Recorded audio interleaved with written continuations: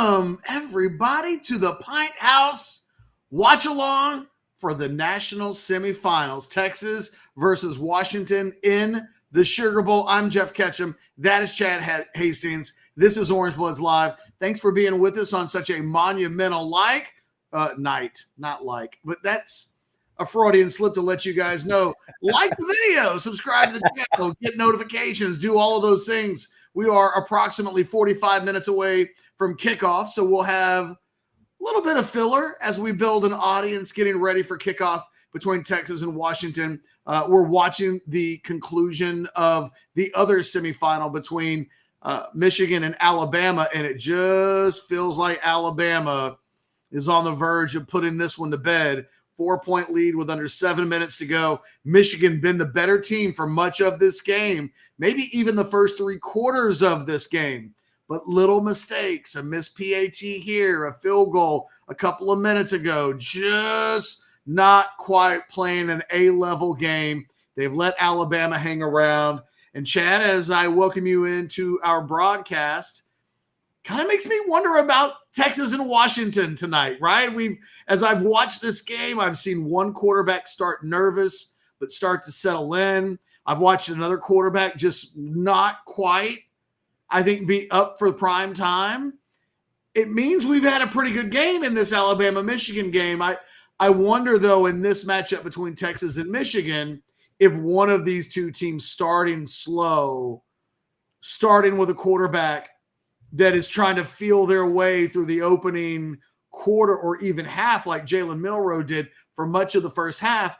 I don't know that either of these two teams tonight in the Superdome will be able to get away with what I think Alabama has been able to get away with. There's less than 6 minutes to go in that game right now. And, I think if Alabama had done that against Washington or Texas, I think either one of those two teams might have separated.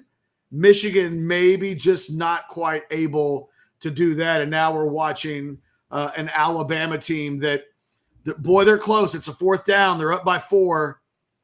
We'll see what happens here in terms of, they're in field goal range. It'll be a long field goal. It's going to be about a 52, 53-yard field goal. We know from Alabama playing Texas earlier in this season, Alabama loves their field goal team. They love their kicker. And he already hit 50. He hit 50 in this game already, comfortably. And they're going to let him try this thing. 51-52 is where this is.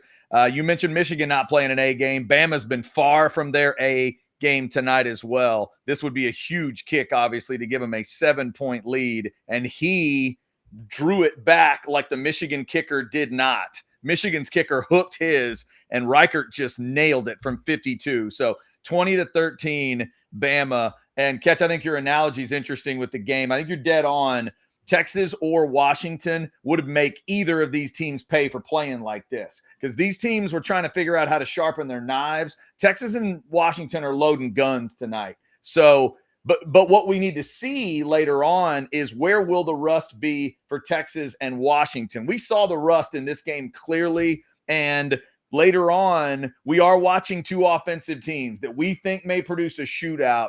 But the rust thing is always real. So I'm interested to see how the two teams may adjust to that. This has been it's been a pretty wild game overall. And it was, there's a part of this game to me where, and you and I have watched it, Catch, as Cowboys fans over the years, you get to half and you go, how are we only up this much? Every week. Yeah, if I'm a Michigan fan tonight, I'm watching 13-10 at the half, and I see my coach really excited, and I'm wondering, wait, shouldn't he be more excited? It could have been 14-3. If they don't muff a punt and they kick an extra point, it's 14-3. The way it was, it's 13-10. And no matter what Nick Saban felt, he could go to his team and go, fellas, we're down 3. Are you serious? We're good. And my biggest belief of this game was, even if Michigan could drag Saban into a Big Ten style game, a nasty, bar fight game. Nick loves that stuff. His teams are always comfortable. Right now they look a little more comfortable, but 20-13, only one score. Let's see if JJ McCarthy's got an answer here. It's funny. I watching the game that we're watching and watching the game that we're getting ready to watch. I think you're just going to be wildly different experiences. I was thinking about this game earlier today, and I know you'll always love a good tennis analogy. Yes, sir. Sometimes when these teams are on offense, they're gonna hold their serve. You know, Right. one of the things that we almost have to like prepare ourselves for. If you're a fan of either of these two teams, the other team's offense probably going to hit some big plays and score some points. And there will be moments in this game, I think, where the Washington offense and Michael Penix, Jalen McMillan, and Romo Odunze and Jalen Pope, like all of those guys, they're good. And consequently, Texas the same way. I think that this will be one of these games that when you break the other team's serve in the form of a punt, a turnover, sometimes even a field goal. I mean, Pete Kwiatkowski will tell you he's all about other teams not scoring touchdowns. And if they're kicking field goals instead of touchdowns, he's generally a happy boy. This game that we've been watching is not that. It's almost as if, if one of these two teams' offenses actually does something, it makes for a real marker moment in the game, and it makes some of these mistakes even more glaring.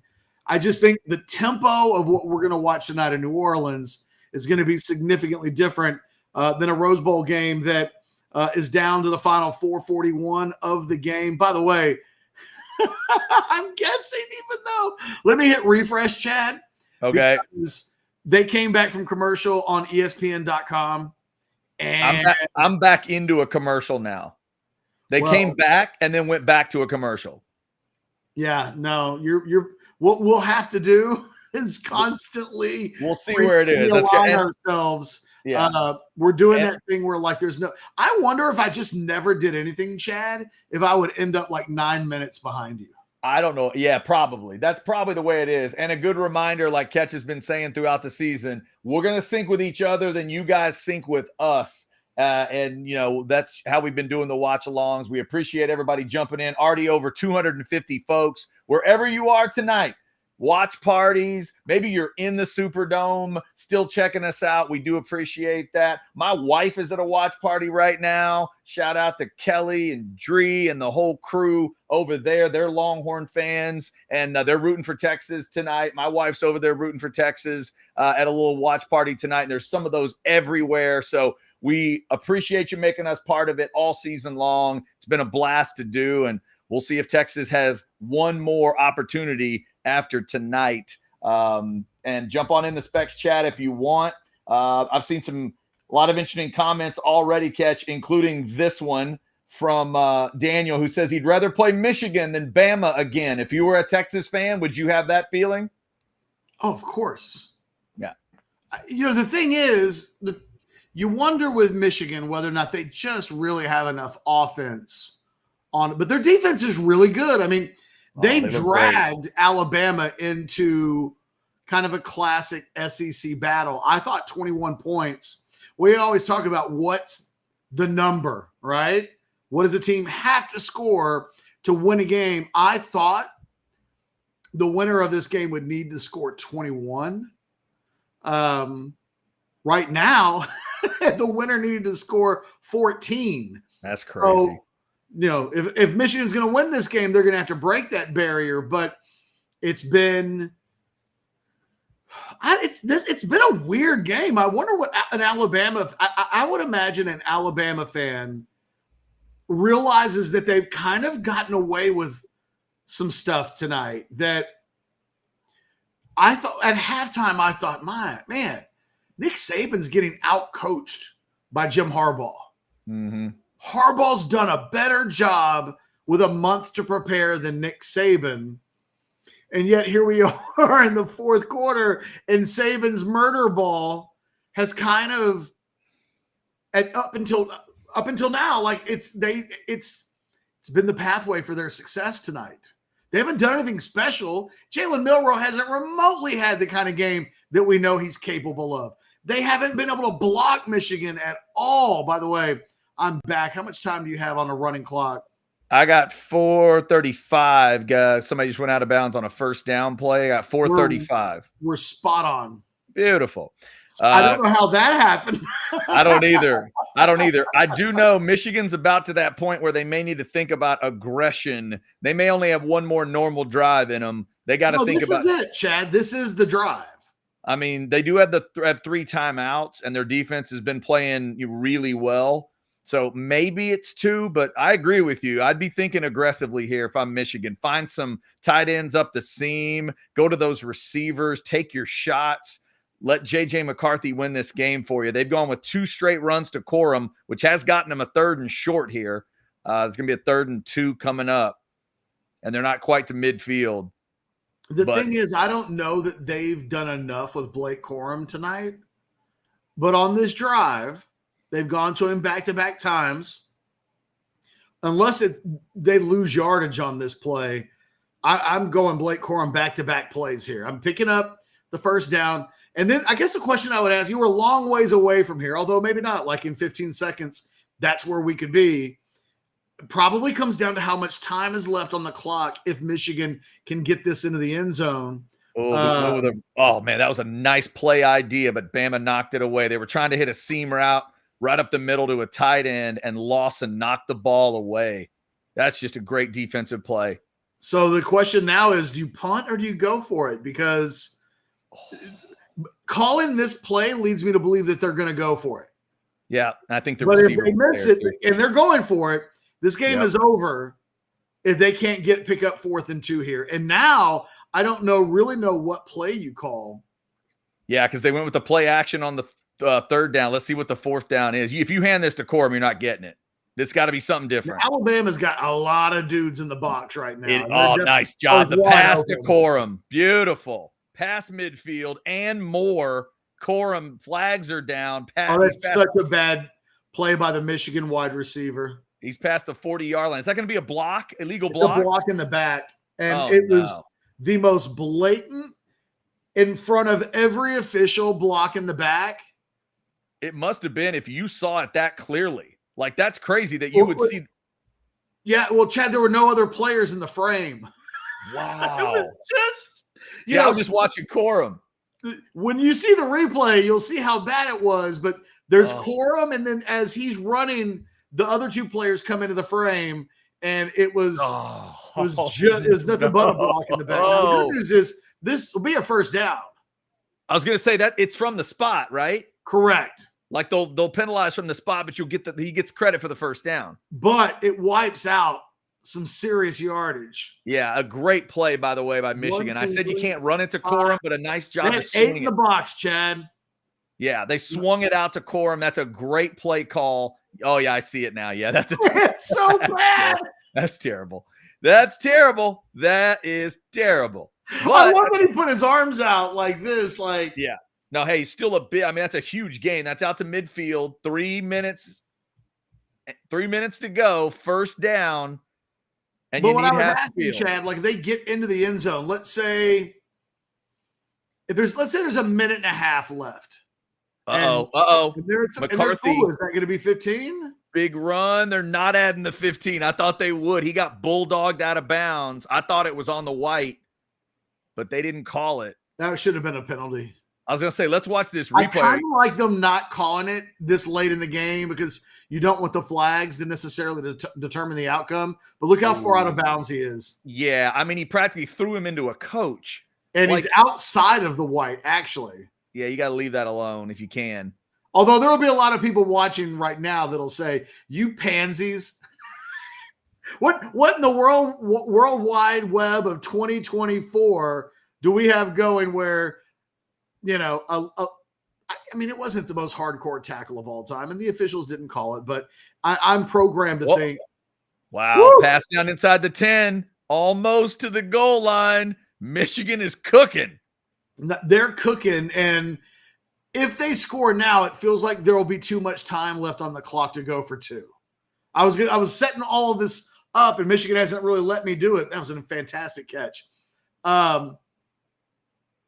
You know, if they score with 30 seconds left on the clock, I wonder what Jim Harbaugh does, especially since they've had issues in the kicking game, both with snaps and That's holds true. and kicks.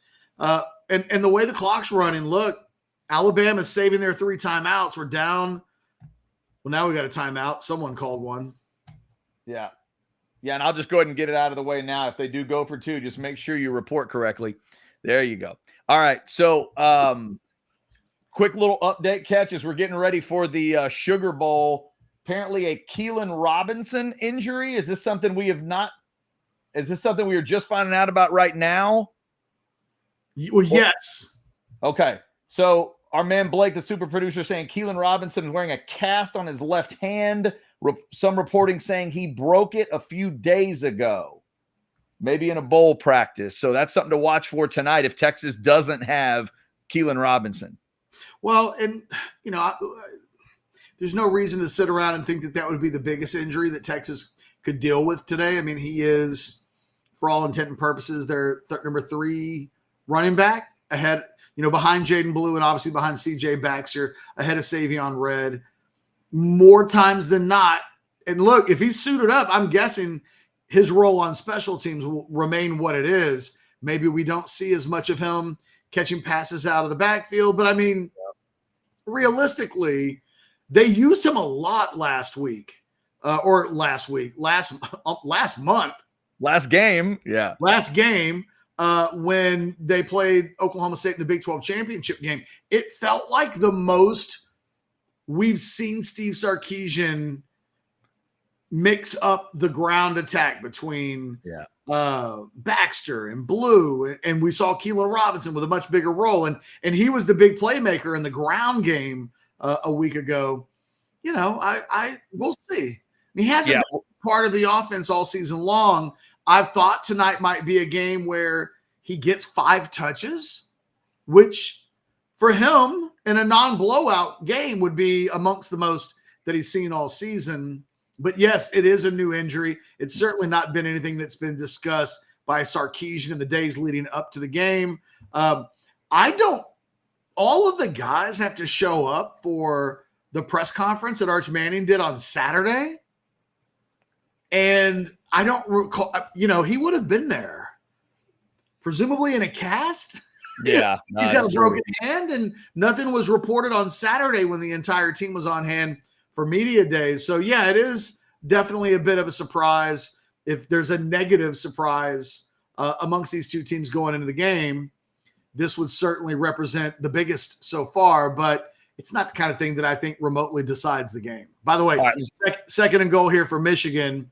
And they got a touchdown. Touchdown, Michigan. I was about to say, let's get back to this chess game. And there's it's not checkmate yet, but that's a great play for Michigan. They ran on first down, forced a timeout from Saban with about 1:38 to go, just threw a touchdown pass to Corum.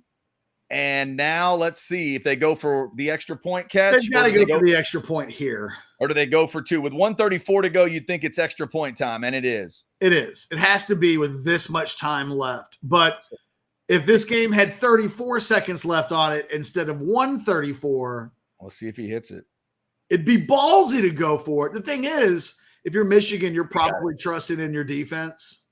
Yeah, if you missed it earlier, they snapped a ball that the holder just missed, and it skittered by him about 8 yards back, and they just had to cover it. That's why it was 6 instead of – why it was 13-7 instead of 14-7. Do I have that right? Right now, that play is the thing keeping this game potentially headed to overtime. Now, look, what does Alabama do here? Do you just – I'm sorry. Look, everybody's got their full. Someone took a timeout a second ago, right? So, Bama's got one. Bama's got one. Okay. Yeah, he forced Saban to call his second timeout. By the way, that pass was to Wilson. Brilliant call again from Michigan. They faked it to Corum going right, threw it back to Wilson going left. Man, Michigan has dialed it up on this drive. I tell you, you just read my mind, Chad. On a night when offensively they'd really gone into a funk in this entire second half, really not able to do much of anything at all with their season on the line. Kudos to Michigan for responding there. And now the ball's in Jalen Milroe's hands, and it'll be curious to see how Alabama handles this. I would imagine what happens on first down. They call a fair catch on the kickoff. I would imagine what happens on first down might dictate tempo, how aggressive they are. Going to overtime here is not the worst thing that can happen to Alabama, and it's not the worst thing that can happen to Michigan. I think at this point, both teams might be comfortable with that, except Alabama's got the ball. They've got a kicker that they love. I mean, what's his range going into this? If they can get it to 55, like it's go time no matter what, right? I was going to say, yeah, you've seen him hit 50 and 52. So I bet Reichert's already sent the message.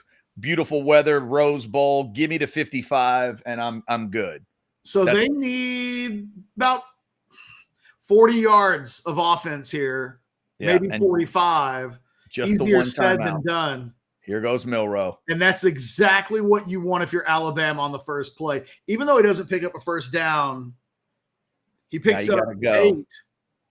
And now they can go, ooh, they only gave him 7. Do you get the first down here or not? You do get the first down, and do you get out of bounds? That would be the question. They're going to say he's still in bounds, right? Yeah, but you know what? I think that's okay. Like sometimes when you're playing for a field goal, I'll regret this if they just run out of time here in a little bit. But I'd get up there and clock that thing. Oh, wow. They called him out of bounds. They called it.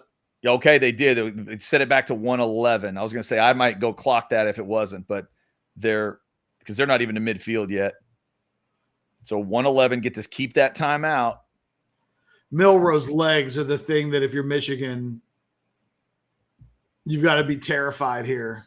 Yeah, absolutely. And Michigan's getting decent pressure in the second half catch, but Bama has made some adjustments. Michigan, 5 sacks in the first half? It's felt like 20. They couldn't block them at all. Yeah. They've done I think if you're out, well, hell, my screen just completely reset. All right. I got 2nd and 10 coming up here. Me too. What do you got on the play clock? 12 seconds, 11 seconds. All right, we're good. Snap to Milroe, going right side, incomplete on 2nd down. A little miscommunication between him and the receivers. 3rd and 10 coming up. Just over a minute. That is not what Bama wanted out of those last two plays. Still not to midfield. By the way, we will Sandman says I want to sweep the entire CFP. I actually kind of understand that. It would be a cool thing to be able, we've mentioned it before, it'd be like the volleyball team beating all those 1 seeds last month en route to the volleyball national championship. If you could get to a place where when this is over with, you've beaten all of the number 1 teams. All right. Now, what do you do? Do you call timeout here? Something stopped that clock. I think he did. Okay, so it's 4th down, 52 seconds to go. I'm assuming that's Saban's last timeout, or no? Michigan took the timeout. It's got to be a Michigan timeout here. All right. So Michigan took the timeout because Saban was probably going to see if they'd let that run. We've seen some good chess between these two coaches. They both know how to do it, obviously. Now the question is going to be, so at 4th and where are we here? This is 4th and they're going to punt. It's 4th and 3. Yeah, it's 4th and 4. Right. You punt the ball here. I think the big question I have all of a sudden is the Texas-Washington game going to start on time? And if it starts on time, like now we all got to wonder what channel it's going to start on, because I think this game's going to overtime. Yeah, that's going to be interesting. Would they actually, and that's what I bet, they're scurrying trying to figure that out. Because if I'm producing this game, I'm thinking we will let everybody see the end of this thing, and then I'd treat this like NBA playoffs and say we're not kicking that other game till this thing's over. But I'm not sure if they get the luxury of doing that. I mean, they're in control of both games, so they can do whatever they want to do. Yeah, and because you and I both know they weren't going to kick at 45 anyway. I know this. They've got ABC and ESPN right now have Michigan and Alabama. Oh, fumble. Wow. He muffed the punt. Or he's down at the 1. He's down at the 1. Good grief. That was now we're definitely going to overtime. Yeah. Alabama's got 1 timeout, but this is just going to be Michigan taking it. They're going to they can't even really take a knee. It's almost got to be quarterback push, knee. like the Jalen Hurts tush push. boy, Michigan's special teams will be Hey, the thing that haunted them Texas fans right now if they are lose. like, what's he doing this Xavier Worthy fielding the ball at the 6-yard line thing? There's no reason for him to field the ball in that capacity. Of course not, but he's already done it tonight, Catch. Everybody is doing that. That's not unique. He fielded at the 5-yard line earlier in this game like it was his job. It's silly. I don't know why. I have no clue why they're doing it now. This is a fascinating formation that can get you in trouble, but at the end of the day, they're going to get Blake Corum for a couple of yards. And I don't think Saban's going to let it go. We're going overtime. Yeah. Saban will let that roll. Wow, how about this? Overtime in a Michigan-Alabama CFP That's game. What I'm saying. The ratings right now for ESPN and ABC, they couldn't have drawn this up better. Just incredible. And obviously, you know, we were hoping there'd be some game to talk about when we jumped in here on the watch along, and it absolutely was. Catch, if you're a Bama fan, you're looking back to 17-13. Bama's on a drive, and Milroe fumbles that ball. Now, Michigan missed the kick off of it, but that really felt like Bama was about to head downhill, get things going. Saban called a timeout with 1 second left. Oh, that's fantastic. And he can make them run one more play. I guess they called it. Now they're moving the clock back to 12 seconds. And my prediction of 31-13 Bama didn't seem that as silly as it does right now when it was 17-13 and maybe they score and things were rolling. And that fumble took every bit of their momentum away.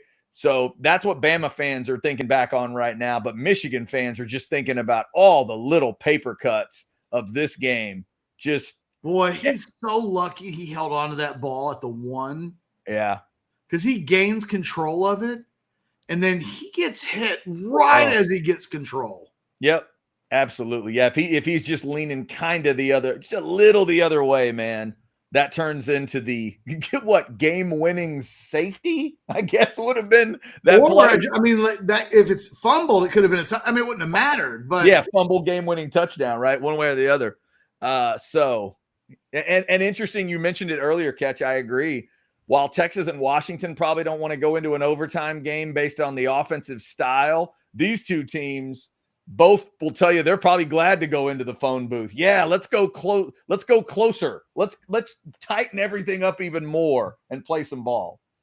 We got a super chat. Oh, Tom? Okay, we still got it up there. With KR not returning kicks or out, who is returning kicks? It's a good question. Yeah. Man, I'm trying to think. You think about more fair catches for sure. I mean, they've put young guys back there at times this season. When we look at who else has returned kicks this season. Hold on, let me pull up the stats. Good Lord, how long are they going to take to run this? 12 seconds. Now they're done. Okay. They made Michigan down that ball twice on second down. I don't know why, but they did. So now we head to overtime. Everybody's throwing up a 5. Is that what? I didn't even know you did that. I'm an old man.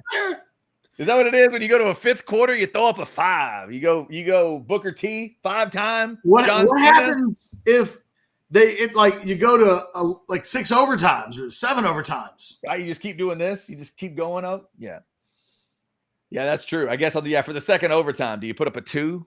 Do you do that? So on kickoff returns this year, Texas has 24 on the season. Keelan Robinson has 19 of them. Wow. Savion Red has 2. DeAndre Moore has 1. Moore is I remember Moore's. Jordan Whittington has 1, and Jet Bush has 1. The Whittington and Bush ones, I think, are probably either squib kicks or onside kicks. Right. So really, you're talking about Savion Red or DeAndre Moore. Probably Red. Red's probably that answer. That's a really good thing. For the folks that are just jumping in here, a cast on Keelan Robinson's hand coming into the game. Apparently a broken bone or something in the hand in practice this week. May have him out of the game. I'm sure they'll report on it early on. But that's why we're discussing Keelan Robinson going into the game.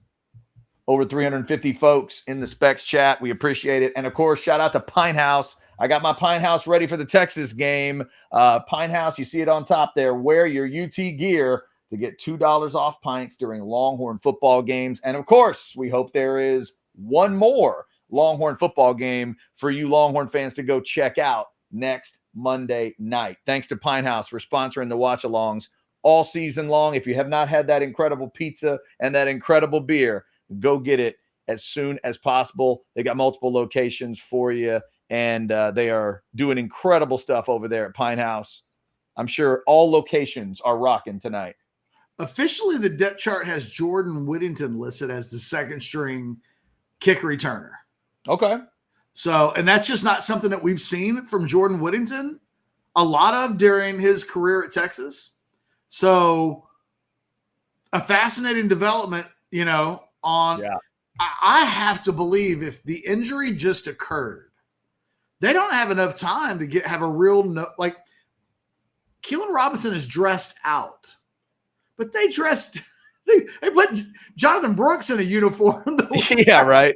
So, he could just be dressed because this would be the last college game of his career and they don't want him to completely not be involved. But if it happened this week, you'd have to think that there's a real possibility that if he wanted to play, I don't know that it's tested, which is a long way of me saying you'd think that they probably wouldn't have him return kicks tonight.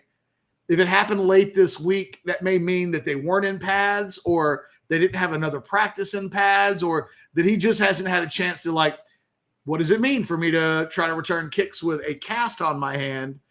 I can't imagine they'll take any chances. It's too big of a game. There's not enough risk. There's not enough reward on the risk versus reward part of that. So I got to believe that probably means, if I had to guess, look, it says Jordan Whittington on the depth chart. So maybe it's as simple as that. Hey, Catch, let me ask you, while it's not a game involving Texas, what do you think about the possibility of a game this important coming down to an exchange of 2-point conversions? You're a soccer guy. You good with that? Am I good with a game that comes down to 2-point conversions? Yeah. Are you good with the fact that if this thing goes to a third overtime, it just becomes 2-point conversions back and forth? Are you okay with that? I mean, I probably became okay with that the moment that overtime started with each team having a possession at the other team's 25. Okay. Because that's not real football. So everything about the way college football determines its overtime results is a bit gimmicky. Now, look, I'm not saying I dislike it. I'm just saying if you're going to start every possession on the other team's 25 and then eventually it turns into a battle of 2-point conversions, is it very penalty kicks-ish? Yes. Yeah, a little bit. That'll be a little bit sad for me if that's where this ends up, but we'll see. First play is Corum with a nice run for about 7 yards. This is just a game now that, because of these rules, Catch, that you just pointed out, I mean, it really favors both teams, where a 5 or 6 yard run is just amplified and it turns into, close contact fighting. Have they, someone asked for $2 in the super chat. Oh, it's already up there. Sean Mike says, hasn't Jonte returned kicks this season? Not according to the official stats. Ooh, I like that idea. I do too. First down, Blake Corum and more. Blake Corum touchdown. Blake Corum is so good. Yes, he is. It's easy to forget that they didn't have him last year in that game against TCU. He might just end up being the difference between these two teams in a Michigan-Alabama battle. Michigan, moments ago, 15 minutes ago in real time, down 20-13, now up 26-20 in overtime. Going to put a lot of pressure on this Alabama offense, put a lot of pressure on Jalen Milroe. And thing is, I mean, Michigan's weirdly, I think, has been better on offense tonight than Alabama has, although it doesn't necessarily reflect that on the scoreboard, although Michigan now leads. But, you know, what they did down the stretch on that last drive to tie the game, you know, of the two offenses, they've been more likely, I think, to march the length of the field. We'll see. I mean, this again, if you're Alabama and you give up a touchdown on the opening drive of overtime, suddenly you have no choice. Your offense has got to. It makes your third down calls a little bit easier because you know you're going to have 2 downs to get whatever it is that you need. Alabama's got to do whatever they can now in this situation, get positive yardage on the first play. Where you get into trouble in overtime is on the first play of overtime. You take a sack, you have a penalty, something happens that throws off your down and distance. And that, as much as anything, to me, is what ends up being the downfall of teams in overtime. And we'll see what happens here on this first play. They're going to not get a whole lot out of it.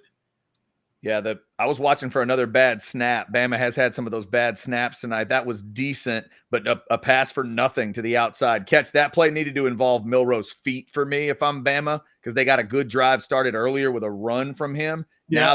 Now you're 2nd and 10. You're giving Michigan a chance to really come get you. Alabama hasn't wanted to do as much as what you're talking about, but you read my mind. I'd be running power football on first down with Jalen Milroe. A 4 and 5 yard pickup on first down means you've got 3 downs to pick up 5. Oh, wow. They ran it on the second play, and it worked pretty damn well inside the 10. They got to the idea. They just did it on second down. Sometimes this sport doesn't have to be rocket science, Chad. By the way, it's 7:37. I have not seen an update on, but I've been watching this game, to be completely honest. So I haven't seen any updates about what they'll do on kickoff. Blake, if you hear or see anything, let us know. I got to think they're going to just push it. You can push it 10 minutes they were going to push it to probably 55 anyway. Problem is, after they score here, you're probably going to go to a commercial, come back. How dare you assume they're going to score? Commercial, come back, series, commercial. On behalf of all Michigan fans, how dare you think they're going to score? McClellan. Well, they run that play again. They may not. That was true. If they run a straight handoff to McClellan again, they will not score. 2nd and goal now, just inside the 10 for Bama. What a freaking game this has been.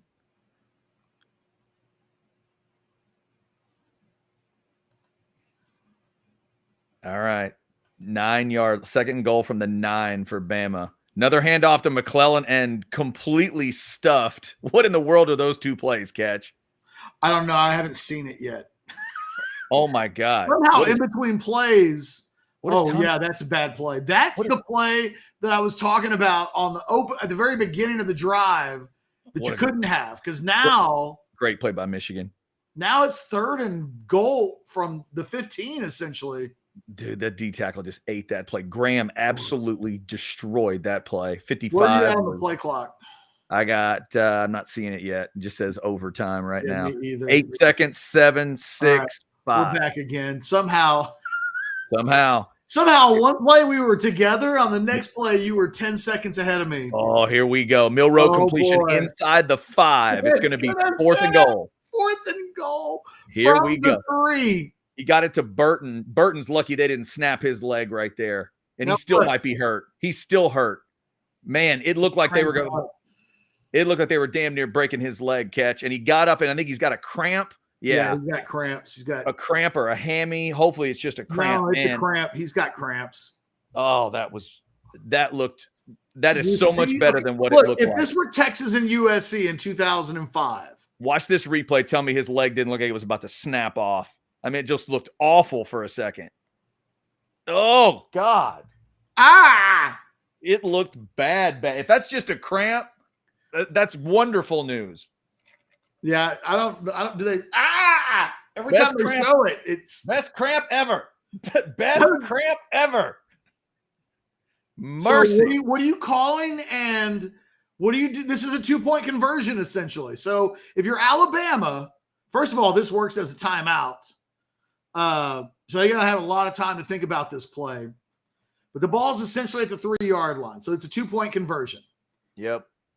You should have a play. Number 4 has to decide. It's either number 4 doing his best Vince Young, or it's Terry Benedict. If you're going to throw it to somebody, you better goddamn know. It's one of those two things. If you hand the ball off to a running back, that makes no sense. This is either Milroe's feet or Milroe finds somebody he really believes in. He throws a great pass to Burton or Bond. But you got to let him decide. Agreed? I mean, if it's me, yes, because I might even be as like cavemanish to say I'd run power here with Milroe. I might go 5 wides and make it a quarterback draw situation, but they're going to do it a little differently. They've got timeout. Strong side to the left with twins to the left. Michigan takes their last timeout before this play. Do you need any more drama? 4th and goal from the 2, basically? Yeah, I wonder if in preparation for this, we've talked about Michigan and sign stealing and all of that, but I wonder what the analytics say Alabama does here. What's their strength? Yeah, they'll have all of the advanced data in the world to know that when Alabama gets down here, their best plays are this.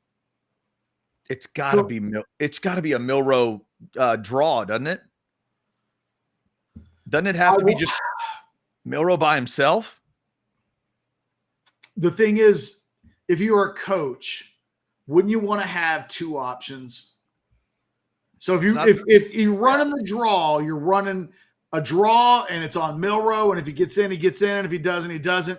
And it's 3, man. It's a long 3 yards. It is 3 yards. Here we go. Now it looks like Bama's going to take the last timeout. That was Michigan's last one. In a different formation. Saban takes his last one. They did. They came out in a different. Of course they did, because we're talking Nick Saban and Jim Harbaugh. This has been a fun little back and forth with these two, man. They know their team. Both great coaches.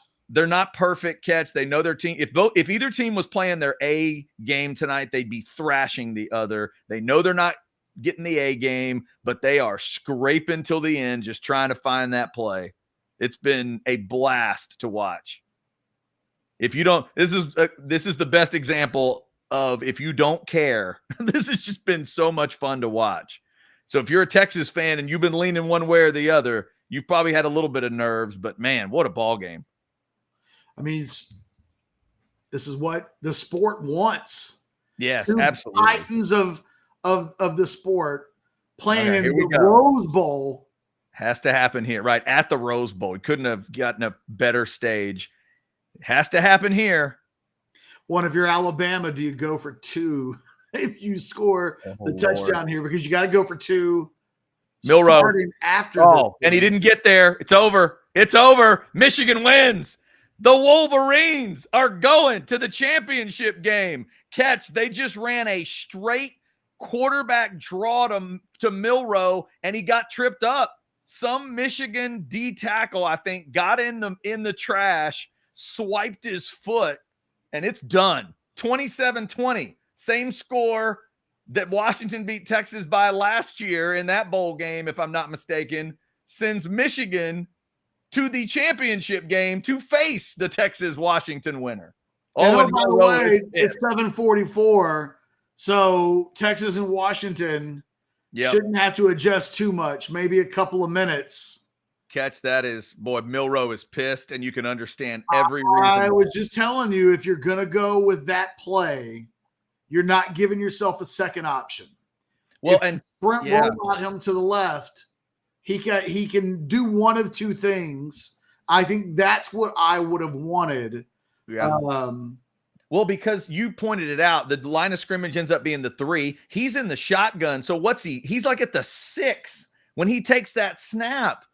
You think back to the famous Vince Young play. Vince didn't just take off like they were running a play in theory, and then eventually Vince took off and turned into Vince. Man, Milroe, I don't know if he rushed it or it just felt so quick, and he was on the ground in like a second and a half.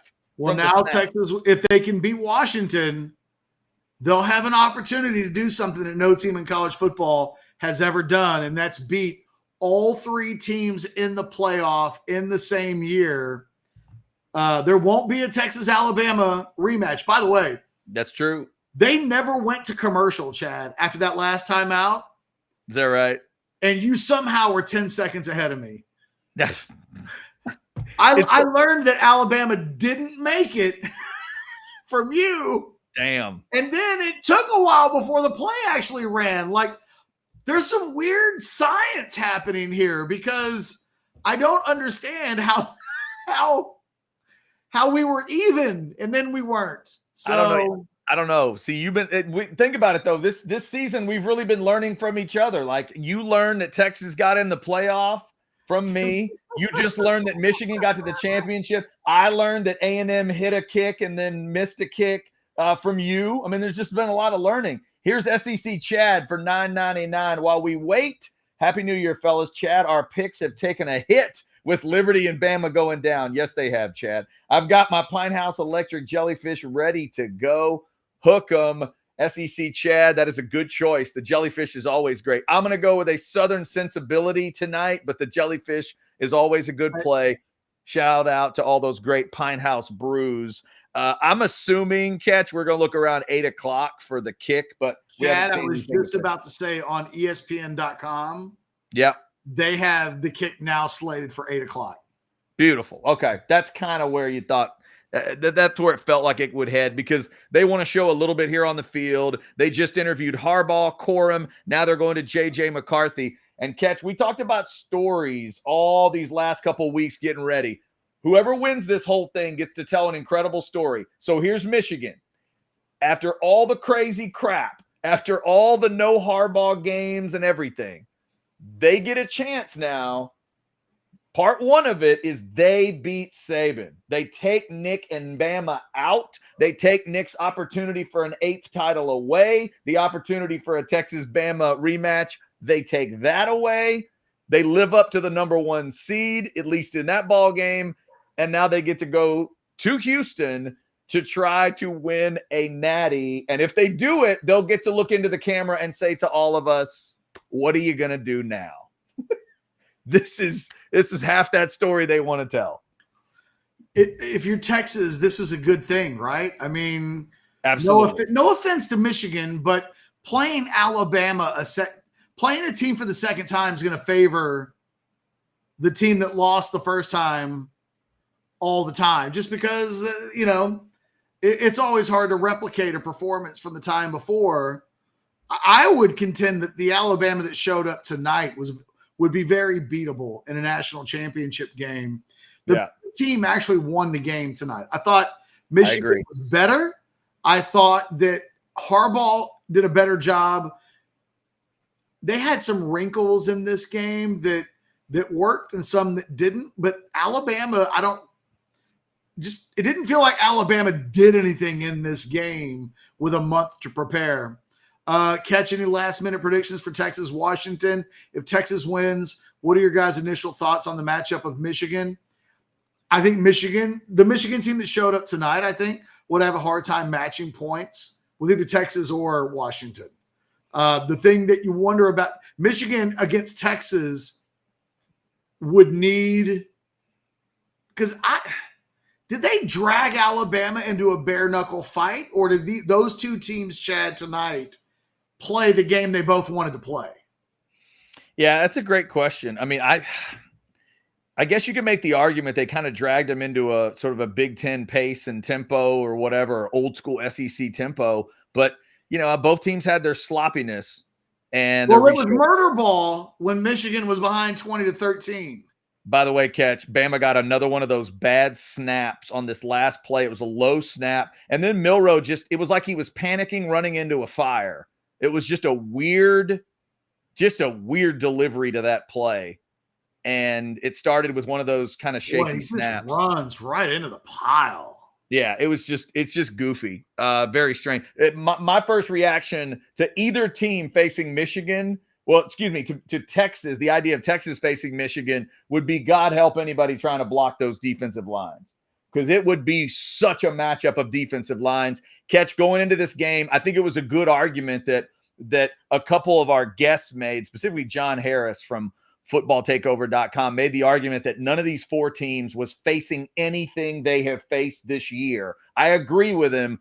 Tonight, I could argue Bama may not have faced a defensive front as potent as Michigan's. Even Texas's might not have been quite what Michigan's was in that first half tonight. So a Texas-Michigan defensive line showdown, holy mackerel, that would be something to witness. But Michigan, I mean, you always say to the victor go the spoils, and they absolutely get it tonight. They were better, and this is a lesson for whichever one of these teams wins in New Orleans. Do not let Michigan pull you into the game they want to play, because they might just beat you. And Harbaugh gets Saban. If my numbers are correct in my head, Catch, that's 8-2 for Harbaugh in one-score games since 2021. Saban's pretty damn good at them too. But 8-2, it's a good number. And for those that think Michigan can only win blowouts, and those that thought Michigan couldn't win this one, I picked them to lose by multiple scores. I was dead wrong. Shout out to our guy Bo Edge from the Outsider Show. Bo picked Michigan. He picked 31-20.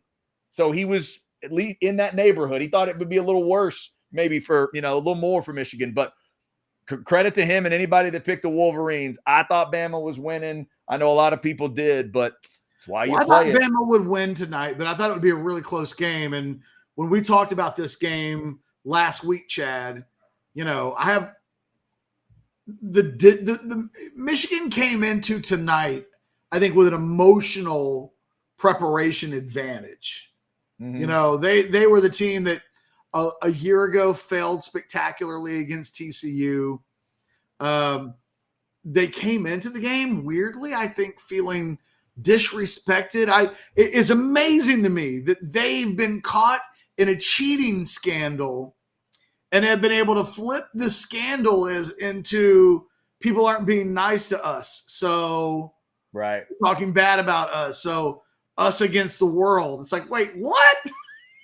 Right. No, you're right. They did. We always say everybody needs a little edge somehow. Also, Catch, I'm watching this game tonight. After what we have seen these last couple days, you know who's sick to their stomach watching this game? Georgia.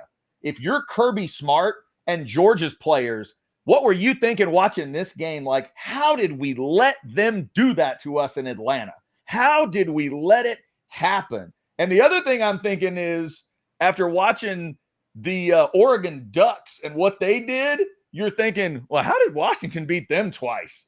Maybe we'll find that out later tonight. But if I'm Oregon or Georgia, I'm pretty frustrated right now because my teams look great at the end, but obviously there's not an expanded playoff yet. And the other thing, Catch, is I'm looking forward to Texas and Washington. Let's look at, you just mentioned the attitude that Michigan. Pat, can I interrupt you real quick? Yeah.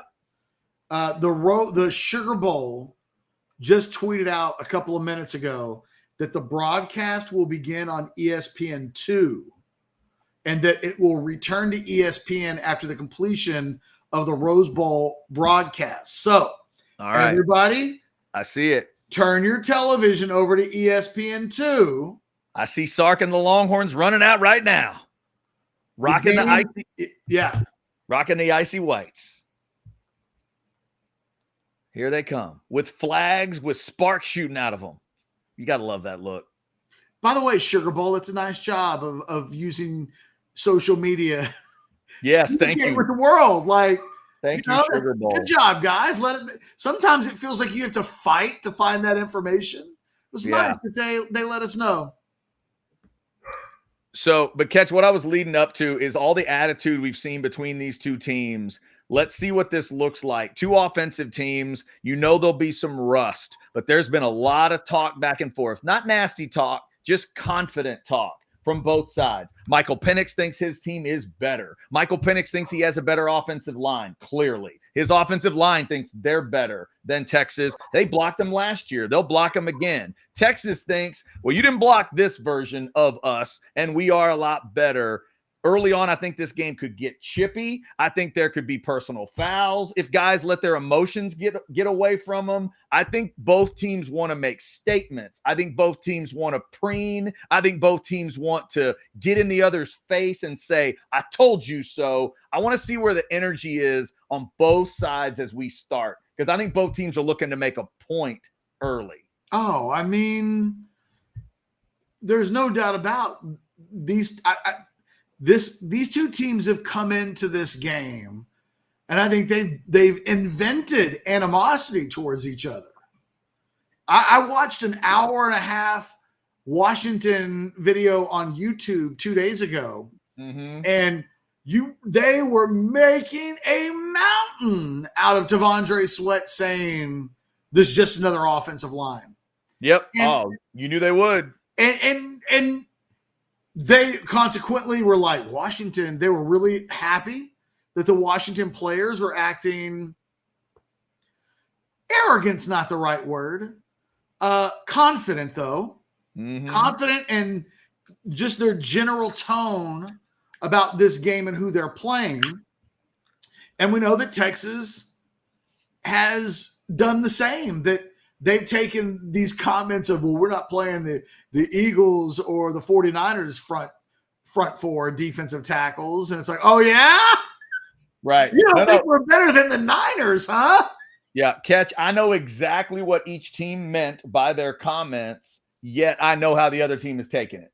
And it doesn't matter what you say. It matters how they take it. And now we're just going to see how that plays out at the beginning. It's going to be fascinating to watch. By the way, Washington rocking the all purple with that great gold helmet. It's a good looking game, just like the other one was. By the way, cheers to everybody. Happy New Year.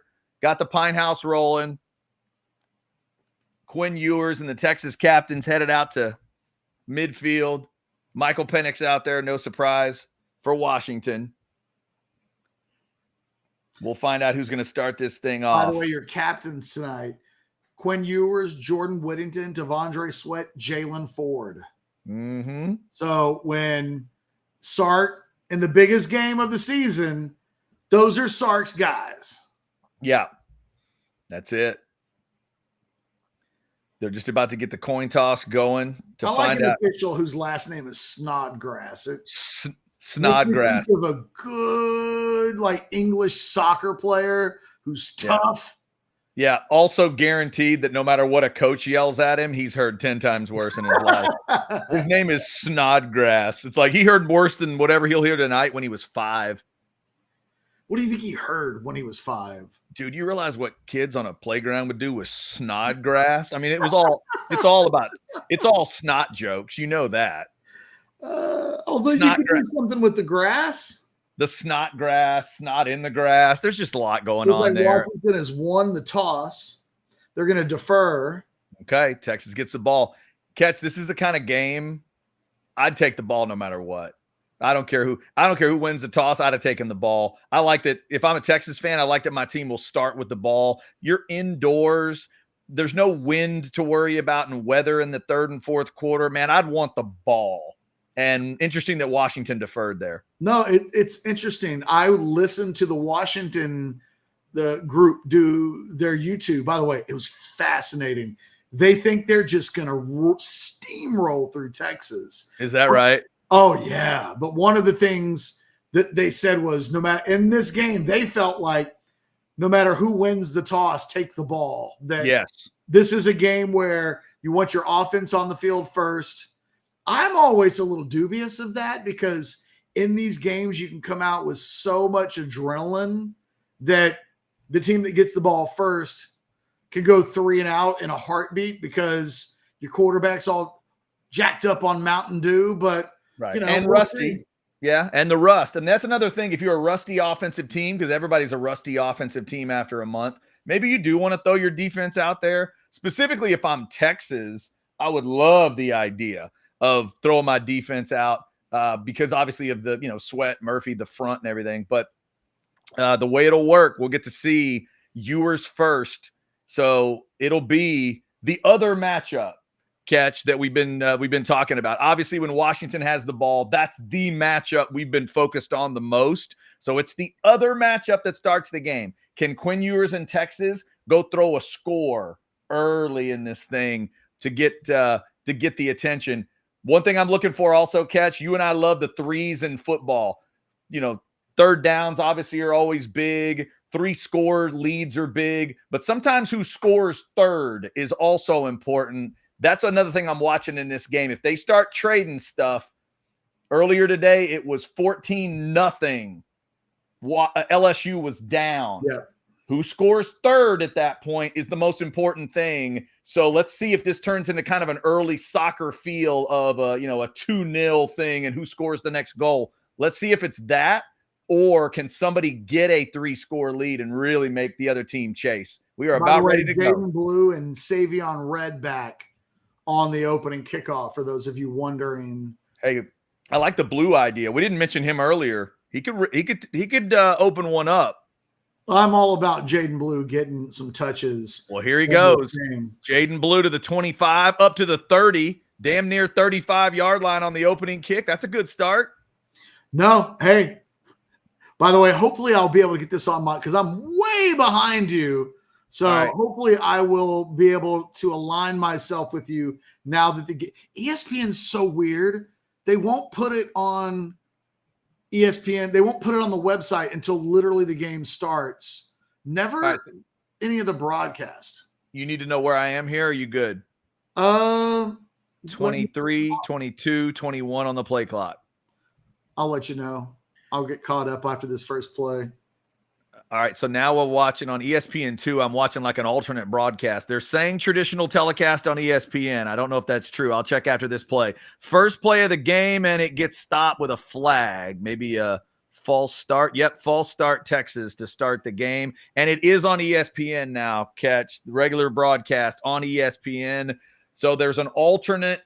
This game is on multiple channels tonight in different ways, but the actual game broadcast is on Big ESPN if you want to go there. Could have done without a false start there on your first offensive play.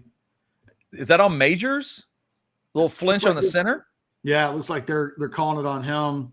Yeah, oh, he twitched. Yeah, so 1st and 15 to start the game. What do you got on the play clock, Chad? 17, 16, 15. All right, you're about 10 seconds ahead of me. And there's the first pass from Ewers, and it's incomplete. Looked pretty ugly when it got there. I wonder if that was tipped. Do me a favor and pause your TV. How long you need? I just said you're about 10 seconds ahead of me. Oh, my bad. Yeah, tell me what you think of that pass when you see it. Did that ball get knocked away? Looked like somebody tipped that thing. It's hard for me to tell. All right, you should probably be good now. Okay, so we're 2nd and 15. I'm about to see a snap.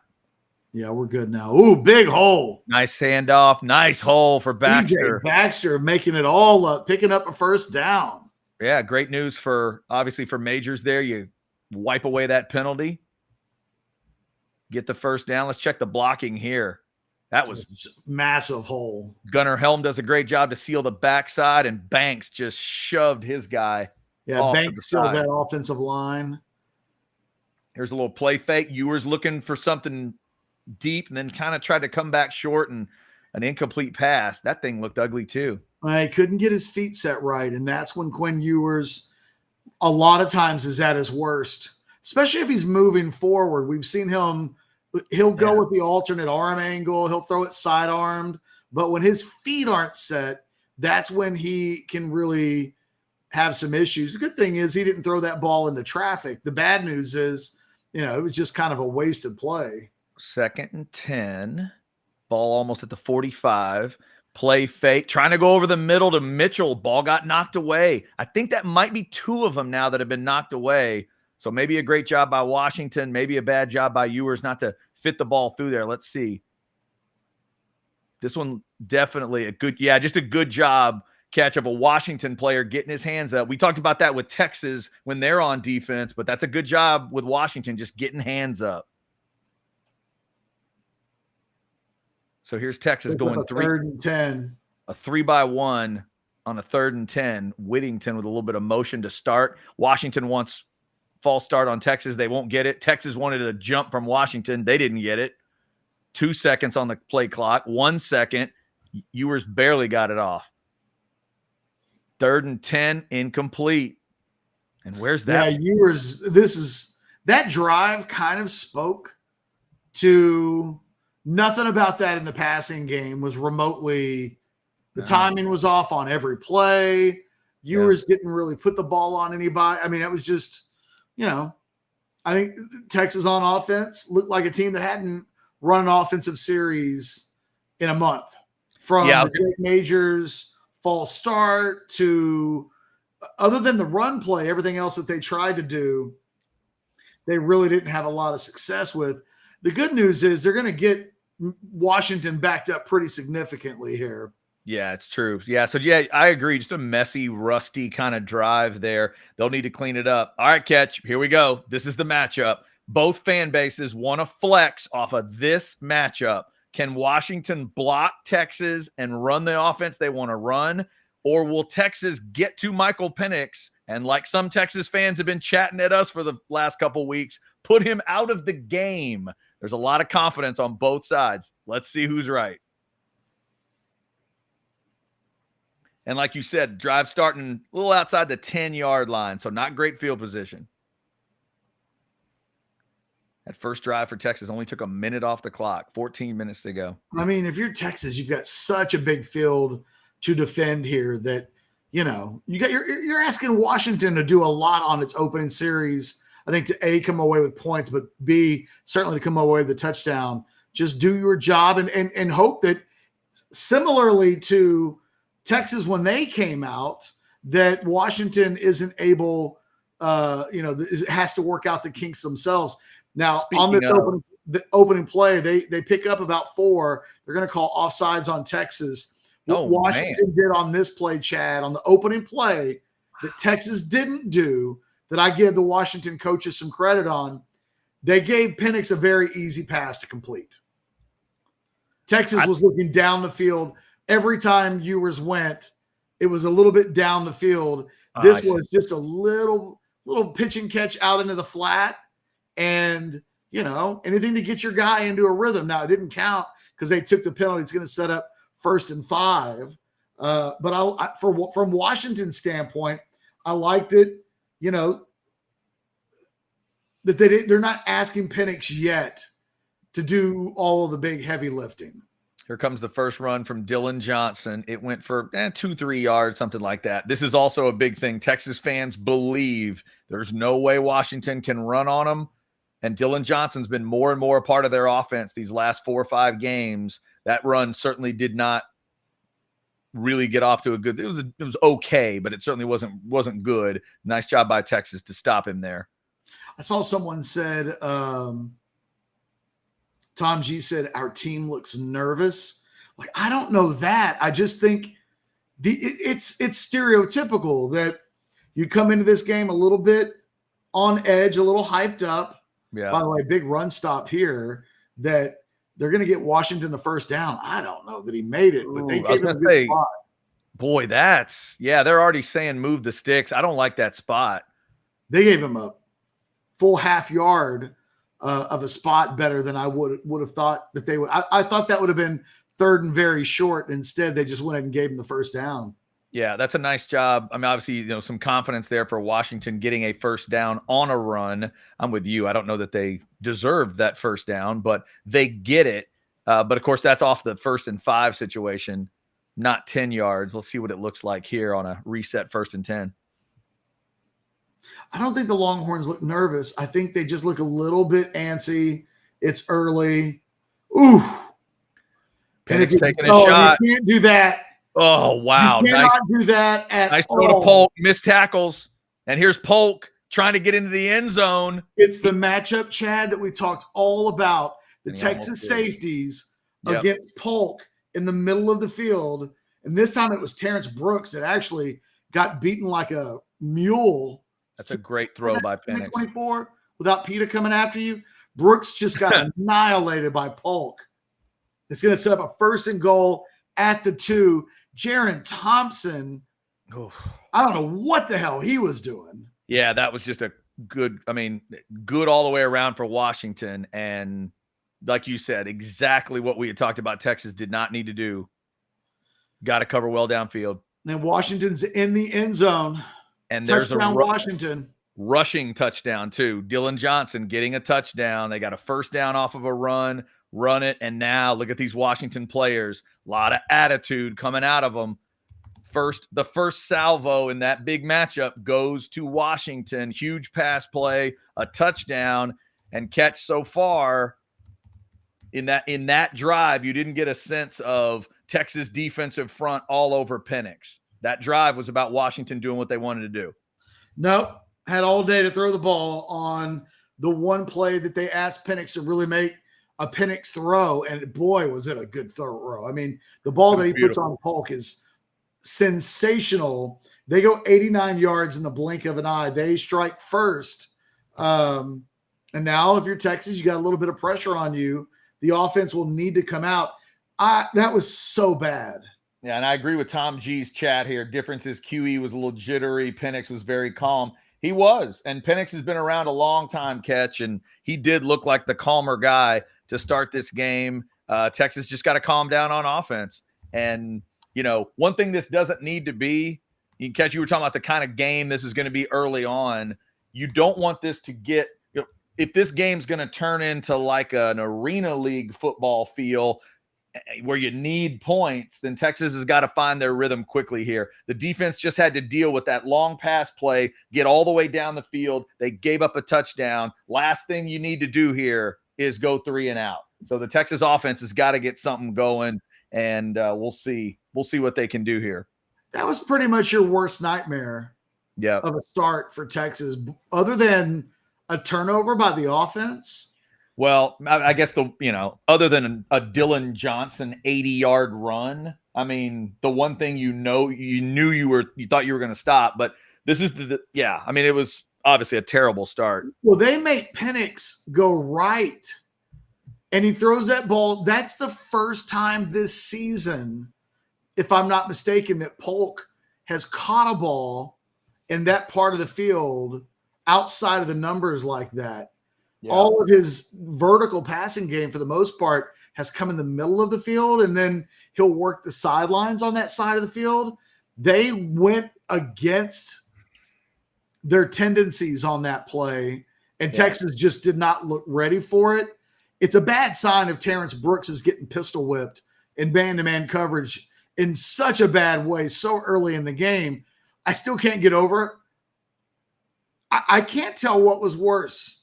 The coverage, which was terrible, or the support from Jaron Thompson that somehow ended with him not making a tackle attempt.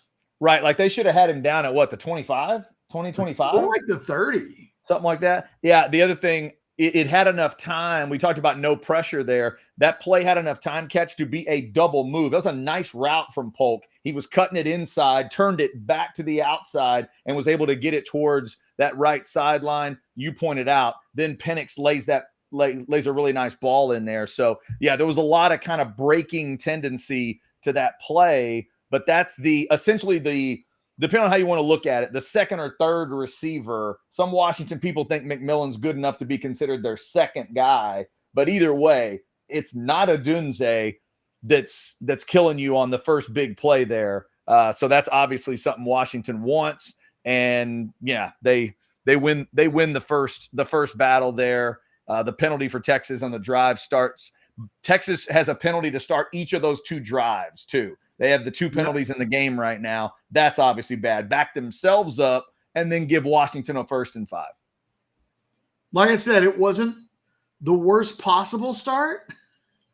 Kind of was, though. Like, boy, it doesn't get much worse than sloppiness, penalties, missed tackles, errant throws. Texas just got to be better. We got the kickoff here. Looks like Jaden Blue's going to get his second kickoff return of the game. Yeah, this time doesn't quite get out as far this time as he did last time. Longhorns will be taking over at their 25. Yeah, he's just got a nice wiggle to him. I every time I watch him, I see more and more why you and a lot of folks like him, man. He's fun to watch. Now let's see what Quinn Ewers can do. Just to calm things down, Catch. There were like 3 passes, I guess, on that first drive. None of them looked right. One of them, I mean, I think 1 or 2 got knocked away. Then the one that didn't kind of look sloppy, where I guess he was behind Whittington, just feels like the timing is off for 3 early on. Let's see how this drive starts and see if Sark wants to answer with establishing a run a little bit, or does he want to try to get the passing game going early? Chad, when we get to the second play of this game or drive, by the way, going to Jaden Blue here on this early on, let me know what you got on the play clock so we can sync up. All right. I got 38, 37, 36 on the play clock. I am about 5 seconds behind you or in front of you, but I don't know how to – I can't – I'll take the lead on the play-by-play of this drive. You go ahead. Go ahead, Brett Musburger. Longhorn set up a screen to Baxter, and it's a big play. Nice play. Down to the 35-yard line. Go ahead. The thing about this play is Ewers, as he's setting up the play, he spins around, and he's got a defender right on him, but he's able to get rid of the ball. And nice throw to Baxter. This is what I was talking about they did with what Washington did with Penix early in that drive that they scored. An easy throw, an easy pitch and catch. Let your quarterback build a rhythm. Let him get some confidence. That was exactly the kind of throw. I might even do something following that up, trying to get the ball to one of my wide receivers and doing the exact same thing. Looks like Ewers is going to scramble here. Oh, he's got big yardage. It's a first down run by Ewers. Now Texas moving the football quickly on this drive. Tell you what, Catch, Texas is blocking like crazy to start this game. Some good stuff. That run, or excuse me, that pass back had some nice blocks in it. Offensive line doing a great job there. And Ewers realized the situation. He saw the green grass out to his left, and he took off. Good job. Longhorns now inside, well, not quite, I guess, inside the red zone, down to the Washington 24-yard line. This time they do a double fake. I hadn't seen that play all year. Look out. Yeah. It felt like – go ahead. I'm sorry. It felt like the guy he was throwing back to on the second one wasn't looking at him. Well, I couldn't tell. They did fake throws to the left and to the right. Neither were really available to him. Yeah. Smart play by Ewers to just put the ball down. He picks up 4. You're managing down in distance, and now you're looking at 2nd and 6. You have the entire offense available to you. When they've run the ball so far tonight, though, man, they've had gaping holes. Yeah. We got another one right here. C.J. Baxter inside the 10-yard line. No, it's going to be first and goal at the 7.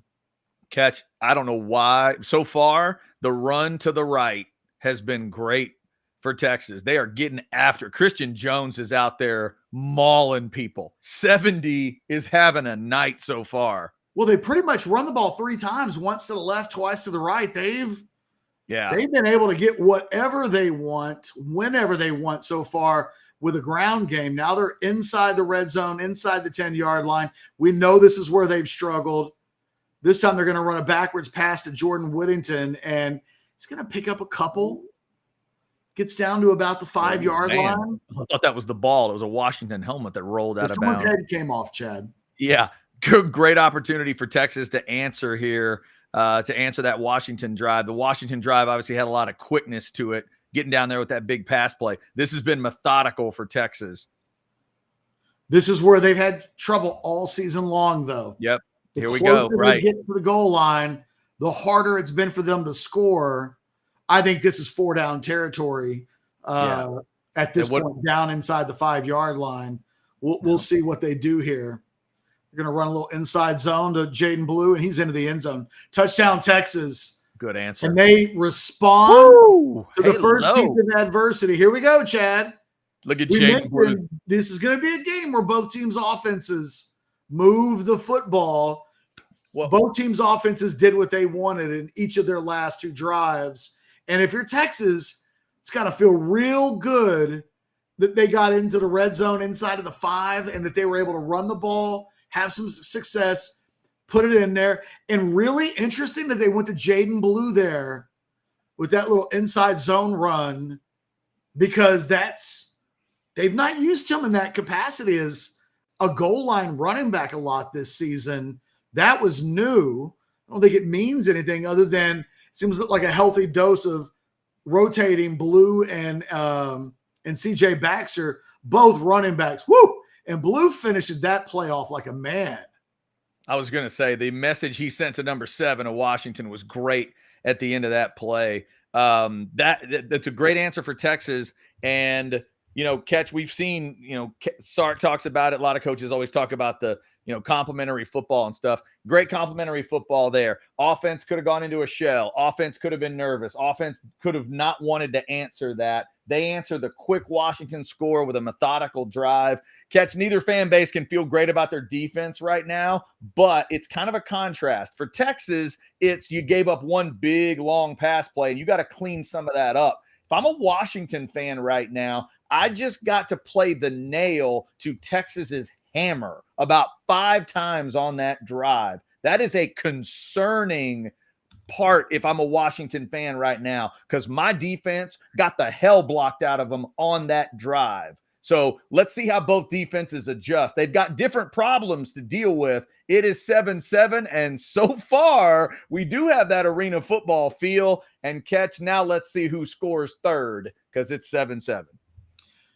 Baxter, 2 carries, 29 yards. Blue, 2 carries, 13 yards. Texas, through the first 2 drives, averaging 8.6 yards per carry on 7 rushes. Now, 2 of those are Quinn Ewers runs as well. But even if you take Ewers out of the equation, they're averaging about 9 yards per carry early on. Ewers only 1 of 5 with the 31-yard touchdown or the 31-yard pass to Baxter early in that drive to set it all up. I'd let my feet and my running back's feet get me some rhythm in the passing game. Catch 8.6 a carry. I mean, this needs to send Sark a message about what this could be. If he thought he could run on them, lean in harder. If he came into this game thinking he wanted to match them throw for throw, I'd mix in more runs until they show you they can stop that. It's hard to argue otherwise. The thing is, they're still on their script. Yep, you're right. The glorious script. We can say what we want to about it, but they're still on the script.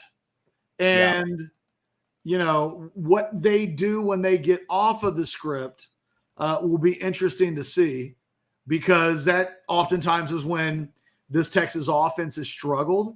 They're really good on the script and then not so good after the first 15, 20 minutes or 20 plays. It takes them some time to kind of figure out what direction to go in.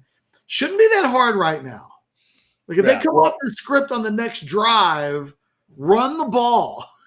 Yeah, no, I agree with you. Now let's flip it around, Catch. What are you thinking if you're Washington here? What are you thinking to answer? If you're Kalen DeBoer, I know DeBoer's a defensive guy, but if on their offensive side, what are you thinking here in terms of what you want to do on this next offensive drive?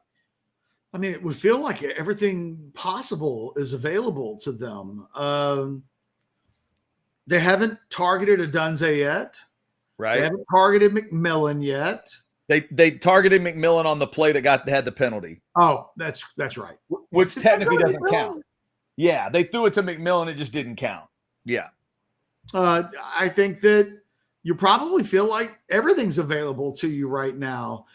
Now, they haven't had they scored the touchdown on the run, and they picked up a first down on the run. But it's been pretty stingy stuff so far in terms of trying to get stuff going in the run game. I mean, if I'm Washington, it's time to let it rip. Yeah, no, I'm going to let it rip and force Texas to stop me. Nice open field tackle, by the way, by Ethan Burke there. Yeah. Nice little gain, though. That was a good play by Burke. For a defensive end to turn around and make that play, that was nice. Good pressure on Penix on that play. He just had Dylan Johnson wide open in the flat as his outlet there. But at least if you're Texas on that play, you got a little bit of a pass rush. Yeah. It's going to set up a 2nd and 5. Let's see if Washington tries to run the ball here. They're going to do a pitch to Johnson, and there's nothing there. Look at Ethan Burke again. He says, that's great job. My territory is outside the numbers. Great job. If I'm not going to tell Washington they can't run on Texas at all, I would probably not mix in a lot of pitches. That doesn't feel like the way to go at it. Well, that's how they ran the ball against Oregon, though. Yeah, so I don't think that does it tonight. Well, we'll find out. That's how, if they're going to run the ball, that's the way they're going to try. They want to get outside the numbers. They want to stretch Texas. It's going to set up a 3rd and 4 here. Thing is, if you're Washington, this is the perfect down and distance for your offense. Play clock now down to 2, down to 1. They got it off in time. He's got all day to stand back there. Oh, that's probably should have been a hold on Sorrell, but it's going to be an incomplete pass. And Texas, one drive after letting Washington go right down the field, they get a 3 and out. The Texas offense will get the ball back, and that is the definition of a win. Yeah. Now we really that is a great drive. And by the way, Penix had a wide open receiver. He made a bad throw, and you'll take that if you're Texas. You would think there won't be that many of those in this game. Well, and Ketch, you've talked about it. He does not love to throw while moving, and he showed it there. He'd much rather be standing in the pocket delivering that ball. Ooh, Xavier Worthy was really close to breaking one there, and some big dude, a tight end, made a great open field tackle. My goodness, that is impressive. Let me give him some love there. Josh Cuevas made that tackle. Kid from LA. Hell of a play early on. Really was. Blake, put up some stats for us if you can. There you go. You read my mind. Not a lot. Nothing has changed on the Texas side of things since I kind of read out the stats after that first touchdown. You can see there 8.5 yards per carry coming back into this drive. And you can see that Ewers, other than that little throw to Baxter, not in any kind of a rhythm. Penix's quarterback rating is still in the 200s. Right. But he goes 0 for 1 on that drive. Not been able to establish Johnson yet on the ground. If you're Texas, you'll take 4 for 8. I know one of those is a touchdown, but he's got an average of 2 and a long of 3. And hey, through the first couple of drives of this game, even if Washington's got 7, they haven't been able to get the ball to their best player. Right. Yeah. Odunze's got nothing. If I'm a Washington fan, I do not love the way that last drive started in terms of, to me, I mean, you were able to stress the Texas pass defense in that first drive. Didn't really go after it the second one, although Burke made a great play on that first one. And then they just, the run play just never felt like it was going anywhere. Good pressure on the third. Hopefully that's something for Texas. Kwiatkowski can utilize as on the middle catch. That was big. That's what Texas fans believe they can get tonight because it flushed Penix, made him throw a ball that he didn't really want to. But it is, good news for Texas that Odunze hadn't gotten going. McMillan doesn't have a catch. And now back to the who scores third discussion. Man, if you're Texas here and you can put a 14-7 on them, especially if you do it the same way, show them you can run the ball, get some chunks, maybe try to get Ewers into some rhythm here. A 14-7 score either way could be really, really big in this game. I'll slow down on that talk a little bit, not because you're wrong. I just think we're going to have ebb and flows in this game. And we're going to see both teams. I don't think the Polk 77-yard reception, it's not going to be the last big play in the passing game that Washington hits. Mm-hmm. The question, I think, though, becomes and it's too early to know, is one team establishing something that it's going to be able to lean on for 4 quarters? And it looks like for Texas, it could be the ground game, right? Like it could be. Yeah, we'll see. But it's still a little too early to know. We'll probably look, as we say that, the Longhorns go 5 wides on the first play of this drive. So not going to see any, and they pay the price for that. Texas getting a little too cute. Oof. And DJ Campbell got smoked on that play, gives up a sack. Did they run a twist here? No, it was Christian Jones that got beat. Excuse me, DJ Campbell. Christian Jones got basically. That's Braylon Trice. I mean, he's a really good player. And he treated Christian Jones like a revolving door there. It sets up a 2nd and 16. I don't know that you needed to go 5 wides coming out of the timeout. Yeah. It's probably true. Now that run goes only 2 yards. You're going to have a 3rd and long coming up here. So, Catch, I'm at 37, 36, 35 on the play clock. We're good. Okay. You still ahead of me? No, I'm exactly with you. Gotcha. As long as I don't look over to my right to the television. There you go. Which is 4 seconds ahead of both of us. What do you call if I just keep my eyes plugged in front, we're exactly the same. Let's see if Sark's got a play to go get this first down, or is he going to stay a little more conservative on 3rd and Washington's 14? Threatening to blitz here.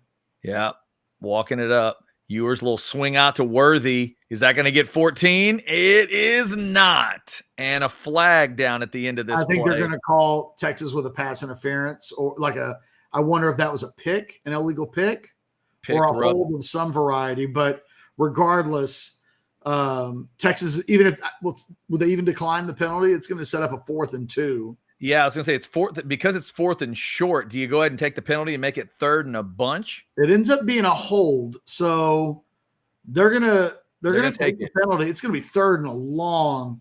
Right. Depending on where it happened, 3rd and what are they going to call? Oh, right there. They're calling Whittington. I see it. And yeah. I had to.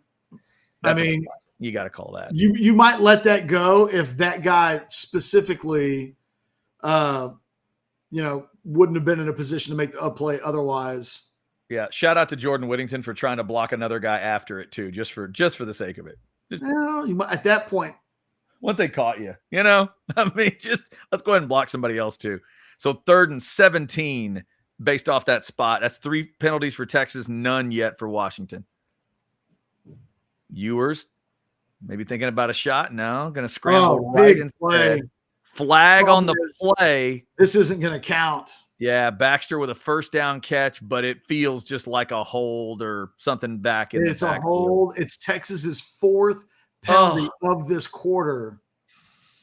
They're really hurting themselves with the sloppiness. One of the problems, one of the few nitpicks you'd have about a Sarkisian team is that in the last few years they've been heavily penalized.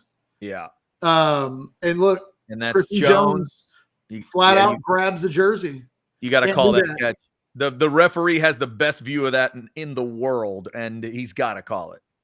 Christian Jones right now having a pretty shitty game, if we're being completely honest. Beaten for a sack.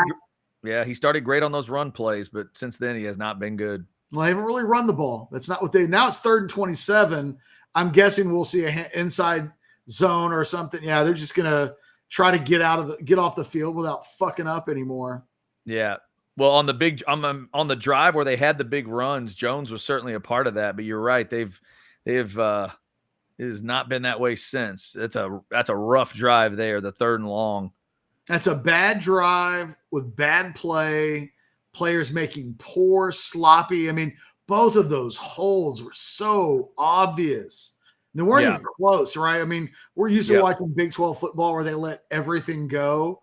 And by the way, it was funny watching Michigan and Alabama play today because it was a Big 12 crew at the Rose Bowl, and it felt a lot like that. Right. Where I watched Michigan defensive linemen and Alabama defensive linemen really struggle to get free, if you will. Yep.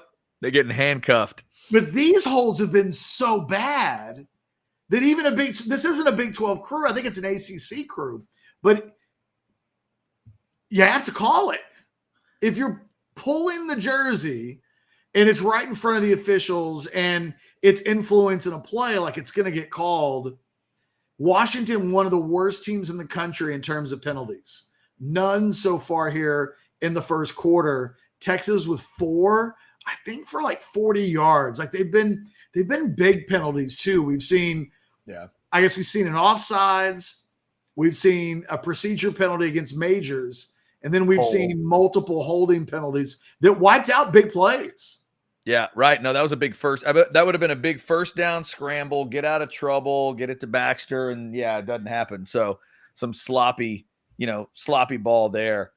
And with about 2.5 to go in the first quarter, just kind of back to that, we'll again seeing who's going to score next and what is that score. I like this one, Chad. The first hold was obvious. Jay Witt didn't hold. Well, he did. Yeah. I mean, he did. I'd love to sit here and argue with you and say the officials screwed him, but he did. And that's the difference between if you want to say by the letter of the word, he did not hold, but they don't let you turn guys like that. You can't grab and turn somebody. That is essentially holding. So however you want to look at it, you got to call that. You do. A receiver cannot grab a defensive player and kind of turn him and dance him one way on the field. That is another way to say holding. That's what they're going to call. I mean, I wish I could tell you. We'd tell you if we thought it was crap. That's a good call. And Barb says Washington hasn't held. I mean, I haven't seen one as bad as those yet. Well, and the thing is, Catch, I don't think we're quite there yet. I know we had one, there've been games where Texas fans will look and go, wait a second, the team went the whole game and there wasn't a flag. I get that. I don't know that we're not into there yet. It's very early on. But so far, yeah, it's not what you want because, like you said, they're not just penalties. They're key penalties. They're longer penalties. And now we'll see how the Texas defense responds because, like you said earlier, you just feel like this offense for Washington is going to score. They're going to make some plays. And to a degree, there is a level of kind of arena football to this game. You're going to need to keep up with them. You're going to need to score with them. And Catch, are we outside of script yet? Where are we play-wise for Texas? I'm going to say no because he had a month to prepare that the script is probably closer to 20 than 15 plays. Okay. But, I mean, so far the Longhorns as an offense have run 16 plays. So right. Good question. Yeah, so if we're – right, if you're at a 15, you're just outside, and we'll see what they look like next time. Let's see what this defense looks like here. Back to the matchup of the night. What do you got on the play clock? I got 18-17, and Washington going 4 wides here. Ooh. And try to run. And ladies and gentlemen, that's Andre Sweat, if you didn't know who that was, Washington. Good God almighty. That's about as swallow the running back as I've ever seen. That play went nowhere. Well done by Sweat. Holy smokes. That was impressive. By the way, we've had 5 offensive drives so far in this first quarter, 2 touchdowns. So We've seen some broken. I used that tennis analogy earlier. We've seen serve broken several times. Absolutely, yeah. Opportunities to take advantage of, and nobody's done it yet. Great blitz up the middle. Penix got rid of it, and a great catch down the left side. Wow. Holy moly, what a catch. And that's Ryan Watts locked into coverage. That was a Dunze, right? No, that's Jeremy Bernard, a sophomore out of Vegas. Oh, my God. Who the hell is that? A guy we have not talked about, obviously. 6'1", 203 out of Las Vegas, going down the left sideline. That is crazy. Picks up a gain of 30 or 29 or so-ish on that play. Washington now at midfield. Tell you what, man, whenever Washington's wanted to go vertical, they've had guys. Yeah. They forced Penix to the right here. And the ball's thrown out of bounds. So even though there was some contact alongside the sideline, that's what you want if you're Texas. If you caught Chad and I's show or read my 10 Thoughts on the Weekend on Sunday night, you want to be able to force Penix to the right.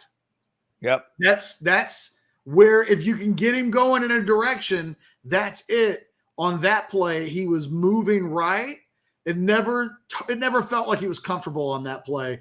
Throws the ball out of bounds, ultimately. Not a whole lot there. 2nd and 10 here from midfield for Washington. This feels like a big play here. avoids pressure. They had a chance to get a sack there, Chad. And there's a Dunze. First and one. He gets his first catch of the day. But, man, if you're going to get pressure on Penix, you have to close the deal. You don't get that many opportunities. And Byron Murphy just ran right by him. Yeah. Penix then gets his feet set. Good job. It looked like Terrence Brooks hesitated in coverage a little bit. I think he may have thought Murphy was making that play. What we have, though, is Washington now 1st and 10 at their 26. Or excuse me, at the Texas 26. Late first quarter. This may be the last play of the first quarter. Yeah, I think you might be right. Yes, it's 15 seconds at the snap. A drop back, little screen to Odunze. One missed tackle from Texas, but a good job by Burke to cover it up.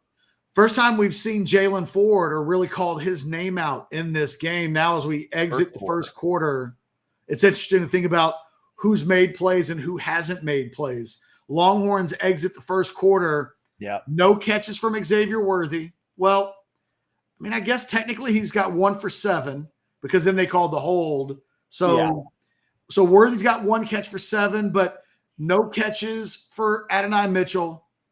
So they've not been able to get the ball in their best players' hands at all in the first half. Yeah, nothing for Sanders. Sanders. I've got Worthy and Mitchell with the more on Prize Picks. Yeah, not real happy about that right now. Yeah, no doubt. Nothing for Sanders too, right? No targets. You know what? It's interesting that you would say that. I don't even know that Jatavian Sanders is playing in this game. Yeah, the only way I know he's playing is because he was downfield trying to throw a block for Baxter at one point. That's about the only way I know he's playing. Hey, Chad, I'm going to step out for a second, read some first quarter stats. I'm going to get a refill on drinks. All right, we will do it.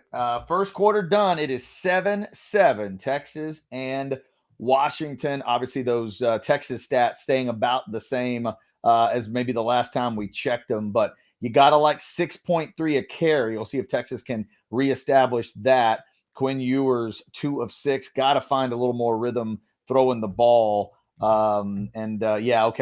Steven reminding us that the Sark script, 40 plays this game. So maybe we are still inside the script of this game. By the way, a little context on that Washington receiver that caught that first one in this drive, Jeremy Bernard, 31 catches on the year. So that'd be the 4th among wide receivers for them.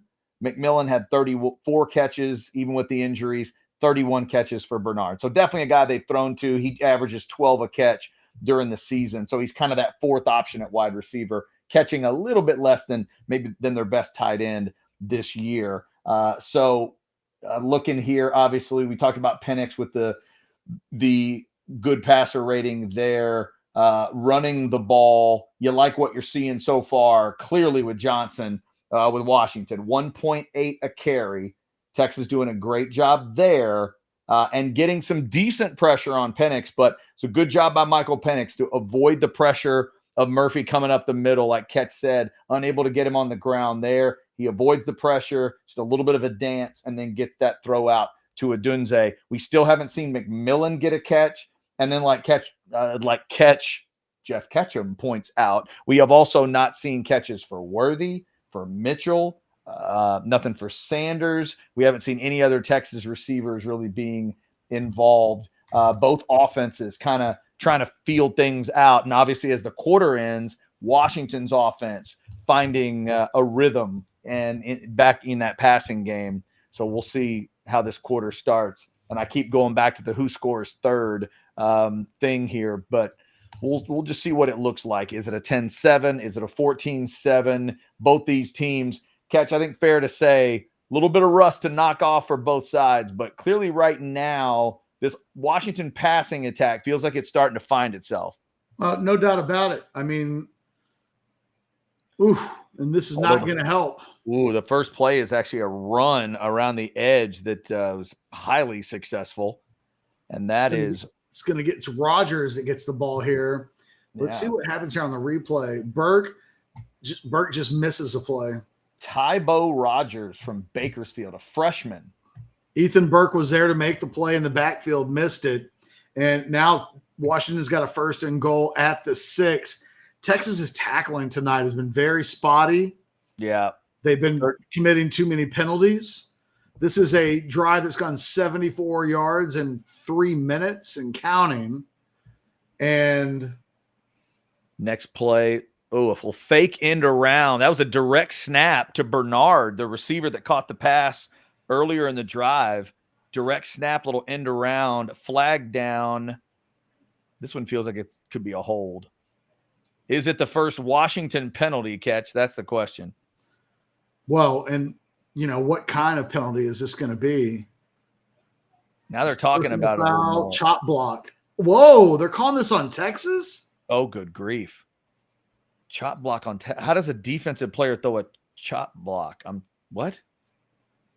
On Ryan Watts? I would love to see a replay on this. And he got pulverized by a Washington offensive lineman. Why is that a foul on Watts? Catch, what's the – I don't understand. That's a bad call. What? It's a bad call. Now it sets up first and goal at the 2-yard line. That's terrible. What about that as a flag? That's one of the worst calls I've seen all year. That's brutal. Yeah, that's just terrible. He got pancaked by an offensive lineman, and they punished him for it. I don't get that at all. Here's Dylan Johnson. Good job by Texas to stuff that right up the middle. Sweat was a part of it, looks like. Or Thompson's in there. I cannot believe that call.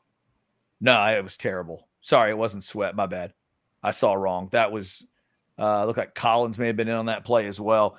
Yeah, that's a terrible call. I don't get it. By definition, how does a defensive player throw a chop block? That's first off. And then they're saying he hit him below the knees, but that's not even what happened. No, his helmet hit his stomach. That's terrible. All right, Washington's up now. 2 touchdowns to 1. There it is. Handoff right up the middle. Touchdown for Dylan Johnson. They probably score on this drive anyway without that call, but it's hard not the taste of that. In the end, it would have been 2nd and goal, I think, at the 3. It becomes 1st and goal at the 2. It's hard to say that call changes the outcome of what was about to happen, but wow.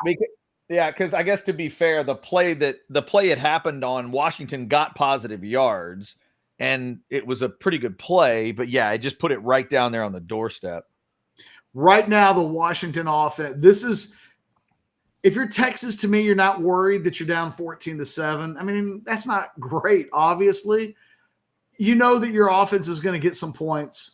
I think the thing that is ominous for Texas is that Washington has scored on 2 of their 3 possessions, and they've gone 80 and 89 yards respectively to get there. And at no point has Texas really looked like they've wanted to put up a strong resistance. Yeah, and if we're going to be honest, 93 and 90 are not eating number 9. It's not happening. Other than that one play, Sweat made a play for a tackle on the opening play of that last drive, and Murphy missed a sack.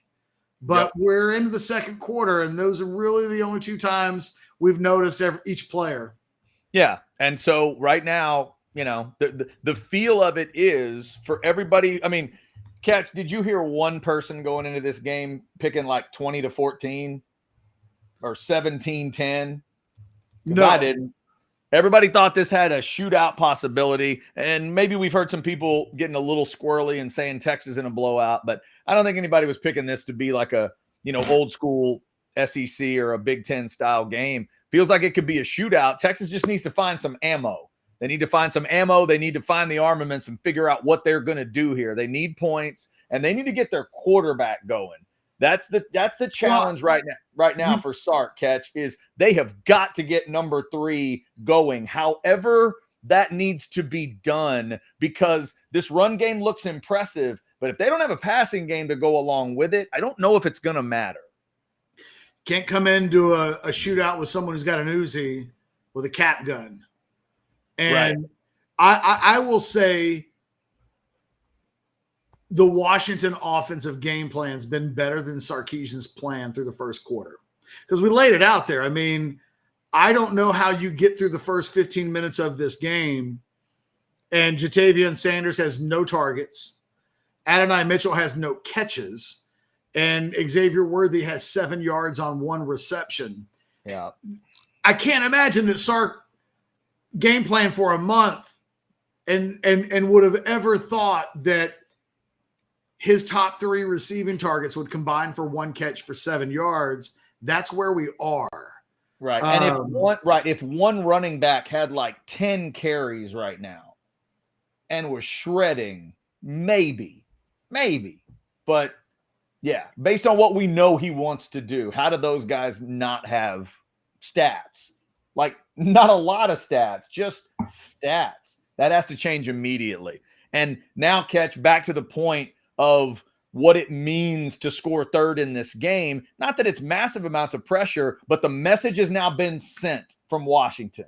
You're going to need points tonight. Now it's 14-7. What are you going to do? We're going to find out what Quinn Ewers and Texas are going to do. And the Washington offense has just been significantly better than the Texas offense, other than what they've been able to get with the running backs in the ground game. Everything else is advantage Washington at this point, including defensive stops. I mean, Washington's got 2 at this point. Each offense has had the ball 3 times. Texas has a stop. Washington has 2 stops. It's the difference in the game right now. It's 14-7. Yep. Texas with 5 penalties, Washington with none. I mean, at some point, Texas has got to start playing good football, or Washington's going to get separation on them. They're showing the total yardage on ESPN right now, and it's not good for Texas. And here they go trying to get the ball to Sanders. They do, but he loses yardage on the play. Good tackle. Right now, it just feels like Washington is all over Texas.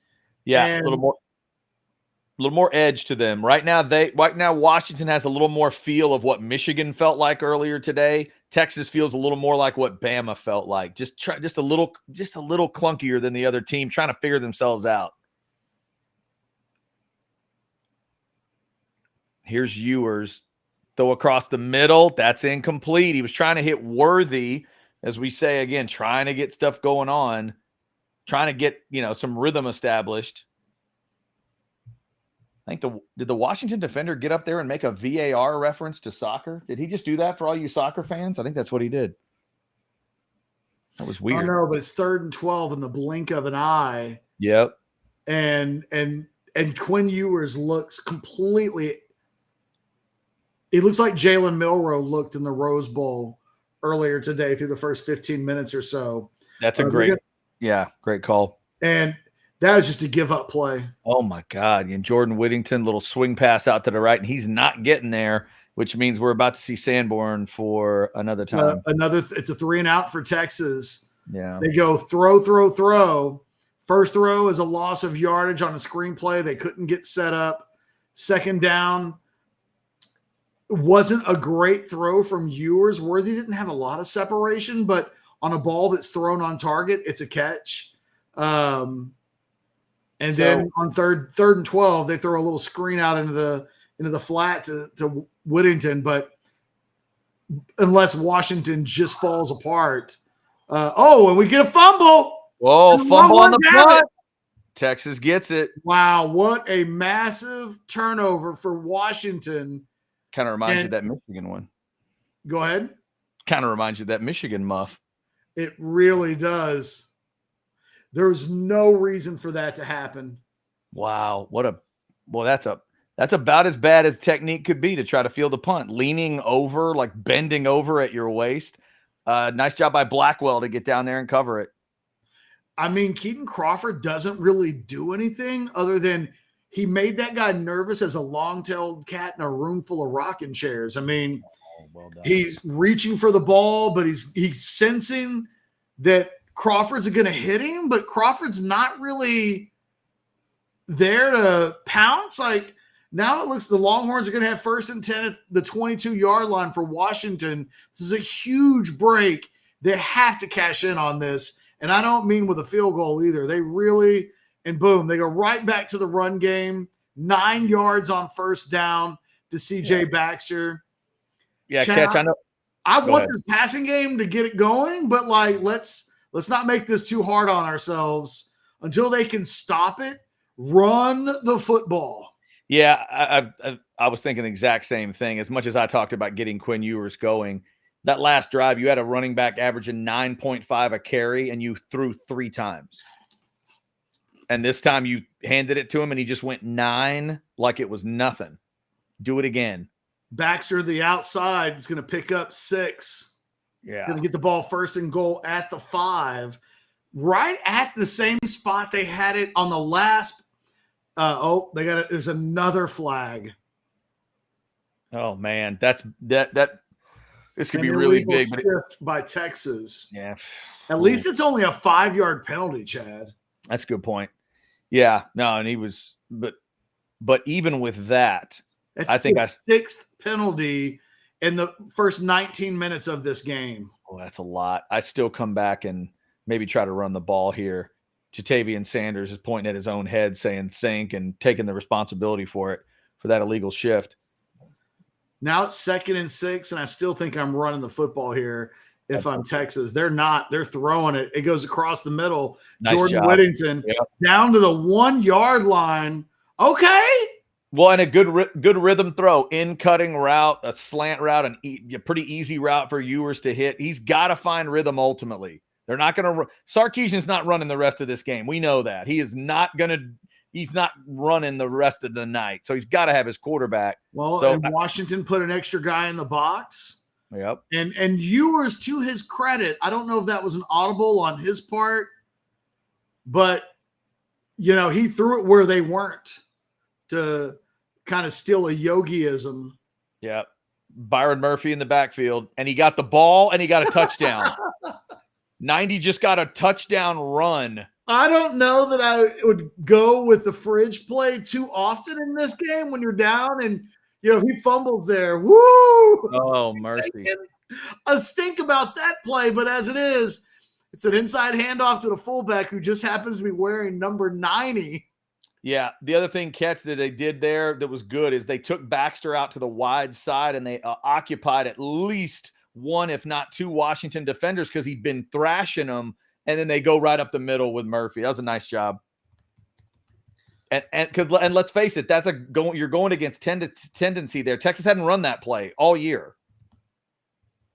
They haven't done a straight handoff to Murphy all year. He's been in the game, but they haven't handed him the ball like that. Yeah, and look, you got to go back to that the fumbled punt. What a game-changing moment that was. As sloppy as Texas has been with penalties, and we've talked about it. Yep. 6 so far in this game, none on Washington. Yet 6 penalties or the 1 turnover just outside your red zone. I think you'd rather have the penalties. All I know is that's a touchdown off of that turnover. And boy, look, if you're Texas for a moment, stop, take a deep breath, realize that your starting quarterback is 5 of 10 and that your best playmakers haven't touched the ball at all, but it's a 14-14 game. Yep. No, Catch, back to that comparison of the first game. It feels like obviously there's going to be more points than what Michigan and Bama put up, but I think we can make the parallel. Washington off to a start that kind of reminds you of the rhythm Michigan had. You'd say they've been the better team so far, and that Texas, like Bama, which is a little sloppy and a little clunky at times or whatever. But then halftime of that game, Bama's like, wait a minute, we're just down 3. And in this case, it is a tie ball game at 14. So now you just got to figure out what's the rhythm that you can establish. That pass to Whittington might be more important than we think. That might be a big moment for Quinn Ewers because, Catch, of all the things they've tried tonight, can you think of anything else that looked normal from the passing game? That little pass out to Sanders went nowhere. The give up throw to Whittington on the right side on 3rd and long, that meant nothing. Had they done anything else that meant something in the past game besides that one? Because that one felt like it could mean something. No. And honestly, it's a good thing that Texas did throw the ball to set up the short touchdown. That throw to Whittington, I have to think that they probably had a run pass option at the line of scrimmage. And Washington put a third linebacker in the box. And one of the things I've talked about with viewers all year long is that, and I talked about this week, as a matter of fact, one of the things that he's done that's really impressed me all season long is that when teams blitz him, he finds the empty space in the zone that's been vacated by the blitzer. He'll oftentimes go right to it. That time, Washington put a third linebacker in to defend the run. They got sucked in by the run threat, and he threw right behind them.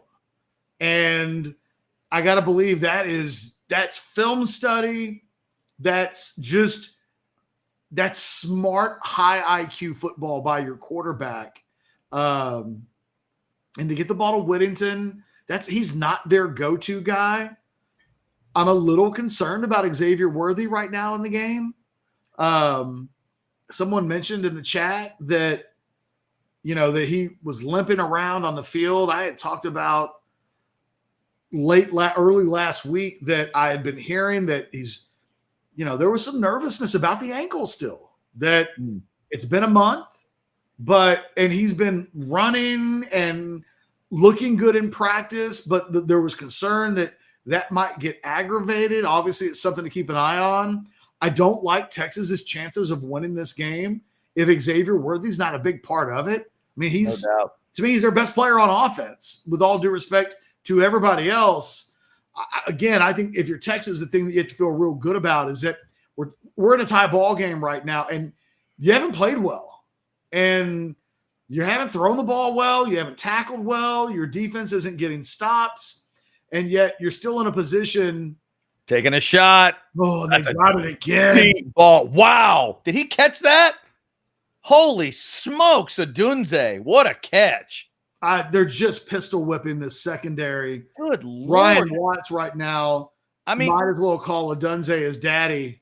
I mean, he was never close on that coverage. Yeah, he never really found the ball. He's there as the ball arrives, but man, oh man. What an accurate deep ball that was. Good Washington grief. now has the ball at the Texas 23-yard line. Did we just get a penalty on Washington? Uh-oh. Is it possible? Something got stopped. I mean, he's so startled that what the hell happened? The official just said, that's on me. He just let us know. Don't worry, I did not. The chains have fallen apart. The chain fell apart. The knob on the bottom of the chain came off. We got to get a knob. God forbid we throw a flag on Washington. That's just the sticks. The sticks, Chad, the sticks. They tried to move the sticks, and they didn't have Daniel Jeremiah there to help them. That's right. Wow. Penix is 6 of 8 for $190. Don't worry, Washington fans. It was just a stick knob issue. You didn't actually commit a penalty.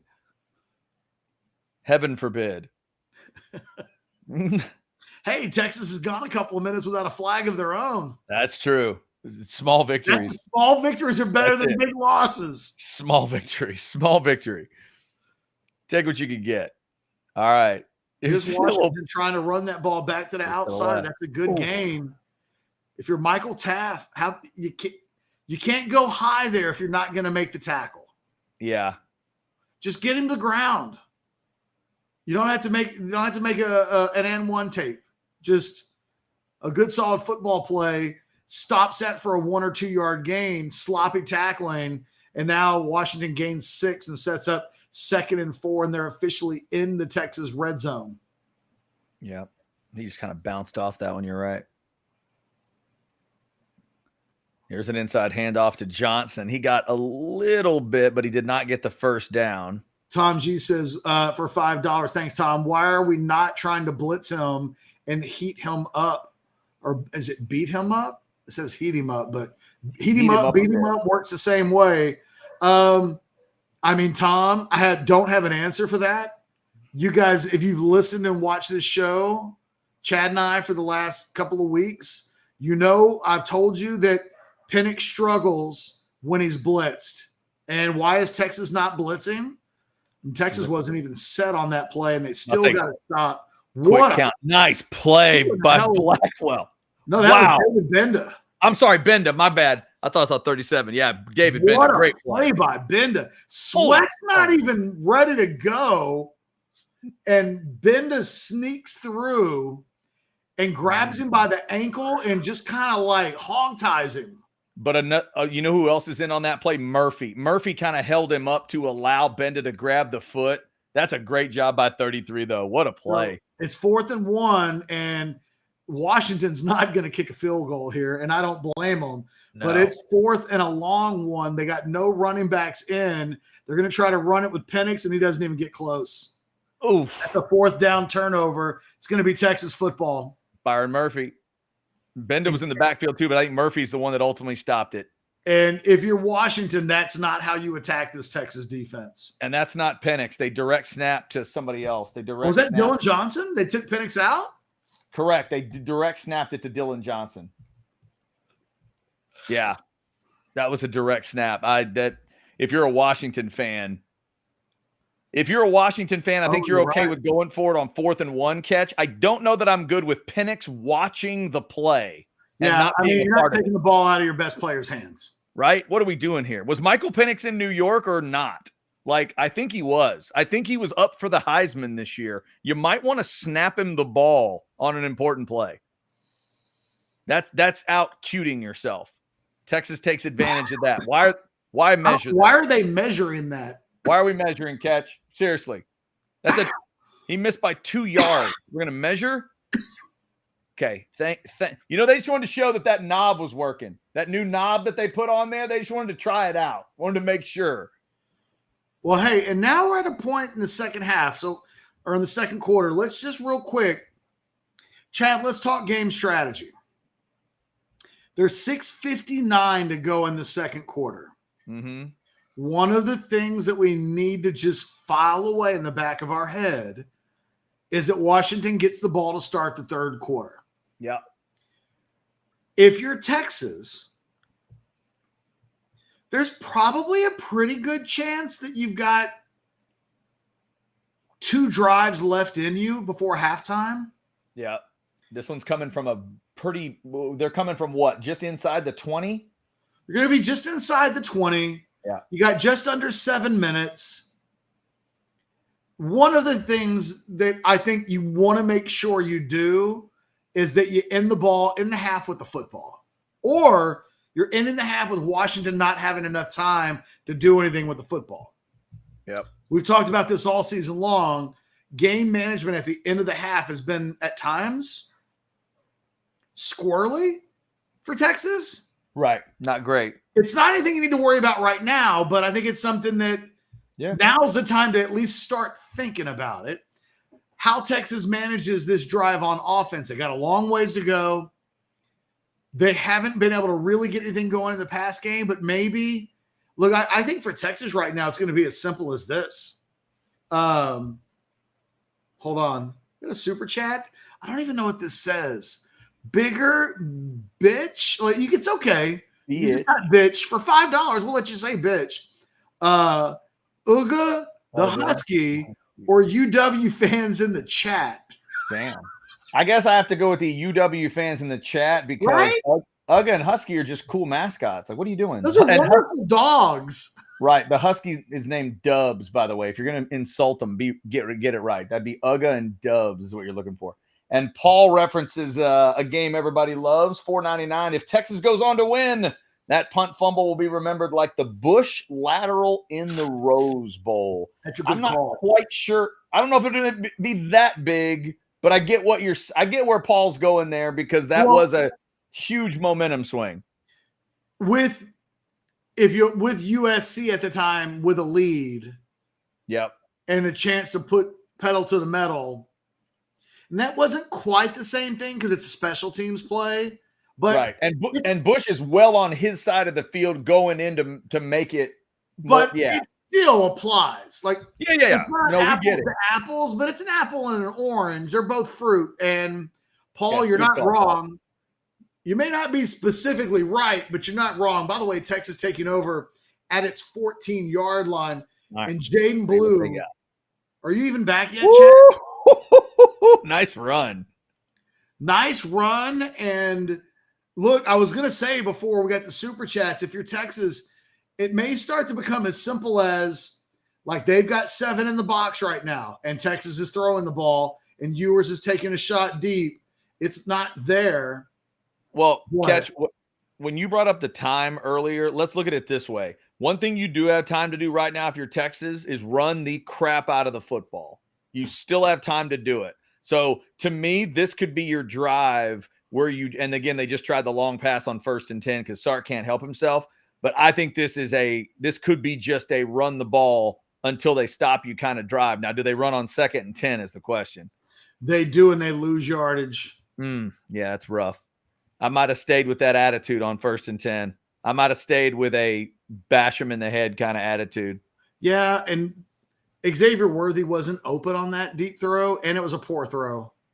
The combination of the two led to an incomplete pass. Texas 0 for 4 on 3rd downs. Look at that. Nobody's converted a 3rd down yet. And it's 3rd and 12. So if Texas is going to come close to converting this, they've got to find a way to start getting some separation against these Washington DBs. They just have not been able to do that.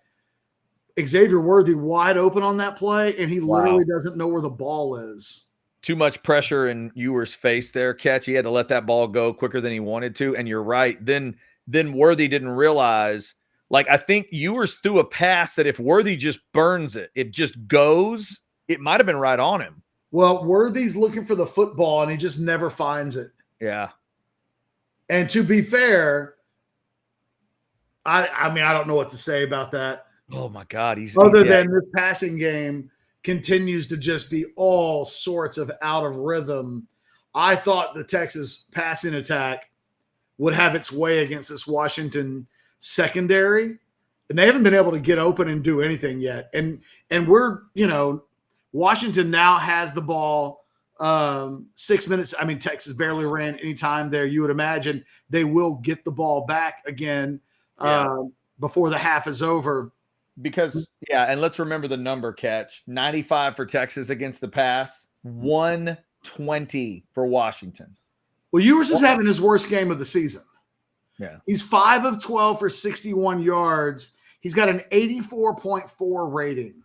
Oof. He didn't have a game below 130 all season. Good grief. One of the things we've talked about with Ewers is that he's had very few peaks and valleys. He's always usually very good. I mean, his quarterback rating finishes in the 160s. He had 160 as a quarterback rating more than half of his games this season. But right now, this is Oklahoma State last year level football that we're getting from Ewers. And maybe it's not all on him. And look, he hasn't turned the ball over. That's not part of this awful rating. But he's 5 of 12. And his 3 best players have combined for 2 catches for 5 yards. Sanders is 1 for -2. Worthy's 1 for 7. They've done nothing other than the play that got called back because of the fumble or because of the hold on Whittington. They haven't thrown anything short to Worthy to let him catch and run it. They're not getting him the ball in space. Yeah. It's I don't understand what Sarkisian's game plan is. Yeah, that's fair. I'm with you. And Catch, this is a bit of a weird thing to bring up, but I'll bring it up just because we're talking about Ewers and trying to find a rhythm. When that picture came out of Ewers sitting at the table alone, staring back over at Arch Manning with the media around him and all that, I remember having the thought of like, okay, he's watching that. He's got to be able to process that whole thing. And I'm assuming he will, right? He understands what's going on. You're in New Orleans and it's Arch Manning and all that stuff, but something's up with number 3. He needs the share moment from Moonstruck bad. Somebody. I don't think that it has anything to do with what's happening right now. No, but it may not. It may not. But whatever's happening, there's a snap out of it moment that needs to happen right now for him and that whole offense. Because they've got to find their passing game at some point. I would have told you that they were losing by 2 scores if you had showed me his stat line at the 6-minute mark of the second quarter. Texas can't win with Ewers playing. With Ewers, maybe playing poorly isn't the way to say it, but he's not playing well. Yeah, no, exactly. And yeah, it's a good point. No, yeah, you show somebody those stats, they'd say it's way more out of whack. The defense is actually playing a pretty good game overall to have only given up 14 under the circumstances right now. Let's see what they do on this drive. Try to run a trick Trick play. It's not there. Oof. And if you're Washington, look, maybe it won't matter because they've really moved the ball pretty well in this game. I mean, Penix is having himself a night considering how poorly Ewers is playing. Penix is having statistically one of his best nights of the season. I don't know that you need to do that there, but yeah. Catch, can I, again, if I'm a Washington fan, can I ask why did Penix not take that snap earlier, and why did he just try to receive a pass there? Like, you're just out-cuting yourself. What are you doing? Well, and they run the ball back. They've not run the ball in. Well, I can't say they haven't run the ball inside all night. They've tried a few times. They tried on 4th and 1. When they've had success, even marginal success, it's when they've been able to go to the outside. It's going to set up a 3rd and 4 here. They got the ball directly on the 30-yard line. How many carries for Johnson so far in this game? Yeah. Let me look that up.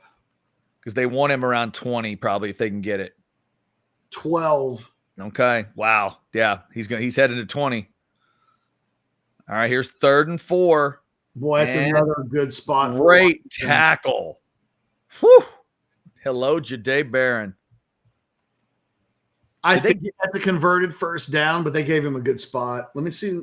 We got it right on the sideline here. Catch, I don't think he got it. Look where the ball is. That's this could be challenged.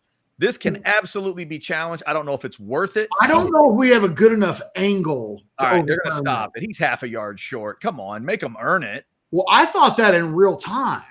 I did too. As soon as I saw it, I thought, well, here's another play where they've given him a really advantageous spot. All right, so here he is. I think it's a great angle, and he's short. It's going to be 4th down at the 34-yard line. It's going to be 4th and probably the half of a football, but it's going to be 3rd and 4th. It's going to be 4th down. Yeah, there's nothing more important than the ball. It's like, Cowboys fans saw a play recently where they thought a guy was getting in, but he didn't because the ball doesn't get in. And this time the ball didn't come close to that line. He needed to get it to the actual hash mark. If you look at where the chain is at and you look at where he gets hit, he needs to get the ball to the hash mark on the 34.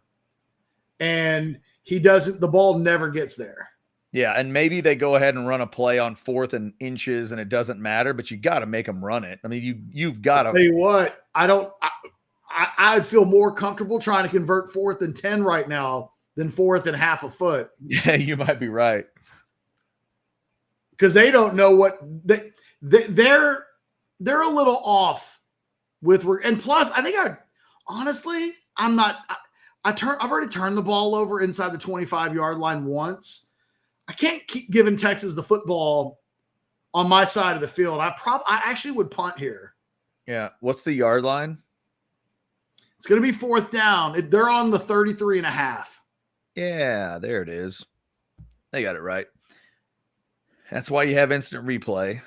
I tell you what, I get into arguments with people about, you mentioned VAR and soccer earlier. Soccer people hate instant replay. And I'm constantly saying, when they get it right, it's all that matters. And they got it right there. Yeah, no, it's absolutely right. You got to make them earn this if they're going to do it. Or you make them punt, which is obviously huge. And let's see what they're going to do here. Washington's called a timeout. Penix. So I think they're going to go for it. I would not go for it this year. Because the thing is, even if you convert, there's no guarantee that you're going to get points out of this. So what is the reason for this risk? I don't get it. They're going to try. They're going to try to get Texas to go offside. Are they actually snapping this? Let's see. No, they're not snapping this. Well, let's see. No. Still no. No. Stand up. Punt it.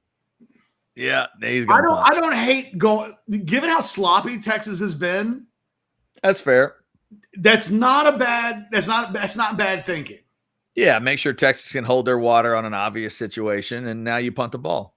But at the end of the day, I think if Washington hasn't hadn't muffed that punt, you're feeling a little ballsier about it. But boy, if you go down to halftime and you're down 21-14, and 14 of those points are because you've turned the ball over inside your own 35-yard line twice, and one of them you volunteered for, you said, well, I know we already did it, but let's try it again. No, it's a big, they're bringing the offense back out. Wow. How in the world? So you're taking the timeout. I guess they wanted to look at formation, and now they think they have something they like. I think they're going to throw the ball here. This is gutsy. And it may be the best way to get a yard. But like, I'm saying it in advance, this risk is not worth converting this first down. No catches for McMillan tonight. Number 11 has not caught a ball tonight, technically. So just a reminder. And they get the first down. Man, you're giving Texas points, and you still have to go 30 or 40 yards to get into field goal range. Well, you also have to sometimes in games like this. I'll tell you what, Jalen Ford was held on that play, and they didn't call it. But he was basically tackled by the right tackle. Yeah, it was a huge hole. Tackle, excuse me. Huge hole, and there was a reason. You're right. Penix stepping up in the pocket, now forced to scramble, but instead I think he got it away before the line of scrimmage, got it to Dylan Johnson, and a first down out to midfield. And now Washington's cooking. Hey, maybe I'm the asshole and I'm wrong, and foot on the gas and go get it all the time. This, though, is another play where the Texas pass rush he was past the line of scrimmage. Oh, that is close, man. This is where they got to look at. Remember, it's every single part of his body, the ball, everything. The thing is, I don't know that angle that we have. Ooh, that's close, Catch. We're going to go back and look at this. They're going to look. They are going to look. You're allowed to have the foot. You're allowed to have an elbow. But you're allowed to have a pinky. But the elbow that he would have had is the throwing arm. I think this is an illegal forward pass. Just that one we got to look at. I'm going to say this is the penalty. Let's see. Is there any both of his feet are past the line of scrimmage? But you know what they might be able to say is his body kind of leaning back across the line. Oh, this is close. Well, by the time the ball gets out of his hand, it's gone now. By the time the ball's out of his hand, it's no longer behind the line of scrimmage. This is, boy, what an interpretation thing this is. When it's gone, you're really right. You're right. And I wonder if they'll stick with the call but it looks like he's leaning backwards. But once in throwing the football, the moment that he's throwing the forward pass before the ball comes out of his hand, well, they're going to give him the play, first down. Wow. Yeah. See, I think in the end, they just stood with the call that was on the field, right? I think they're arguing that once the ball lets go, that there was still enough of his body that was over that line. That's such a weird call because our eyes always tell us one thing, but sometimes when you see it, you go, okay, I guess there is still a part of him. So, boy, he made that as close as you can make it. And I don't think I've ever seen that play where both of the quarterback's feet are so clearly beyond the line of scrimmage, and then it becomes about arm angle. Yeah, normally it's a foot that's still left behind the line, but that one was different. You're right. Not sure if he could admit to us that he practiced that one. Here's a pass back to the left side. There's a Dunze getting about 5 or 6 on first down. Burks had a pretty good game tonight. Catch, you mentioned that timing issue earlier. Now with under 3 minutes to go, if you're a Washington fan here, you love the idea of a third quarter 28-14 score. Can you take the rest of this quarter, score a touchdown, then take the ball to start the third quarter and go get another one? That's what Texas has got to stop from happening.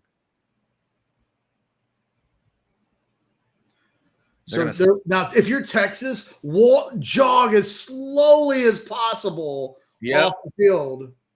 Absolutely. Yeah, and they did.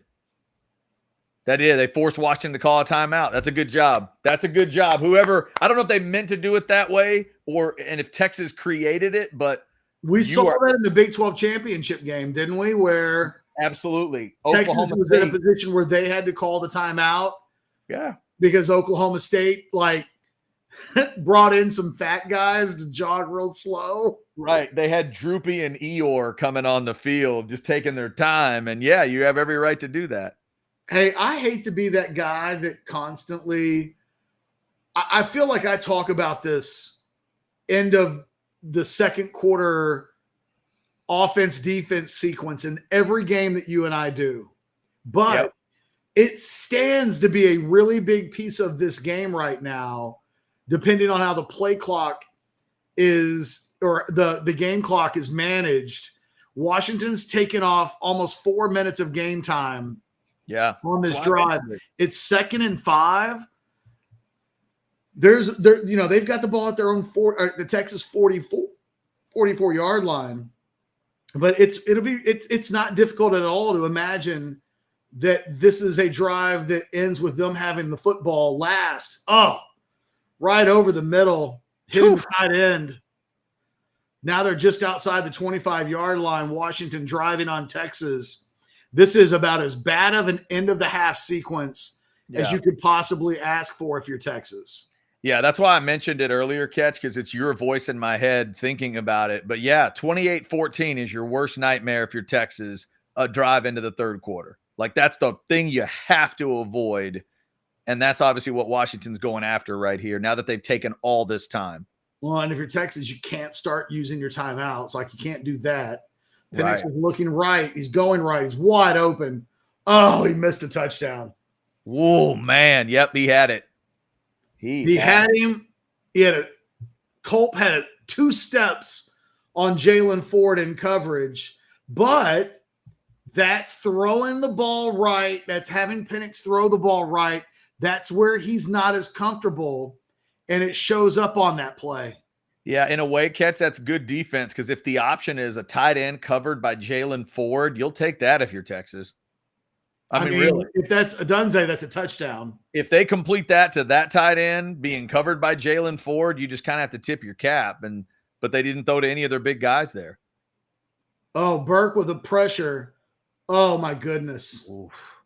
Nice job by Burke. Oh, good Lord. A tipped touchdown catch for Polk. Burke almost gets there. Another great job of avoiding a blitz from Penix with a little bit of movement. And then he throws a ball that's tipped. I couldn't tell, Catch, is this tipped by the receiver or the Texas player and then caught? I think it's tipped by the receiver. So he ends up kind of re-tipping it to himself. But, how can you – he's wide open down the seam. Yeah. Oh, good grief. They just let him go. The Texas player gets over there. I'm just wondering, did he get a piece of it at all? Or, man, we didn't see a close-up replay.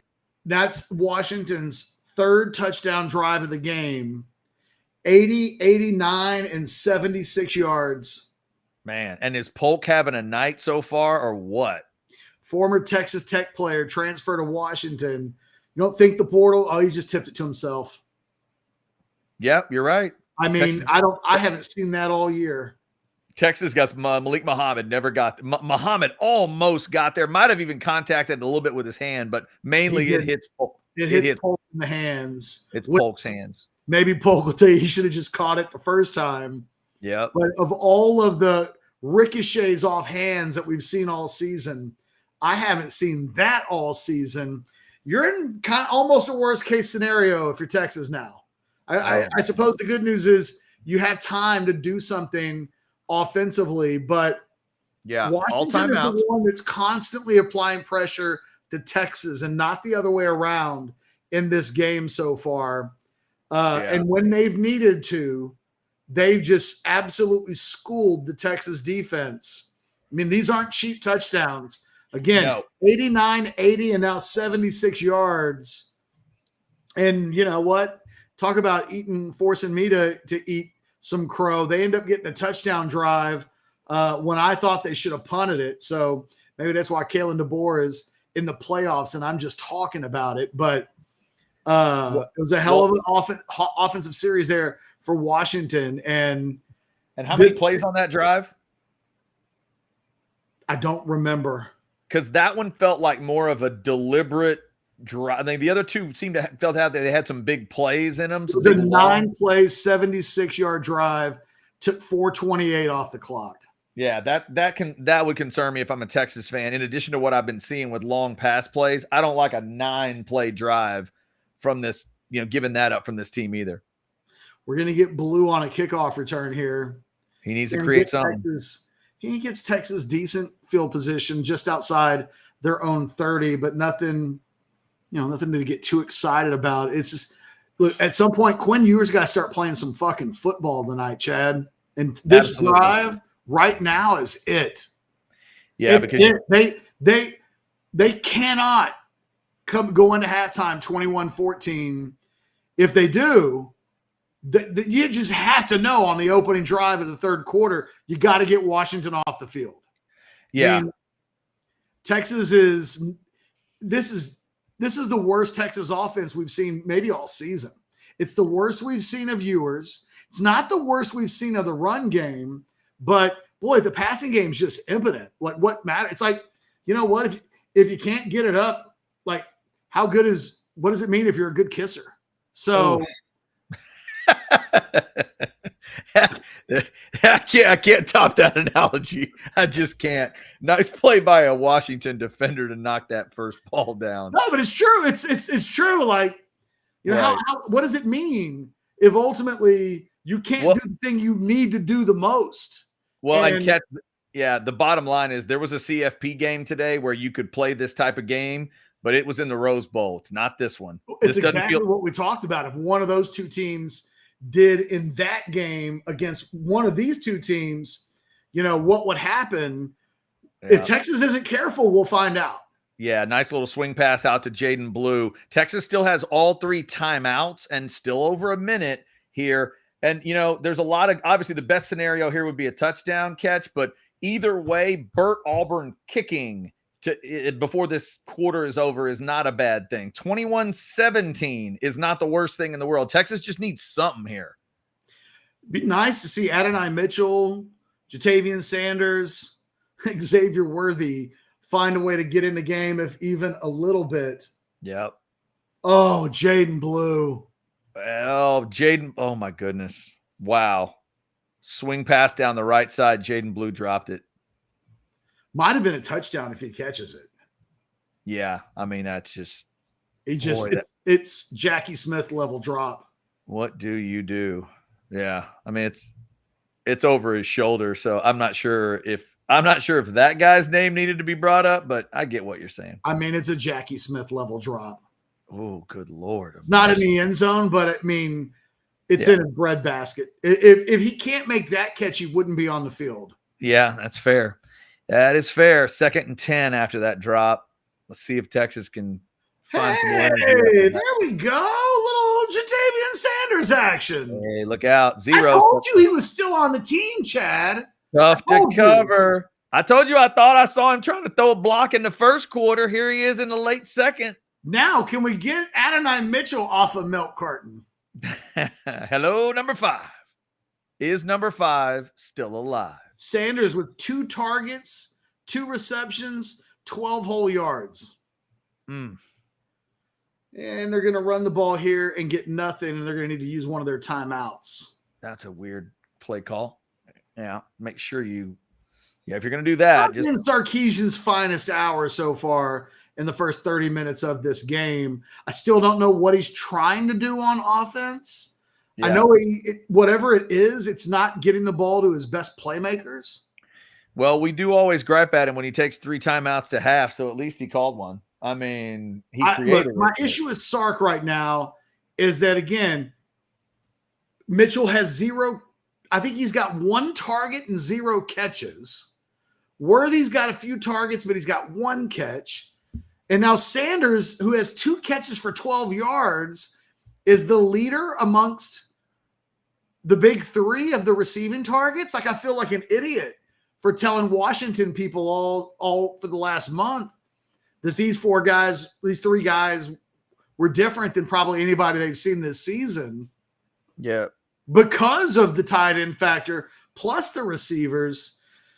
Not so far. It's 2nd and 7 with 54 seconds left. Longhorns trying to come out of this drive with some points at the very least.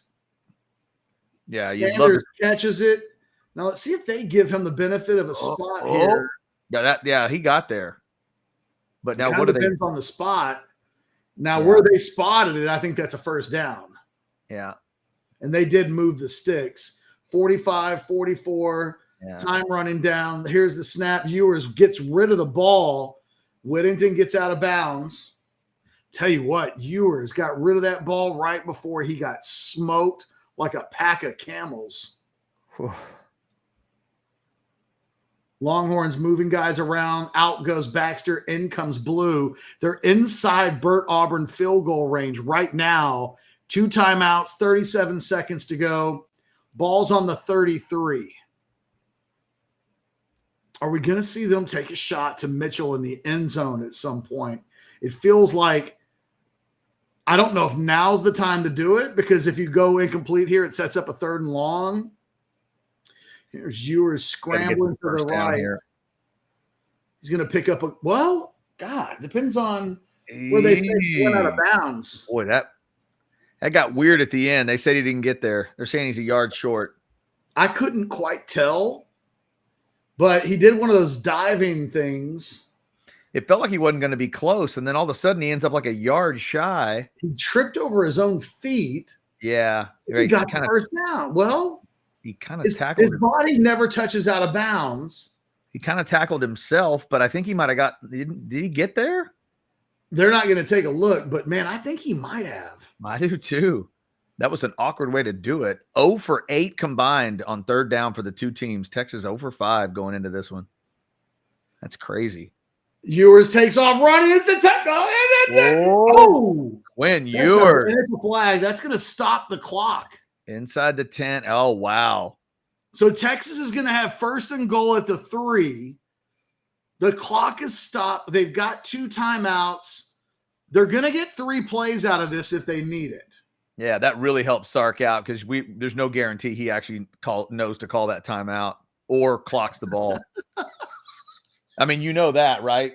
One of those two things needed to happen, but there's no guarantee he would have done it. There's a good chance that the offense would have run up to the line of scrimmage and tried to spike it when they have timeouts. I mean, no, either way, I mean, one of those two things I'd have been okay with, but this just takes it out of their hands, and you get a little extra yardage out of it. Oh, and he gets hit in the on the right shoulder pretty hard there, man.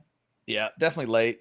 Definitely late. Nothing crazy, but late. You hate that if you're the Washington defensive coaches, because you just look like he's loosening up his shoulder or anything like that. But given what we've seen with Ewers, in shoulders, now after being given the gift of not only that play, the penalty, and the time, you have got to make it 21 all here.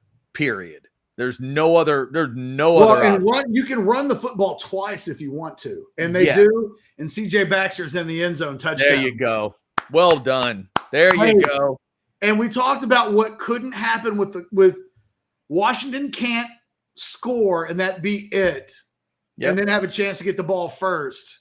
That is a massive moment in this game to come away with 7 points at the end of the second quarter.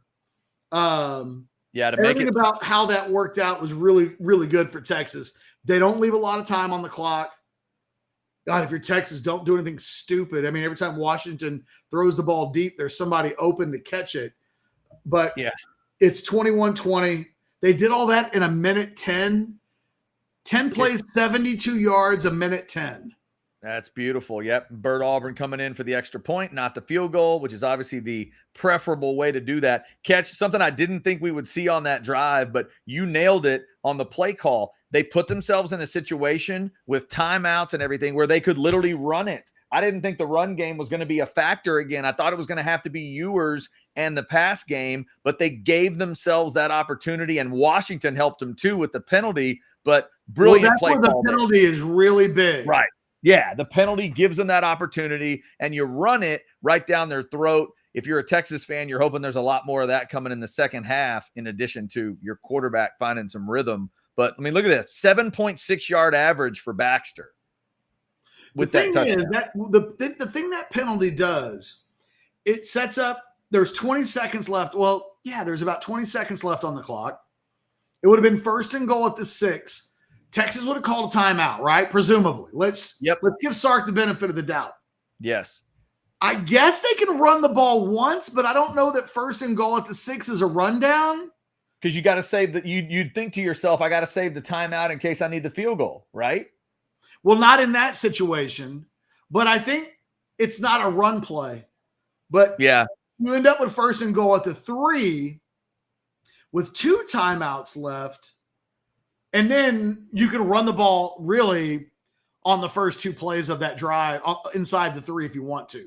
You really got 2 cracks with the run game where you can call time. That the penalties are real, and it was so stupid.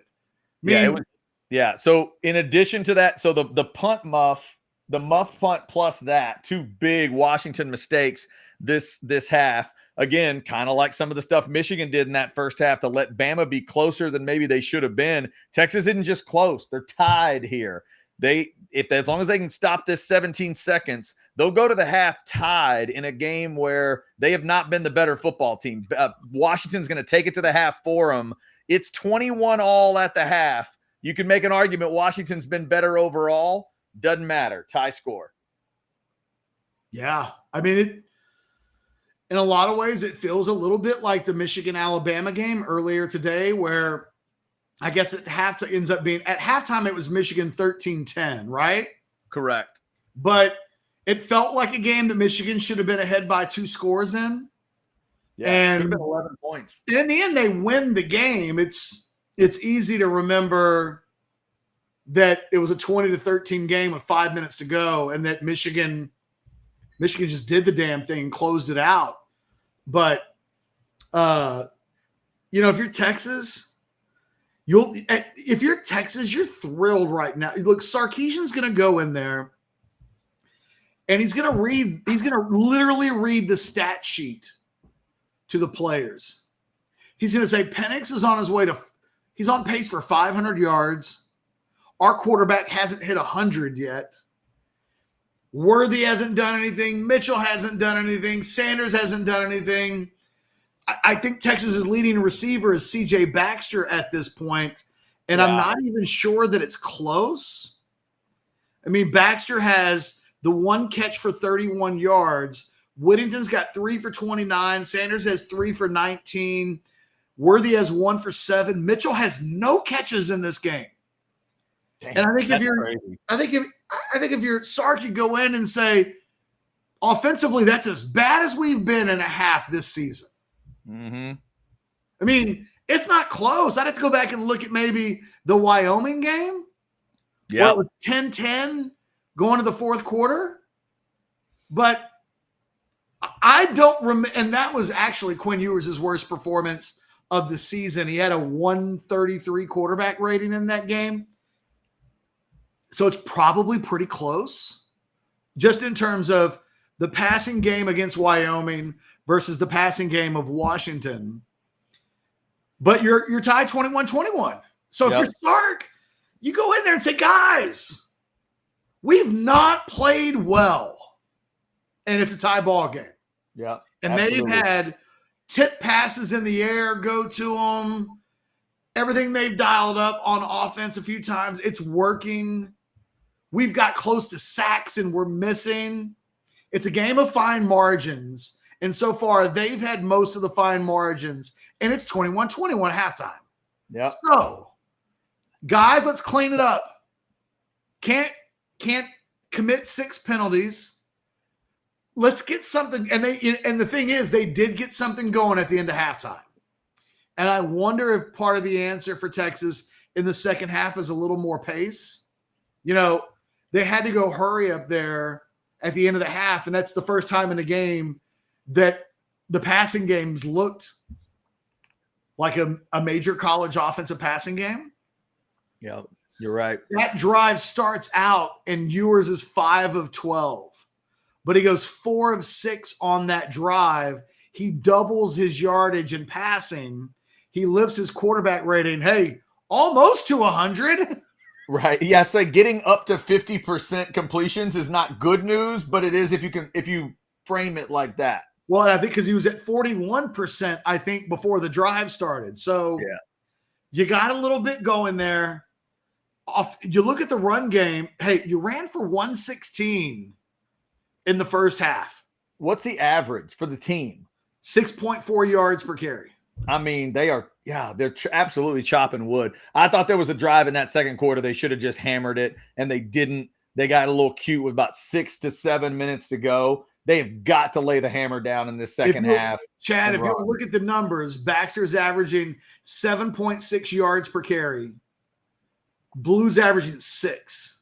Yeah. Forget about everything else, right? Because yours is averaging 7.2. That's off schedule stuff. Whittington was a little flare. Murphy's the inside handoff on the goal line. Their running backs are averaging 7.6 and 7, or 7.6 and 6. And that includes, a couple of carries being inside the red zone. They both have touchdowns they've scored, but you're limited by the fact that the end zone stops. Maybe Blue probably could have run for 10 on the ball that he scores on, but it counts as like a 3-yard touchdown run. Right. So, look, you're running the ball well. Now you did a little something in the passing game. And look, Michael Penix got a 255 quarterback rating. That's dumb. That can't continue. So, no. Yeah. What has to happen in the second half is Texas has got to find a way to make him go right. I don't know. No, he definitely does. Hey, Catch, can we get a break in halftime? Let's take a quick break on both sides. Okay. You got something you can play, Blake? Yeah, maybe. He gives us the elbow shoulder shrug, and then he gives us a thumbs up. We can do it either way. I just need to hit the bathroom. You tell me what to do. He's gonna play something for us. Yes? Okay. All right, cool. Like, who is this guy? How important of a prospect is he? You guys know that I love my super blue chips. If a guy's either a 5-star or a high 4-star, he's different than everybody else. This guy is different than everybody else. I have him ranked as a high 4-star, number 9 in the state of Texas. Rivals has him as a high 4-star, number 31 overall in the country, which means if nothing changes, Rivals will give out 32 5-stars when it's all said and done. They just haven't done it yet because they like to give out 5 stars after the bowl games to get a better sense of who deserves those 5-star rankings. But as of right now, he falls inside the window of guys that will have 5-star rankings when it's all said and done. Number 7 in the country. ESPN has him at number 41 overall nationally, number 10 in the state of Texas. On3 has him at number 61 overall nationally, number 14 in the state of Texas, which means they don't think he's a super blue chip. 24/7 has him rated as 5 stars. They do. Number 31 overall nationally, number 7 in the state of Texas. If you put all of that together in a big old pot of just soup, stuff in soup, or a goulash, or jambalaya, or something like that, the 24/7 composite, when you merge all of that together, they have him as a 5-star composite 5-star, number 31 overall nationally, number 8 in the state of Texas. Again, a really big-time prospect. He took an official visit to Florida back in early June. Offers from Alabama, Georgia, LSU, Michigan, Notre Dame, Oklahoma, Oregon, A&M, you name it. He committed to Florida, didn't take any other official visits until this weekend when he visited Texas. So ultimately, this is kind of just a Texas-Florida thing. Let me read, Chad, my short evaluation of the kid in breaking down film, okay? All right. Quote, put the ball anywhere on the field. Under a rock, under a bench on the sidelines, inside a tuba, this kid will find it. He has 5-star football instincts, and when he sniffs out a play, his ability to get there in an instant makes him a sideline-to-sideline playmaker in all facets of the game. Although he's not always matched up in coverage, he gets in and out of his breaks cleanly and effortlessly. He owns a definite playmaking bone in his body, as he's dangerous with the football in any capacity, which is why he played more offense for McKinney this season than last year. Although you wouldn't describe him as a thumper and run support, he's an eager tackler and is always looking to mix it up. He's just a smooth, instinctual, fantastic football player. No matter what you're needing, Specs same-day delivery can save the day with our Specs app or online shopping. From world-class wines to hard-to-find spirits and craft beers to gourmet foods, delicious snacks, and spectacular sweets. It's Specs. Cheers to savings. Halftime between Texas and Washington. 14-all didn't quite feel like what this game was going to be. 21-all kind of feels like what a lot of people thought this game could be. We do have some super chats that have come in. Let's grab a couple of those. Jamie, $4.99 super chat. Paging number 2, LFG, Texas MF and fight. I'm assuming that paging number 2 is a Jonte Cook call out. I think that might be a Derek Williams, get your ass on the field at safety. Okay. And all improve the pass defense. Maybe. I think it's one of the things that we haven't mentioned in this game, but Texas hasn't been good at safety tonight. I think it's fair to say. I mean, none of those guys have made a single play. And it's what one of the big things we talked about going into the game. And they have not made plays. Ryan Watts getting beat down the play on that deep ball, giving up that big catch. That was huge. There just hasn't been, I can't think of one catch. A Texas the only Texas DB I can think of off the top of my head making a play was Jahdae Barron making a tackle. Well, we called out Michael Taft's name because he almost made a tackle. Right. Yeah. Exactly. That's as good as it's been at this point. So, again, I think,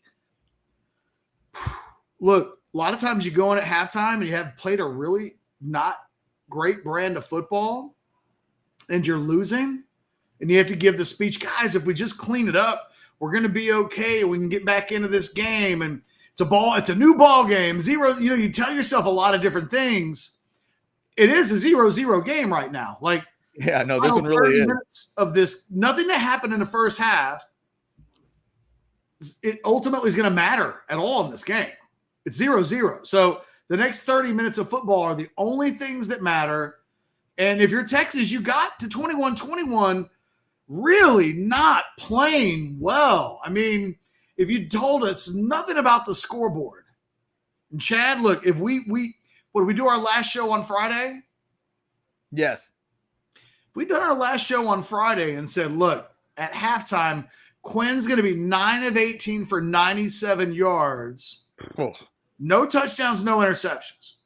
Penix is going to be 11 of 14 for 255, 1 touchdown and a 255 rating. And I tell you, Mitchell has no catches. Worthy's got 1 for 7. Sanders has 3 for 19. I would guess it's like 24-7 Washington. It's a 3-score game. Yeah, that's what I would guess. You and I are on the exact same page. If I tell you nothing other than those numbers coming in, Texas, you'd think Texas can't win that way. Texas, because we know what this is. This is a gunfight. And what do you not bring with you to a gunfight? You don't bring knives. You don't bring stones. You don't bring slingshots. You bring guns. And Texas hasn't brought their guns to the table yet. But they were given a short field down 14-7 that allowed them to get to 14-14. And then down 21-14, the offense has its only little piece of real positive play, like involving both the run and the pass. I mean, look, they scored their first 7 running the football. So we can't say they haven't had success running the football and seen some inspiring things by it. But I think the last, that 10-play drive in 1:10 to end the half, that's the best we've seen of the offense. And I just think, look, it's real simple. Your game plan coming out is get Derek Williams' ass in the game. No problem. Get a stop. They don't need to come out in the third quarter and do anything crazy? Can they get Washington off the field? They've done it a couple of times in this game. Do it now, and then get the ball to your offense in a tie ball game and let them, for the first time in this game, really be the one to apply pressure to Washington. What does this game start to look like if it's 28-21 Texas over Washington, 10 minutes to go in the third quarter? Suddenly Washington's got to start doing the thing that Texas has got to do. But I'll bring it back to the tennis analogy. If you got two guys who are holding serve, the guy that's ahead, right, that's serving in front, has the advantage of constantly applying the pressure. So it's like 1-1 love, 1-1, 2-1, 2-2, 3-2. At some point, the pressure is always on the guy that keeps falling. Even though they're holding serve, it's always on the guy who's serving second to make sure that they don't get broken and suddenly it's 4-2 and a set's over. So Texas has been the one that's had to respond every time to a Washington score. Down 7-0, they make it 7-7. Down 14-7, they make it 14-14. Down 21-14, they make it 21-21.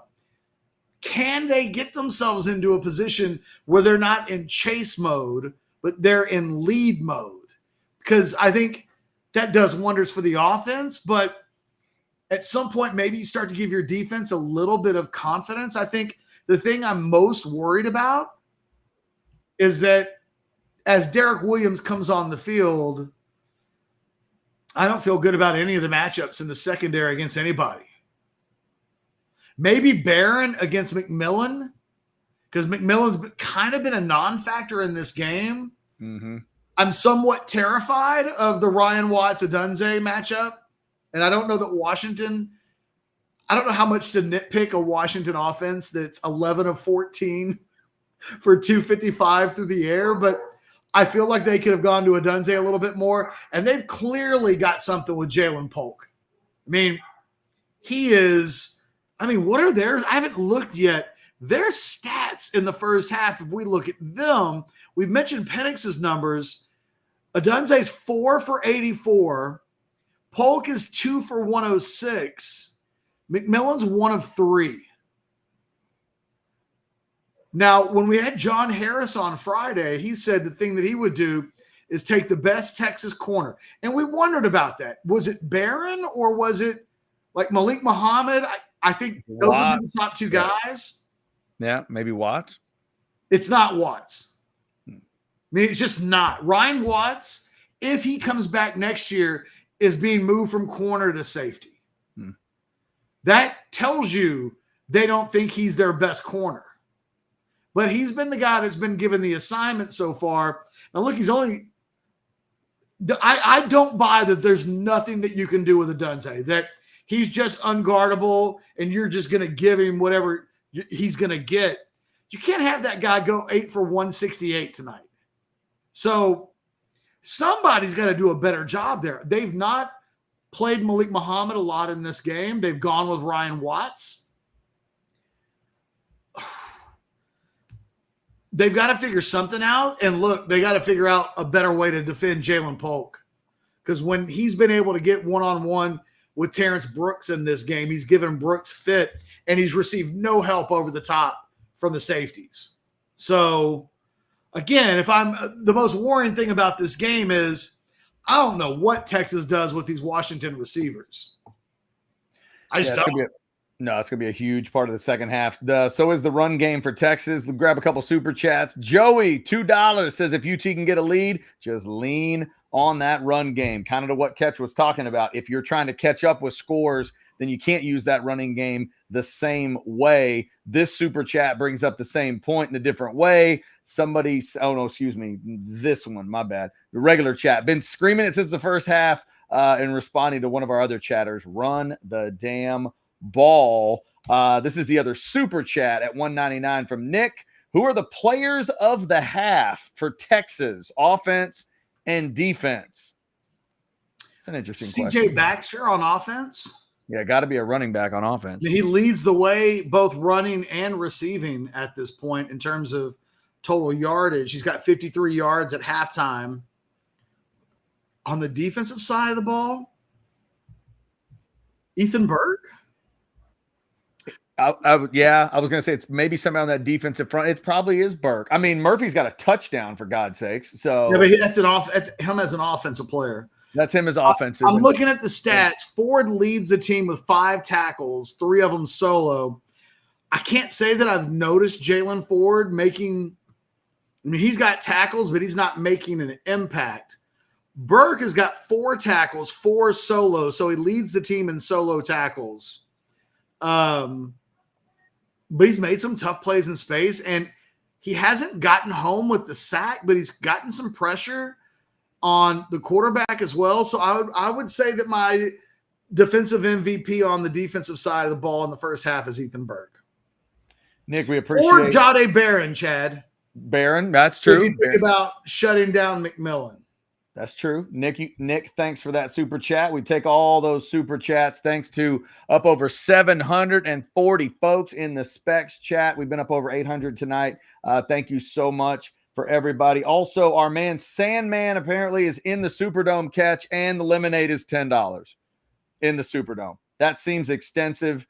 Our man Jay Ward says it better have a 5th of vodka in it. If it's that would explain the $10 right there. If it's $10, hopefully it's got some vodka in it. Everybody be safe tonight. If you're in the Superdome and checking us out, we appreciate it. Everybody get home safely tonight. Happy New Year. Happy 2024 to everybody. We'll see what this second half involves. It is 21 all now. But Catch, to your point, to kind of bring 2 points together, your tennis analogy, and I always think of it as like a 5th set, especially of who's serving to go up 5-4 or who's serving to go up 4-3. But let's connect it to that run game. Harder to think about being a badass run team if you're down 7 all night.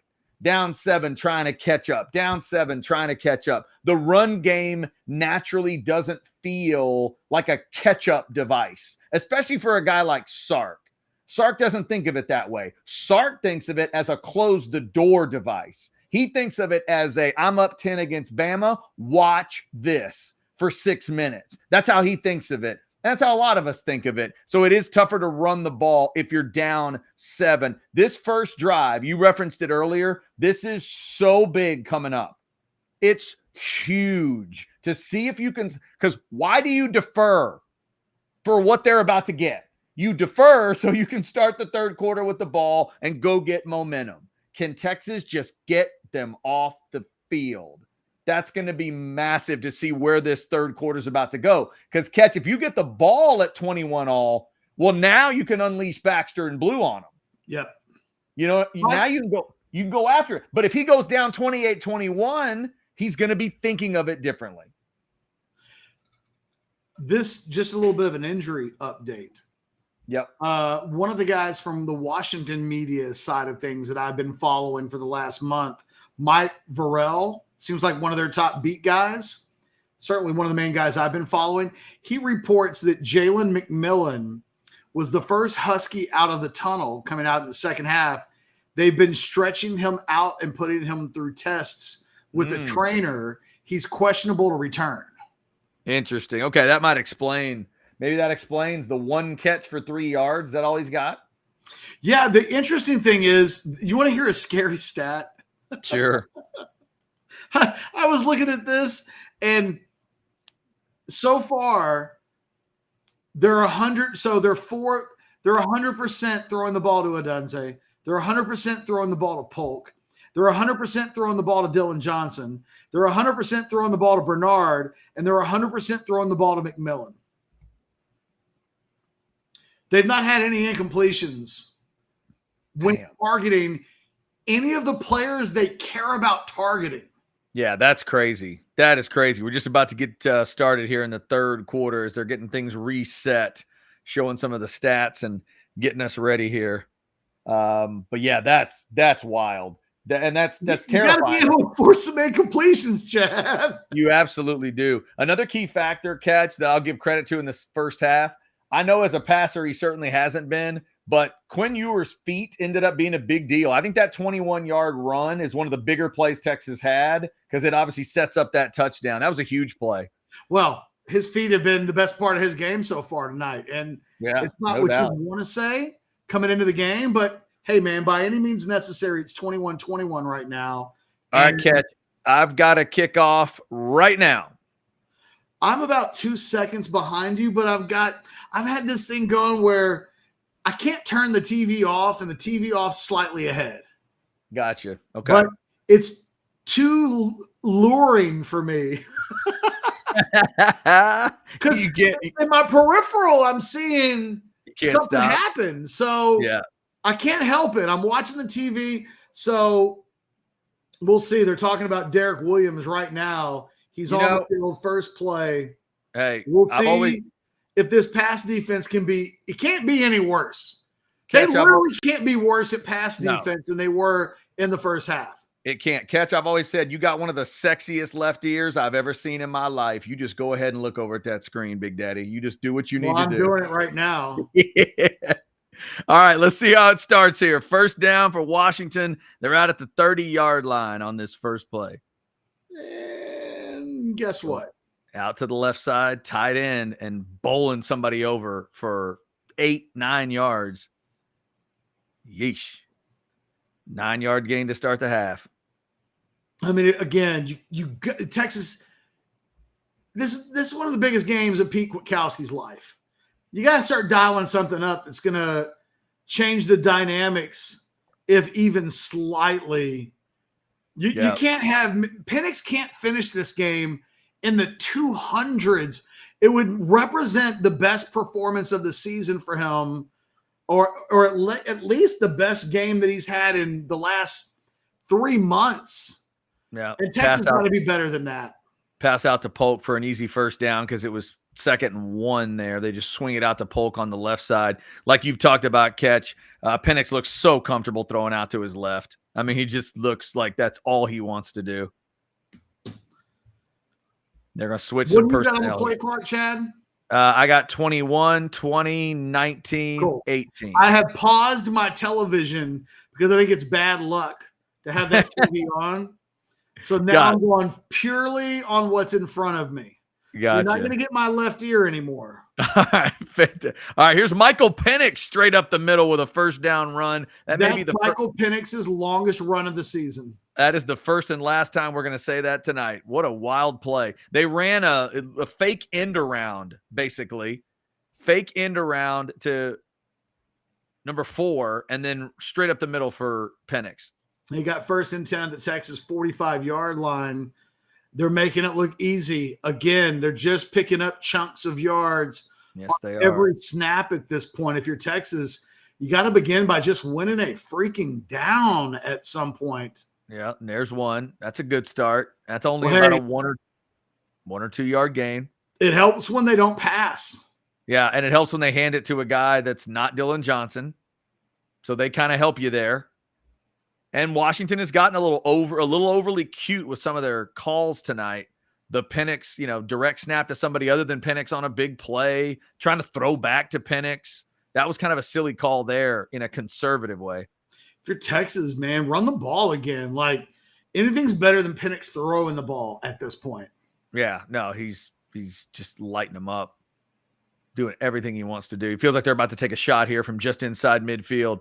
Texas bringing extra pressure. They don't get home. Swing Penix out is to the able right. to throw it out to the right. But you know what? Nice job. They get him on the ground, and it's going to set up 3rd and long. They throw to that guy they just handed the ball to. Texas will take 20 getting the ball all day. No disrespect to 20, but that's who Texas wants to get the ball all night. And Chad, maybe they finally figured out they got to start blitzing. Because that time they brought pressure, and Penix felt the pressure, got rid of the ball, I think, earlier than he had to, throws it out into the flat. And I don't blame him. I mean, he's got that outlet just waiting there for the ball. Now we're looking at 3rd and 8. It's a chance for Texas to get off the field. They've got to find a way. They're bringing pressure. First down. And Penix, that is the ball to Polk. Yep. That we talked about at the end of last week. That's when he lines up on the right side, Chad, he's the guy that works that sideline. And they've just played pitch and catch there. Texas playing way too far off the ball. Yeah, that was you're right, way too far off. That was McMillan, wasn't it? Was it McMillan that caught that ball? I think you're right, yeah. Yeah, it was 11. Yeah, you're right. Way too far. I mean, the defender didn't back up at all, and the receiver still cut 2-3 yards in front of him. Washington now has the ball 1st and 10 at the 32. Oh, my goodness. A little swing out to the left, and Polk got all he wanted. First down again. I mean, Texas looks helpless right now. You wouldn't know that Texas has an NFL-level player on their defense based on what we've watched in this game so far. Yeah, certainly not in the secondary or at linebacker. I know Jalen Ford leads the team in tackles. He's not playing well.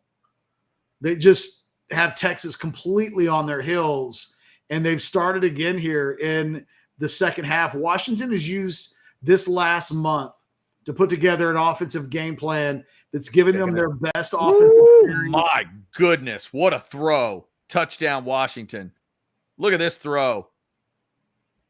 Dear Lord. Michael Penix with a laser beam to McMillan. That's pretty horrible stuff from Texas. I mean, they're not even getting close to getting Washington. No, they let him he got that whole route. He cut just like he wanted it. Nobody touched him. And Penix threw it perfectly. Wow. And now Texas is back in the position of chasing Washington. Yeah. Hey, I suppose it puts the drive they had at the end of the half in real perspective, because this could be a 28-14 game without Texas finding a little something in that final minute. If Texas doesn't figure something out fast, they're going to give up 45-plus points in this game and lose. Yeah, and we talked about it. The last thing, like you said, they wanted was 28-14. Didn't give that up. And 28, I was going to say it at one point, 28-21 is, ends up being not the worst thing in the world. You don't want to give that up, but at least it's not the 28-14. But like you said, now they're chasing again. What's the psychology of this next drive going to be for Sark? Down a touchdown again with, frankly, Catch, a quarterback he can't have complete trust in right now. What's his feeling about 3? How does 3 feel about himself? How does 3 feel about the rest of this offense? They are getting that put on them by Michael Penix, and they have got to, and they're trying to find themselves at the same time. It's an interesting place where Texas finds itself, because we all thought, if I told you, Catch, it's 28-21 early in the third quarter, you'd say, woo, shootout, here we go.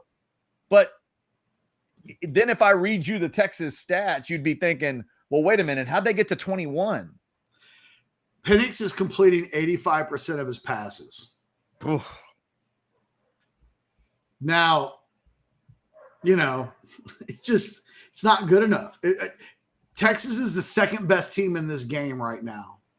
And it's not that they can't win this game, but they're not going to unless they start raising performance levels everywhere. Yeah.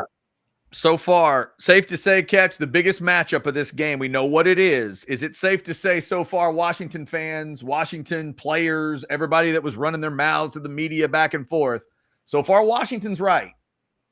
No, so far Washington is the better team in this game.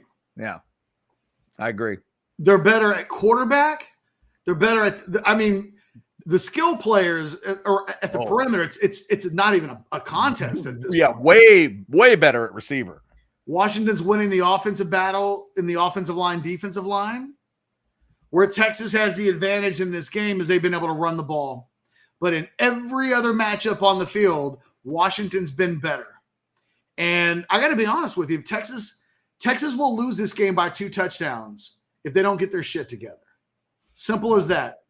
The way this game is unfolding, look, Penix is 17 of 20 for 311 yards and 2 touchdowns. He's completing 85% of his passes. He's got a 248.6 quarterback rating. He's roughly 150 points better in the quarterback efficiency than Texas and Quinn Ewers. So, there's I don't want to be negative. I'm telling you what's happening. And if you're a Texas football fan, it either gets better or else. or else this game will end. Texas will lose this game 40-something to 30-something, and there will be a whole lot of what ifs. By the way, Keelan Robinson in on that kickoff return to open up the that's fascinating. I don't know why you wouldn't have Jaden Blue back there at this point, but whatever. Curious to say the least. Yeah.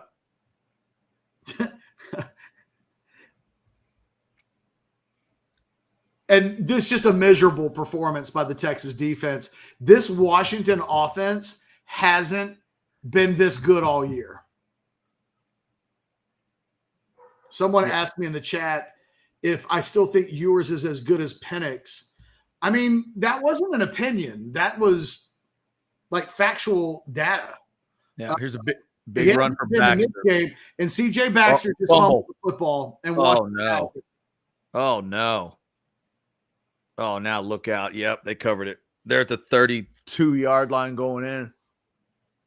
And that was that Texas is in trouble. They're already up. Yeah, and here's the extra bad part of it, Catch. You're already, their turnover gave you a score, but they're already up one on the score, as we've talked about, and making you chase. And now they're playing better football. And Texas, if Texas's defense doesn't come out, I keep saying it, like at some point you just stop repeating yourself and you're getting your ass kicked. But Washington, if Texas doesn't make a play here, I mean, at worst, Washington's going to be up by 2 scores. Right. If they go up 14 and don't make a mistake, I don't know how Texas will catch them at that point. But based on what we're seeing from the defense. Boy, and they're throwing it right. Penix taking a shot. Look at that. I tell you what Penix is doing in this game that's unreal to me is he's succeeding in significantly in doing the thing that he supposedly doesn't do well. They're killing Texas on the right side of the field, and that was Jahdae Barron getting beat by a tight end there, by an H-back. He was in coverage. He gives up the reception. Washington in the red zone now, knocking on the door of another score. Boy, they're just better than Texas right now. Yeah, when Penix gets going, man, the accuracy is crazy to watch. I'll tell you what, man, Steve Sarkisian and his staff had a month to get ready for this game, and it feels like Washington's had a year to get ready for it, and Texas has had 10 minutes. Yeah. Just based on there's literally nothing that Texas has tried that's worked.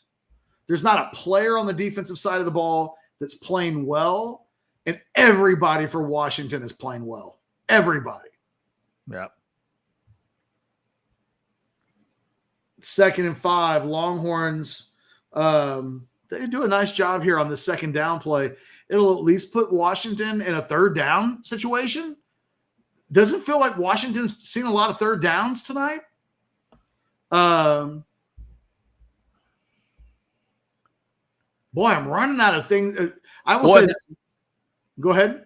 I was going to say that's the weirdest thing about the only thing Washington hadn't done well is convert third downs. They haven't done a terrific job of that tonight but they haven't been in many of them. They have not been in many of them. It's 3rd and 3.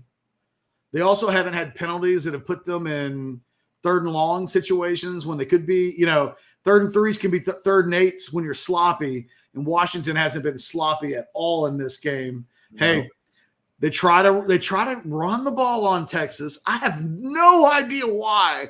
I don't either. It's the opposite thing on this game right now. You think Texas should run if they can. Washington should absolutely throw if they can. Well, they're going to get a field goal opportunity out of this. There's an injury on the field, but it's going to be 4th and about 3. So I would imagine they'll take the 3 points to go up 10. Nice job again. That time Ford and Burke join in on the play to initiate the stop. Those have been the best 2 players for Texas in terms of tackles, in terms of somebody on defense having a pulse, and they team up on that play. There's 8 minutes to go. What does it say? 10:30? 10:30 to go in the third quarter? Yes. Presumably, Washington will come back and attempt a field goal on 4th and 5 at the Texas 9. This is pretty easy decision here, but it's barring a really poor field goal attempt on the behalf of the Huskies, Texas staring down the barrel of a 31-21 game. No reason to panic when you get the ball back, but you don't have to panic, but you got to get points. If you don't get points, you're really putting yourself into a position where you might get run out of the building. Yeah, Go ahead, Chad. No, you're right. I was just going to say another disturbing stat that I just peeked at, Catch. Almost 24 minutes of time of possession for Washington. Not something we necessarily thought would happen, but I pointed out as we were leading up to this game, that last game against Oregon, they had like 37 minutes of time of possession. They converted well on third down, which is what they're not doing tonight on third downs, but they are keeping the ball. Like, just think to yourself about this game. How much has Texas possessed the ball in a game where they're running like crazy? I mean, you would think that would lead you into a run the ball, control things, time of possession. It's just not what's happening. And now if it goes to 10, it doesn't necessarily feel like it's completely impossible at 10. 10 would be a victory here for Texas, but man, they're going to have to figure out a way to stop this offense. And they're just in they're just in a really tough spot now. And the other thing, Catch, they showed a shot of Tavondre Sweat on a stationary bike.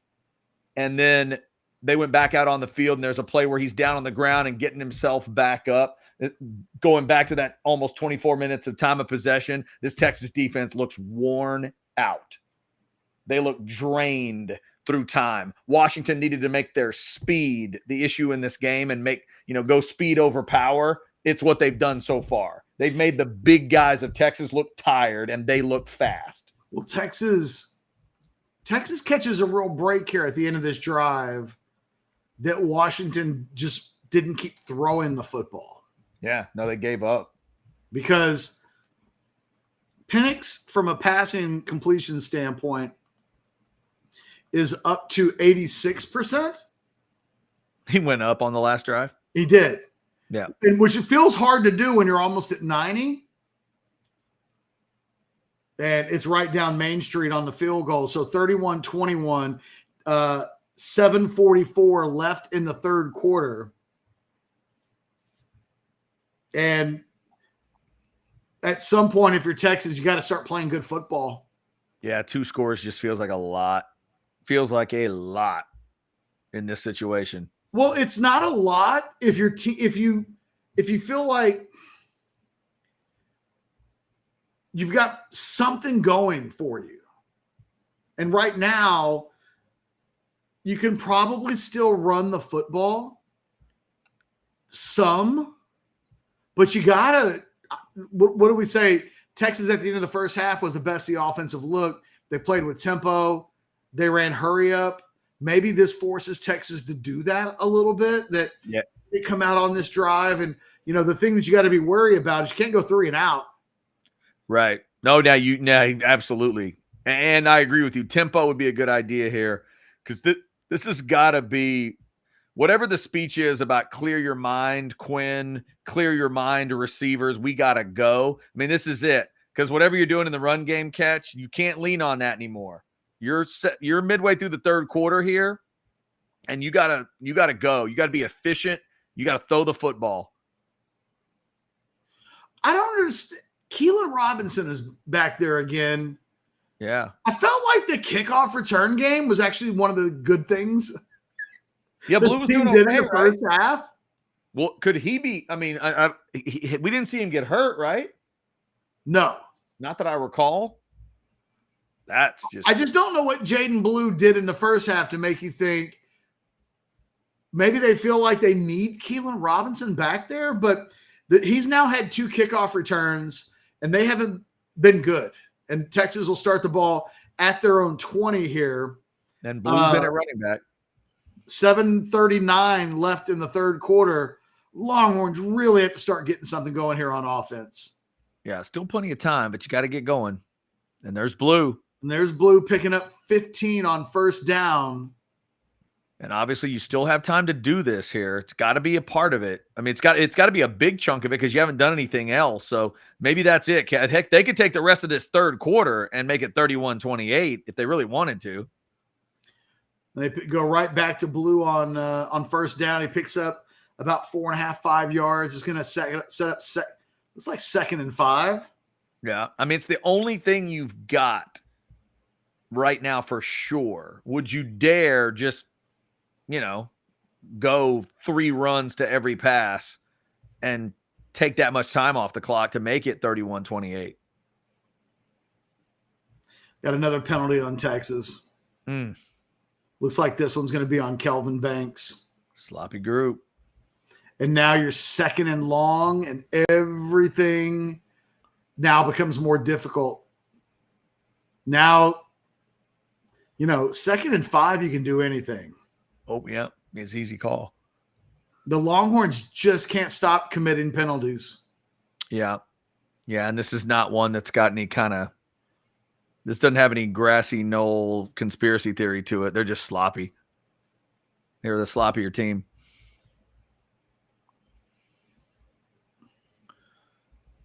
Well, hey, I mean, first completion of the game to Adonai Mitchell. Welcome. Yeah. Welcome to the game, Adonai. How do you let the 120th pass defense in the country completely smother him and make him nothing until this point of the game? That's crazy. I'll tell you what, if you survive this game, I don't know that these receivers want to meet Michigan based off what's happened in this game against Washington, but this is a monumental 3rd and 5. I'll tell you what, it might be 4-down territory if they can pick up something here. Probably not going forward on 4th, and it's not even close. Oh, wow. They're going to have to punt. Yeah, Ewers bailing out backwards. Couldn't find Sanders. I think who he was looking for over there. Good blitz by Washington. Got right in Ewers' face, and he couldn't do anything. And I think you're right. You got to punt here. It's just not – it's poor offensive line play by Texas. They got outnumbered. Yeah. And Ewers – oh, that helmet might have smashed the ground a little bit, the back of his head. Hope he's all right. Yeah, Sanborn's in. Well, I'll tell you what. Washington now, they've got Texas in check. Absolutely. And if Texas doesn't make a move on the chessboard here and figure something out, it'll be checkmate in 5 minutes. Yeah, no, a touchdown and it's over. It really is. Like Texas will not chase 17. They can chase if it's a field goal, it's different. They can chase 13. They're not chasing 17. Well, they've only got 21. So to be down 17 when you've only scored 21 and you haven't been able to show that you can slow down the opposing offense, Washington doesn't look like a team that's done scoring tonight. So, this game might be over and we just don't know it. But at some point, we keep saying Texas has to start playing good football. We're deep into the third quarter now, and that's not happening. Yeah, you're right. It's just been rough on all accounts. Just not a prepared group. And Catch, I'm trying to go through. Texas loses their linebackers coach going into this game, but he's a part of the game, correct? What's that? Choate is a part of this game, correct? Yes.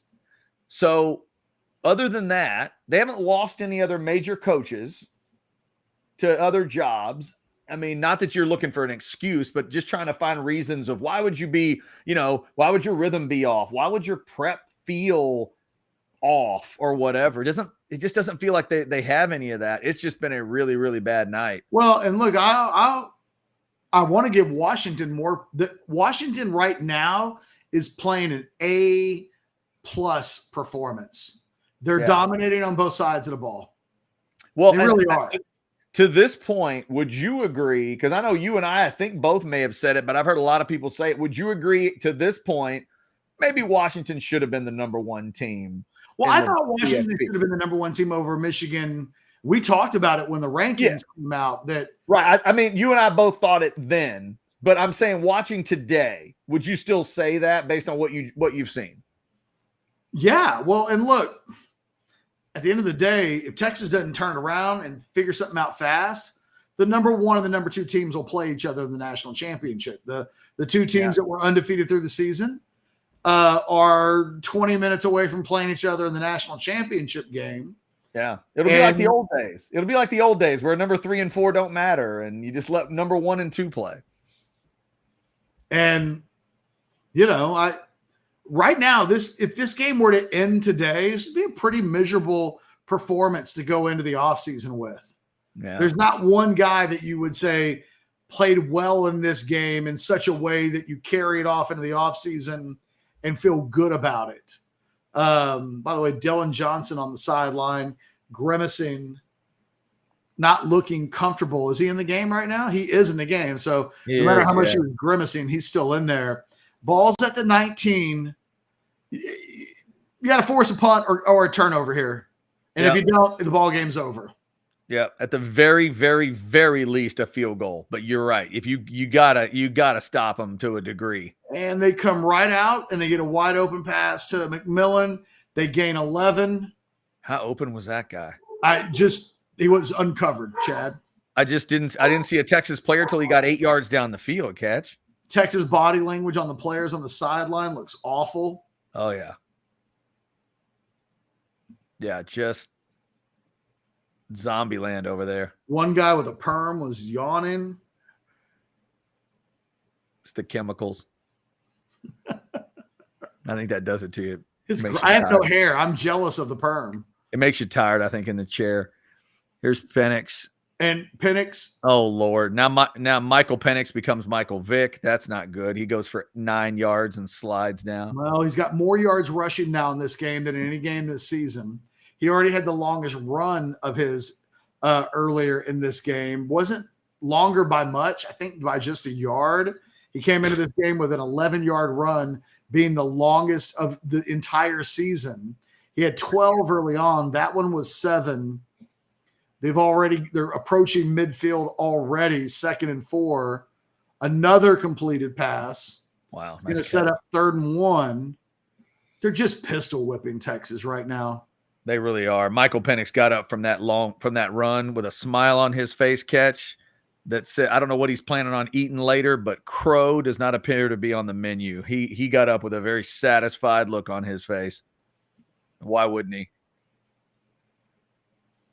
It's kind of crazy that Jack Westover is having a bigger game than Xavier Worthy, Adonai Mitchell, and Jatavian Sanders combined. Yeah, that's the guy that our Washington guy said would be the other guy if there was one. I asked him who'd be the one to get the big touchdown catch if it's none of the big main guys, and he said Westover. Washington converts. It's 1st down, 1st and 10, just about past the 40. I think Sark knows it now for sure if he didn't already. That look on his face tells you a lot. 3.5 to go, 3rd quarter. Time of possession going up to 26 minutes for Washington. Man.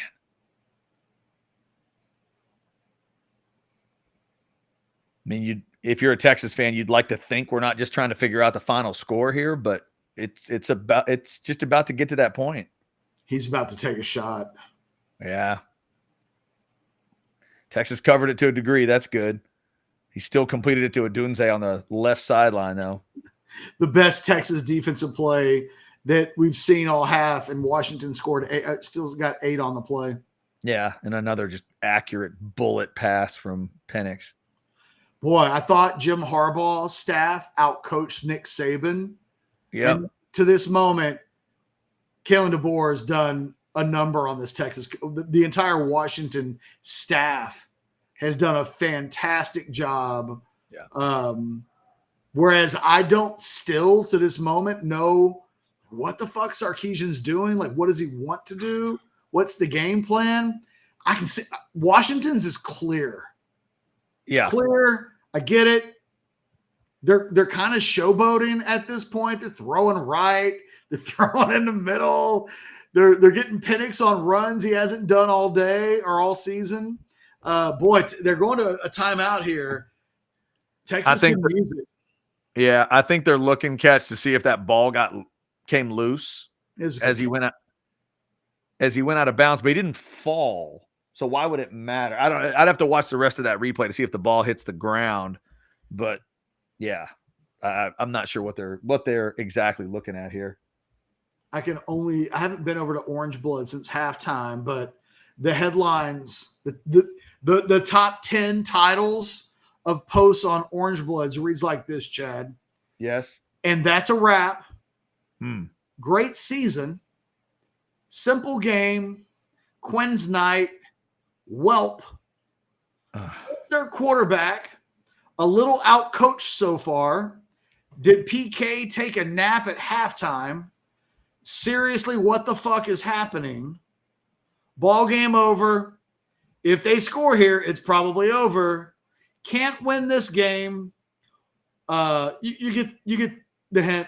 Yeah. Oh my God. All right, let's grab some super chats here. Joey with a $2 super chat. You got a blitz. Rushing 4 isn't working. That was a while ago from Joey. Joey, I think you're right on that one. Another $2 super chat from Tren. How are you supposed to stop them with free releases? I think that's a fair question. And if you want to add a question, room temperature Bush Light. That's one of my favorite names I've seen on the chat. $1 room temperature. If you've got something to add, please. There it is. This sucks. Might as well put Arch in. Oh man. Room temperature. It's a rough evening. By the way, everybody, thanks for watching the Arch Manning video from the other day. Yes. I think that's close to 80,000 views in less than 48 hours. That was wild. That was at 48 hours. Absolutely wild. I wish the team had played with as much energy for Texas fans as you guys put in to watching some of the videos from the prep of the game, especially that one. Yeah, they're coming back and looking at that. They gave him the catch, I think, because it's only second one. So they gave him that catch. So Texas not even getting that kind of a break. Here's a little screen pass out to the right. First down again for Washington and more. Another 16 on that play. Down inside the 40. Anthony Hill making a tackle, but this game's 3 plays away from being over. Yep. 30. And like I said, it may be over and we just don't know it yet, but this has been a bad third quarter. The third quarter is almost over and Texas has outscored 10-0 in the quarter, and it might be 17-0 in the third quarter. Penix is 11 of 11 for 112 in the third quarter. Oh, jeez. That's bad. It's almost hard to you almost forget that it was tied at the half at this point. All right. Volleyball clap. It was an incomplete pass, Chad. Big play. It's 11 of 12 now. Every little thing matters. $2. Tell Coach P it's hands on sight. All right. Ooh, we saw an incomplete pass. I almost don't even know what to do with myself, Chad. Hey, second and long. This is what happens if you don't get anything on first down catch. I know you haven't seen it in a while, but this is what happens. Second and 10. My anticipation is that they pick up an 8-yard gain on this play. On a little out route where somebody's not covered. Oh, my God. It's Penix again. Why is Penix? Yeah, that's Penix. So, no, that's Steve Young. So he just picked up his second longest carry of the season for the second time in this game. He's got 3 of them tonight, I think. We had 1 for 7. Okay. That one was a pickup of – how many yards did he pick up on that play? Picked up 13. So before he had picked up 12. That's his new long for the season. Yes, they're gonna kill this quarter. Either way, they're about to kill this quarter. And they may start the quarter, with like a field goal, whatever, but they're gonna kill the third quarter with this drive. They're gonna kill this third quarter, and Texas is gonna have been absolutely owned in this third quarter. Yep. Absolutely. Owned. There's no other way to say it. I mean, look, we'd like to be positive. Meanwhile, where Penix is now 12 of 13, Yeah. by my count, yours is 1 of 8 in this quarter. Whew. Man. Because he finished the half at 9 of 18, I think. Because he was 5 of 12, and then he went 4 of 6. He's 10 of 20 right now. So he completed 1 pass in that third quarter. And that was the one to Mitchell. Yeah, good grief. Let's see. Here we go. 1999. Kevin, thank you so much for that super chat. Washington has answered has answered or an answer for everything Texas tries. Chad, it's late, man. He answered. Answer, yeah. It's a lot of words, a lot of letters. Yes, for everything Texas tries, out coached. No doubt about it so far. A lot of experience in this game, Catch. You can feel Michael Penix's experience. And, assuming this continues, when Texas fans get the chance to, pull apart everything and assess the season, there's maybe just going to need to be that, that step that, hey, Harbaugh didn't make that step the first 2 times, but he got it today. Jim Harbaugh figured out a way to put up the fight in the CFP game in advance. And now he's gotten to his first championship game. Steve Sarkisian and his staff tonight, I mean, we would imagine after the game, if this keeps up, if they don't play a better fourth quarter, obviously, he's going to have to eat it, and so are his coaches and so are his players. They just weren't ready for this moment. It's the next step they've got to take. Clearly, they took some steps this year. This is going to be that next one. Not just get there, but how do you get there and be ready to go? They weren't ready tonight. Well, for the first time all season, Texas is being outclassed on the football field. Yeah. I mean, Washington's been better than Texas almost in every way. And, I'm curious, from a run game standpoint, Washington, they're up to 90 yards. I mean, Penix is responsible for 31 of those. So, no, they haven't been able to consistently run the football, but they're going to finish this game with over 100 yards rushing when it's all said and done. And when you've thrown it for 372 through 3 quarters, you can run for 100, and it means you're almost at 500 yards of offense. Good grief. And where have they gotten Dylan Johnson in terms of carries? He's at 17. Okay. Yeah. It's 37 yards, but it's 17 run attempts. Yeah, and I kept looking at that number 20 because that's where they've had him 4 out of the last 5 games. If they can get him up over 20, that's where they'll want that to be. But now they don't. I mean, like the way they're throwing it just doesn't matter. You just get him that to get him that. Again, 38-21 will be way too much here.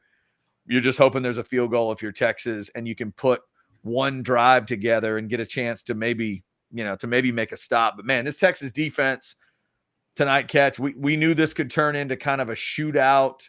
It could turn into a shootout type of game, but you thought maybe Texas could make a couple extra stops. That's what Kwiatkowski was hoping, right? A couple stops where you give up a field goal, not a touchdown. Well, here's a perfect time. Give up a field goal here instead of a touchdown. Secondary strategy cannot be the same for next year. Ironically, that's what people were saying about last year. So,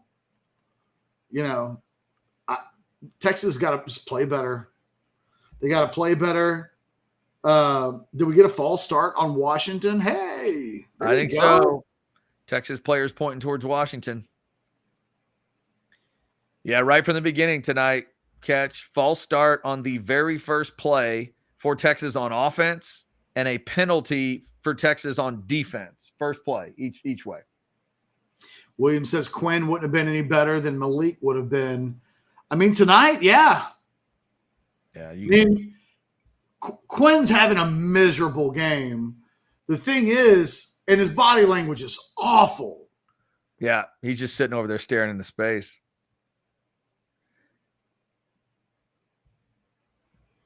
Third and 10, Texas gets a little pressure. He goes right, and they force. Oh, it's going to be 4th and 10. This at least keeps you within 2 scores, Chad. I mean, yeah, you force the field goal. That's what I just said, right? So Kwiatkowski kept saying if they get field goals and not touchdowns, then we're good.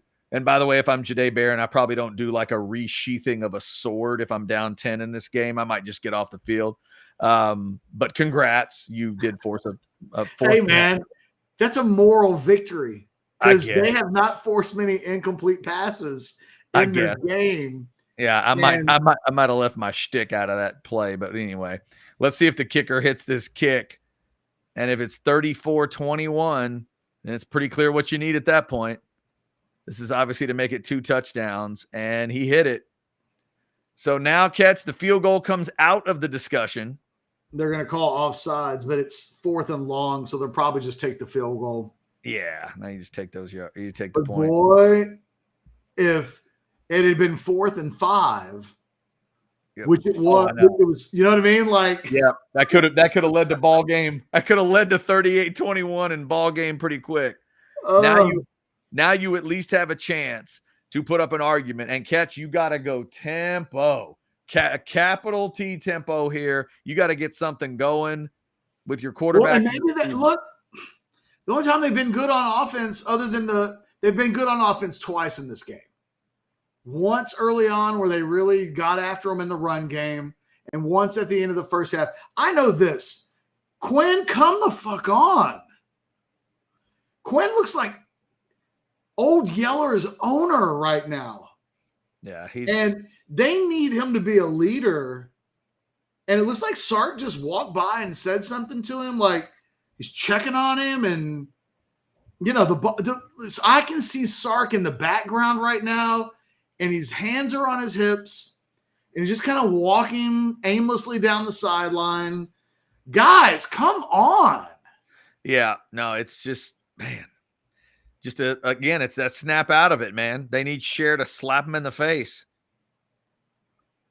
And if you're Texas, and that's not what you needed, and now you muffed a kick. Well, Keelan Robinson's put his imprint on this game, and which I don't understand. Again, why? Catch, he just reached down to field that fumble with his right hand. Only because his left hand is in a cast. Let's not bring up throwing to a receiver with a broken hand, but in this case, you're having a guy return kicks that's got a broken hand. He's got one hand. He's got one arm. And the other guy was doing pretty well. It's a very small part of this game, but it is part of it. I don't know why they felt never mind. And then the TV broadcast, I think, is intimating right now that maybe Ewers has hit the back of his head on that sack, and they're wondering if he's a little dazed because of that. I think that's. I mean, that would mean, is he playing with a concussion? Like, we need to start saying the quiet part. We think he banged his head, and he may not all be there. Well, and they're reporting from the sideline now, but right now, I don't have the sound up. Obviously, I don't know what Katie George is saying, but Arch Manning is being shown with a helmet on right now, for whatever that means. The other times they showed Arch, he did not have a helmet on, if that matters. I'll tell you what, guys, don't worry. Quinn will be back next year. Now there's a throw, Quinn to Sanders. I hate that we're in this part where it feels like and now they're showing that. And now they're showing the media day picture. That was pretty innocent, I have to say, but the optics are awful. No, they're terrible, and that's why I brought it up earlier, not because I thought it necessarily meant anything. I just remember thinking to myself, like, I hope everybody takes that the way they need to take it. Because you can say it doesn't matter, but if you feel like it matters, then maybe it matters. I don't know. The thing is, it's stunning how poor. Man, nice play by Jatavian Sanders. 2 straight catches for Sanders, and he just showed what kind of athletic freak he is. It's a shame we don't get to enjoy this as much as we should be able to. Drag route, and then this wonderful little tiptoe down the sideline. Texas trying to get that tempo going we were talking about. Here's a swing pass back to Blue. Woo! Down inside the 30. Here goes Jaden Blue. Down almost to the 20. And he fumbles the ball. Oh, hang on. Did he fumble? Or was he already down? The official's acting like he thinks he's down. The officials just froze and decided to do nothing. The Washington players wanted he him to call. fumbled. Oh, my God. That's an easy fumble. It's a turnover. Yeah, that's an easy fumble to call, and you got a clear recovery there, don't you? He ran into the back of Gunnar Helm and fumbled. Oh, no. And, yeah, there's no way. There's no way. way. The game's officially over, Chad. Yeah, there's no way it's anything else. Look at – yeah, there's no way. I'm honestly out of words. Yeah, there's no way it's anything else at this point. No, it's easy. You got a clear recovery by number 10. Somebody tries to come in for Texas. Hopefully Worthy's okay. Worthy tried to jump in there at the end. No, maybe Keelan Robinson did need to be in the game. Oh, good grief. Is this what it's like to cover the Aggies? After all that, hey, now. I don't. Well, catch. It's January 1st. So, no, this is not what it's like to cover the Aggies because it's been a while since the Aggies played on January 1st. Texas was just about to make this a one-score game, and Jaden Blue fumbled the ball off of Gunnar Helm's ass. Oh, no. Don't go there. I mean, that's what happened. Damn. Like you can't spell butt fumble without UT. Is that what you're saying? You can't. It's a good call. That's wrong. How dare you? How dare you lead me to that joke? I mean, what do you mean me? I wouldn't have said that. The ball because I ran into somebody's butt. You could have said Gunnar Helm and just left it. You said Gunnar Helm's ass, and then that made me think, ran into his ass, and that made me think a butt fumble. And then it was a butt fumble, Chad. Like I know. We got to be able to say the quiet things out loud. I know. We try to be as honest as we can. This is not a situation where Texas fans want to hear honesty. Well, now you've got Baxter and Blue with real critical turnovers in this second half, and this is a team that's missed Jonathan Brooks tonight in a big way. Yeah, and it's not something I necessarily thought we would go back to, but you're right. You're absolutely right. By the way, my prize picks tonight, oh my God, have I lost so much money. Well, I can't imagine. Yeah, I was going to say can't imagine because I'm assuming you went with a lot of Moores in the passing game. I had Adonai Mitchell in everything. Yeah, I would have too. I thought geez. When I tell you I am losing, I'm losing my ass. What was wasn't there discussion about, he told, like he's got 4 playoff games in a row where he's caught a touchdown, and Quinn told him it needs to be 5 and that whole vibe. And man, just not an edge to this team. That's the next step. Like I said earlier, Catch, Sark's got to figure it out. How do you get the edge?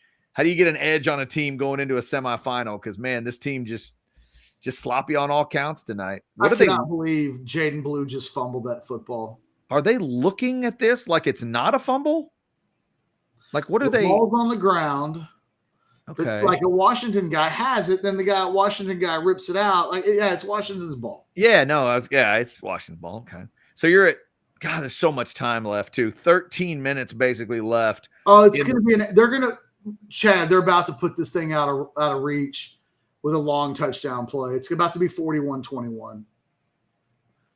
There's no doubt in my mind that Washington's about to hit a big play. First play was an incompletion. They've got Texas on the ropes, and the only thing missing is the put it away play, and we're moments away from seeing it. Interesting shot on the sideline they're showing right now. They're showing Tashard Choice going after the running backs, talking to Jaden Blue. And yeah, their turnovers are a big part of why this team's losing by 13 points right now. Yeah, trying to fire them up. So rough because it's the one thing they had tonight was these running backs getting them some big yards, and then, but like you said, two big. Oh my God, he's wide open. Wow, it's pass interference. That actually is the best play that a Texas cornerback has made all night. Yeah, if Penix lays that out a little bit, that's an easy touchdown. It's only a 15-yard penalty. That's a Dunze Brooks on a Dunze, wasn't it? Yes. Yeah. And Brooks just let him run right by him. I don't know Wow. what that is. Yeah, he never touched him. And thankfully for him, and Dunze played it right. In fact, the Dunze should have gone into him even more. They've been embarrassing tonight. He got the call. Boy, yeah, it's just a bad group tonight. They have not been good. And I'm not shitting you when I say that's the best play they've made. I mean, they a 50-yard play and turned it into 15 yards. That's as good as it's been tonight. That's the best non-tackle a defensive back has made. And here comes the gimmick play. They're going flea flicker. Yeah. Yeah, they're just messing. That's the best that they've actually. Hey, that's like that's a win. They got an incomplete pass. All right, there you go. Good job, guys. Come on now. Second and 10. That may be the sickest part, Catch. I think we've seen about 4 or 5 second and 10s in a row, but it hadn't really mattered. Kevin says, hold on. Kevin says, this sucks. I'm trying to pull it up. There it is. It sucks, but y'all keep it real. I mean. Yeah. Thank you, Kevin. We try. Not much else you could do at this point. Yeah. I mean, what's it sound like if you're not at this point? Oh, God. Yeah. That's when it would be like, that's Catch what it would be like covering the Aggies. Because there'd be a lot of not real going on right now. Oh, the thing is, they've been so bad in the second half. This game was 21-21 at halftime, and Texas had momentum, and Washington had the ball. And as it turns out, Washington having the ball was bigger than Texas having momentum. And Texas hasn't had momentum since. And every time they've remotely been close to maybe gaining some momentum, they've just thrown it away. Yeah.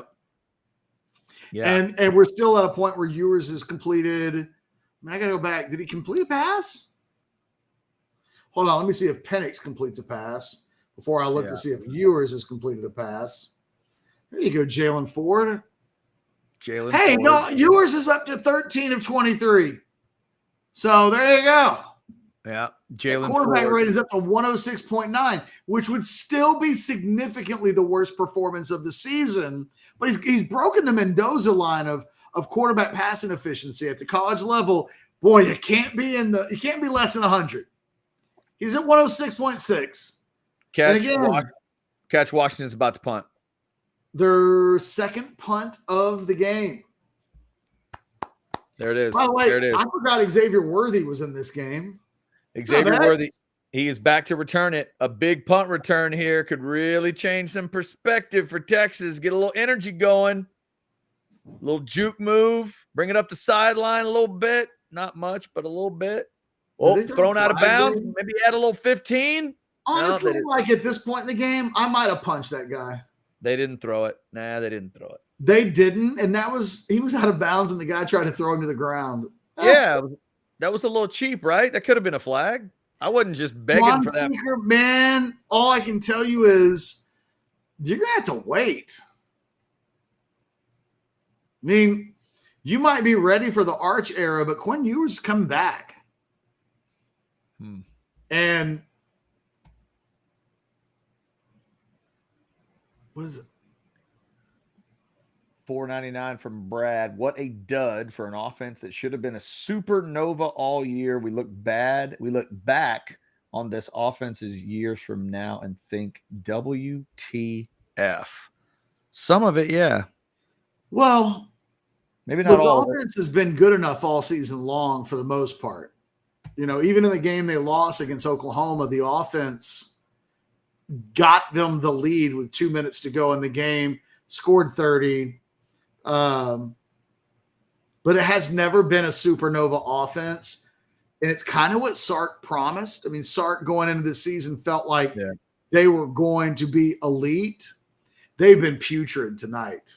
I mean, yeah. This is by far, I mean, as the game went on, you were saying this might be, the worst performance we've seen. I mean, I can't think of anything that we would even put next to it. You mentioned the Wyoming game earlier. I mean, $2 Sean. I feel like an Aggie fan tonight. Sorry, Chad. I don't know if that would be the exact comparison, but I get what you're saying. Texas TV, you're not alone. I mean, this has been a game where they've missed Jonathan Brooks, really missed him for the first time all season tonight since the injury. And I know he hasn't missed a lot of games, but they really had run the ball okay. And, they've survived that injury tonight, the 2 turnovers at the running back position on a night when your quarterback has sucked. It's, you can't win. And yeah, they're not going to win tonight. Catch, I'll say it. From what we saw early in the game, if Jonathan Brooks is healthy, 258 yards. That would be my conservative guess. Well, if you combine Blue and Baxter, you're at 111. Yeah, I think those two guys are averaging over 7 yards.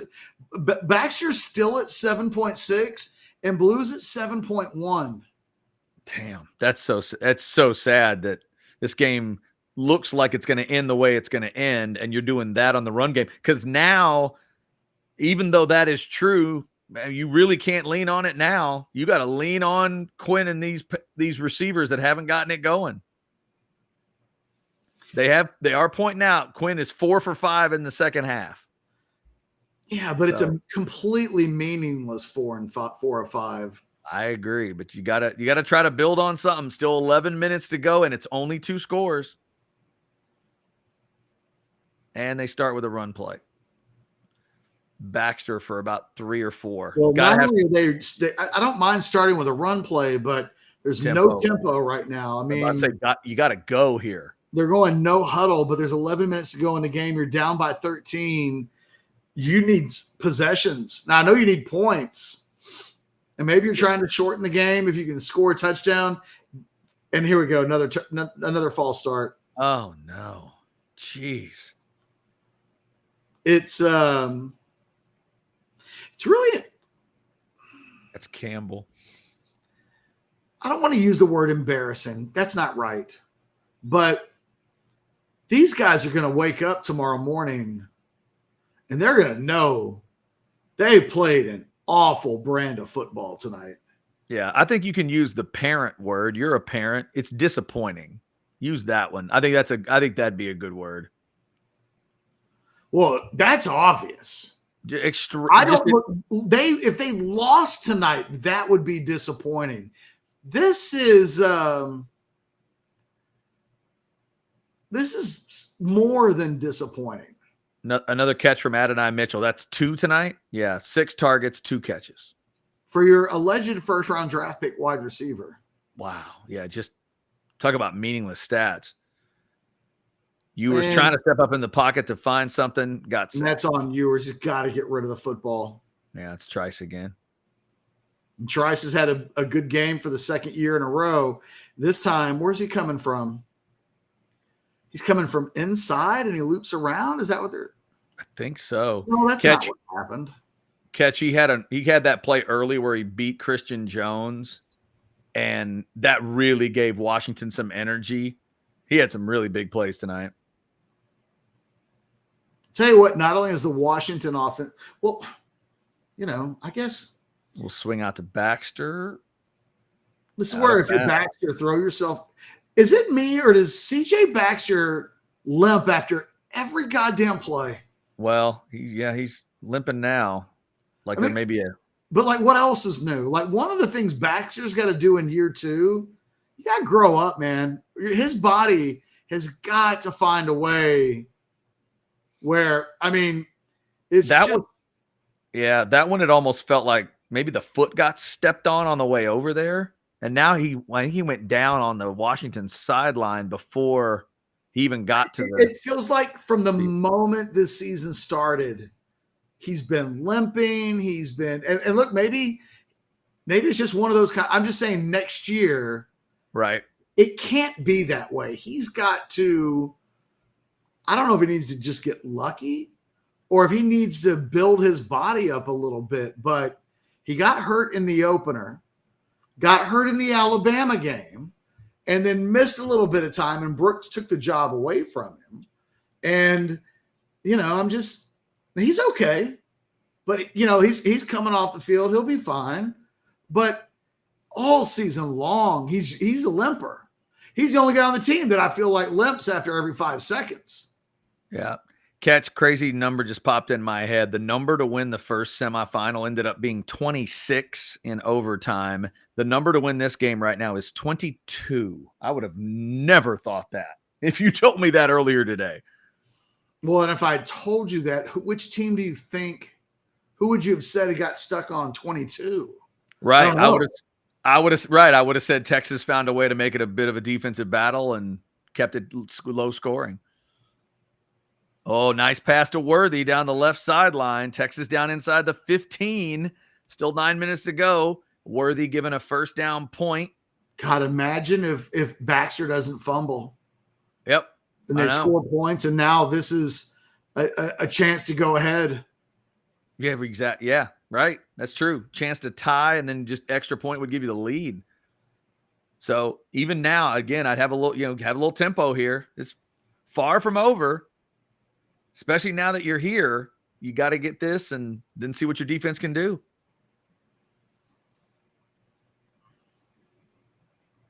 Ewers, little dump pass down to, is that Sanders? No, that's Juan Davis. Wow, Davis, yeah. Sure. There you go. There it is. Sure. Okay. Yeah. Maybe they blame Gunnar Helm. No, Helm's on the field. So maybe, they took him off the field because of the butt fumble thing. Yeah. Quinn Ewers, 4 for 4 on the drive. So maybe he's now 8 of 9 in the half? Yeah, that's true. Maybe too late to find the rhythm. We'll see. Ewers, slant route, and he missed it. He had a wide open Xavier Worthy, and he just threw a bad ball. Yep, low and behind him. By the way, this super chat did make me laugh. From William, let the Applewhite Sims era live again. Why would you do that, William? Oh, come on, William. Why would you do that? We're just trying to process what's going on here. We'll get to that when we get to that. Quinn is still the guy. Calm down. If he takes another step similar to this year, no one will doubt him. I mean, okay. He is still the guy. I mean, I'm sitting here telling you right now, he's the guy next year. But, he's not played well tonight. It's kind of as simple as that. Pitch to Jaden Blue, got a first down and got inside the 3. We're basically down to the 3-yard line. Jordan, no. We're not doing this. Oh, wow, Jordan. Come on now. Come on. He literally won a Big 12 championship in his last performance and was the MVP, and the Undertaker gave him a belt. Let's not do that. Hand off to Blue down to the 1. JR says those calling for Arch will be grown man crying when he actually plays against any championship level. He's not ready. Guys, let's not eat our own. Yeah. Let's not do the thing where we get it. We've been describing this game. Yeah. I don't know that I like that play, but Adonai Mitchell just got his touchdown. Mitchell. 5 straight playoff games with a touchdown. All right. Some energy into this team. 7:23 to go. Extra point is about to cut this to 6 for everything that's happened. Extra point will cut it to 6.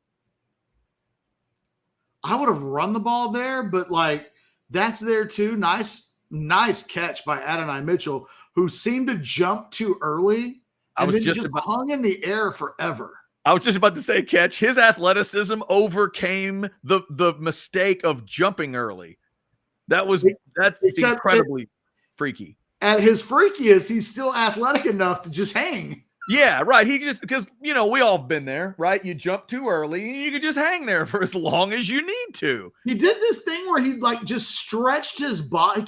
He kept extending his body like one of those animals on the Discovery Channel where it's like he gumbeat it, right? Like his body just stretched as he was coming down. All right.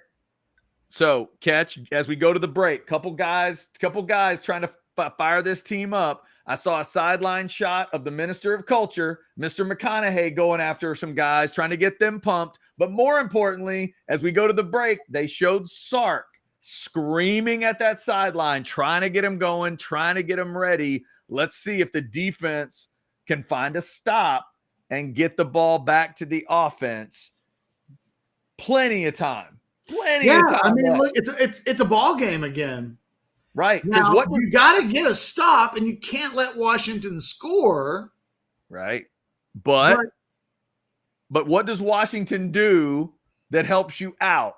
They throw, so the clock's not going to run as long as you can. If you can stop them, you may get the ball back in a minute. If you get the defensive stop you need, because they aren't going to run the ball here. If they do, they're playing right into your hands. If they run with Dylan Johnson on the next play, I'd be surprised. well, I was about to say, like, what when they get into trouble, what is it that they're doing? Like, what they're running the ball, right? Yes, 'Cause but when they're passing, they are. let's reset this.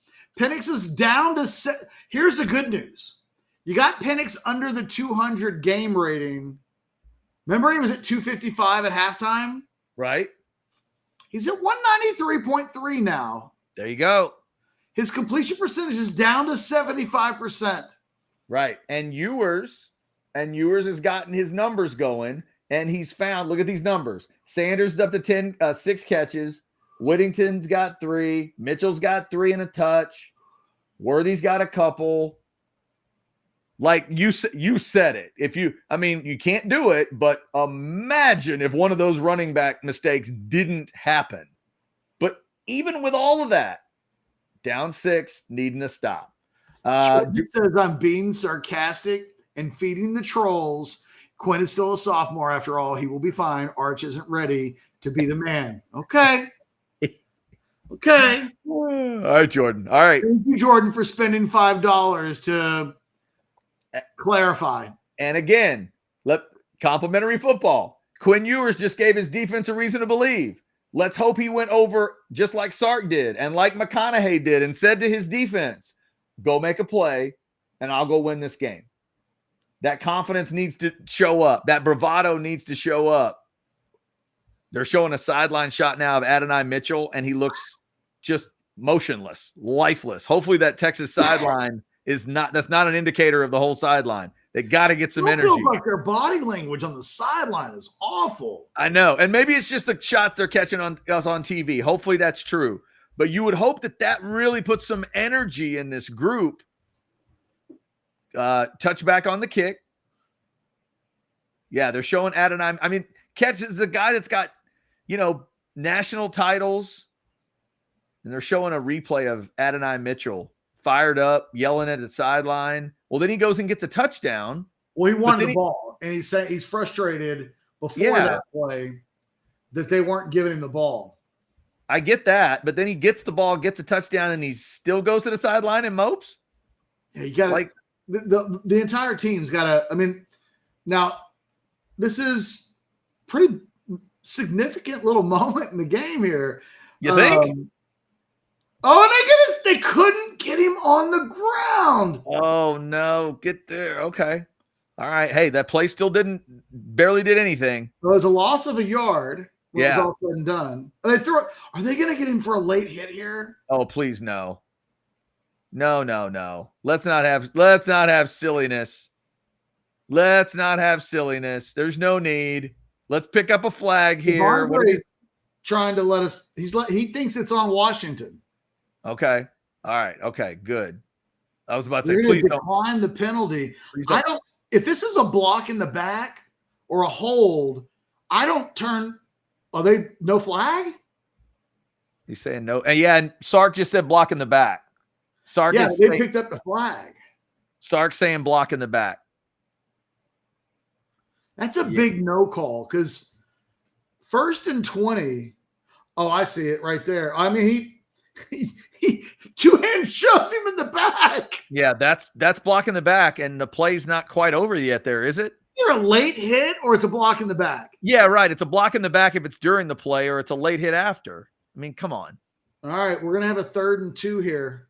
Oh, man. Because they did that thing where they pick up 9, and Ryan Watts can't get him to the ground if he stops that play, it's 3rd and 5. And Ryan Watts can't make a tackle, and it's now 3rd and 2. And those are These are the slim margins that cost you games. Yep. Especially when you're playing a team with this much firepower. You can't give them free yards. And that time, free yards translated to 3. Whatever they do here, this has been one of their downs. They've been able to get short yardage, and they pick it up with absolute ease. There he is again. And I don't think that's their play call on 3rd and 5. But on 3rd and 2, they'll throw it. They just sit him down. It's a veteran quarterback. Yep. Knowing there's an empty they rush 4, and there's just a wide open space, and that's a month's worth of game film. He just knew the way they operate their defense. Yeah, that plays there. That space is there. The 2 guys that converged on him were Watts and Burke. That kind of tells you something about the Texas defense at that moment. Swing pass out to McMillan. Wow, good catch by McMillan. First down, pass midfield. And now. The problem is, Chad, this Texas defense is still the Texas defense. And there's a lot of DBs on the field right now, and they've all sucked tonight. They've all absolutely been wretched. I don't know who of these guys you'd want on the field right now.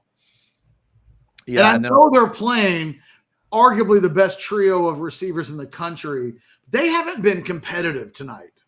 Yeah, and that wasn't even a great pass from Penix. McMillan just went down and grabbed it off the turf.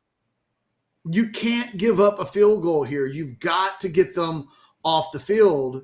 And Washington is running clock, and they're picking up yards. And there's not one goddamn player on this Texas defense that's come close tonight to making an actual play that could help this team win a game. Big sequence coming here because they're not in field goal range yet, but they're about to be. Almost they're in field goal range. About 10 to 15 away for sure. And the clock's under 4.5. Yeah. Going to be almost at 4 minutes when they run the snap here, and they're getting great down and distance. It's 2nd and 3 right now. They snap the ball about 10 seconds to go. It's taking a shot, and Ryan Watts just abused. Great catch by Adunze. Perfect pass. Great catch. Ryan Watts. And he's just looking probably around. Had nightmares about Adunze for the last month. He's just that ball was caught. Wow. Before he turns his head to look for it, he has no idea what happens here. Right. And that's probably the ball game. Washington now at the 10-yard line. They're able to run clock. At worst, they're going to have a chance at a real short field goal attempt to make that. That probably iced the game right there. You need something completely unforeseen to happen here. And, I don't know how likely it is that you can get the ball on the ground. You can barely tackle in this game. Yeah, there's there's a play where Washington helps Texas. They've done that a couple times tonight, but just handing it to the second running back. I tell you what, man, I would throw every single one of these DBs away and go find somebody new based on what's happened in this game. Oof. And I can't believe Malik Muhammad hasn't gotten a call over Ryan Watts. They just keep running out the same guy who's had no success. And I think their best corner has been on the sidelines this entire game. He's out there now on the other side, I think. They finally take Brooks out after that last play. I thought I saw 5 on the near side on that play. Maybe I was seeing a number wrong. Could be a lot of those single digit numbers. I can't believe they didn't call that block in the back. That should have been a 15-yard late hit. Yeah. Block in the back. It can't be nothing. Right. Yeah, exactly. Yeah, I don't understand. It's 15 either way, right? 15 dead ball or 15 live ball. Well, it's a 10-yard penalty, but it would have been at that point 1st and 20 or 1st and 21. Or 10. Okay, sorry, it's a 10-yard penalty, yeah. Or with a dead ball penalty, it would have been 2nd and 26. Right. Then it's 15. And not getting that call. And then the officials haven't dominated this game, and Texas has been its own worst enemy. But I don't know how you throw the flag and then pick it up and say that nothing happened. Yeah, that one's bad. And then the The two, that one, and then the illegal block on a defensive player on Texas is. If you're Texas, I know this. You have to throw caution to the wind here. You've got a blitz. You've got a double blitz. You've got to do something here to make something happen. Yeah, you got to do whatever Rex Ryan would do. Do that. And they brought two, and they were at least able to force an incompletion there. Jalen Ford on the blitz. Tell you what, man, Anthony Hill, I thought was going to be a big player in this game, and he hasn't been. Yeah, and now you got a chance to essentially close the door here, obviously, to get up a 9-point lead if you're Washington. One of the Washington players asked Penix if they're going for it, and Penix is like, no, get off the field. We're going to kick a field goal. At the end of the day, it's been a morbid performance by the Texas defense. That unit will go into the offseason, and I think they're going to feel they're losing some really big pieces, and it's good. Field goal's good. It's a 9-point game. That's it. I mean, this game's over. Chad, it doesn't ruin the season. This is still a year where they make it to the playoff for the first time. They win the last Big 12 season they're ever going to be in. But, boy, it's a bad performance. It's a bad performance that I don't think a single player on that field that would return for next season can feel good about. If you're Baxter, you've had a good game, but you know what? Your fumble early in the game, in the third quarter, was a big reason for the loss. Same thing with Jaden Blue. You look at the receivers. Sanders has got 6 for 55. He may not return. Of guys coming back, not one guy can say, I played at a really high level in the biggest moment of the season. It hasn't happened. And, boy, I think I've got real questions about this Texas defense going into next season. You lose the strength. You lose Sweat, Murphy, and Ford. You bring back most of the secondary that's been wretched tonight.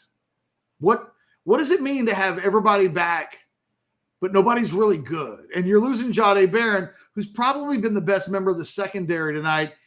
You know, we haven't seen McMillan's name called a lot.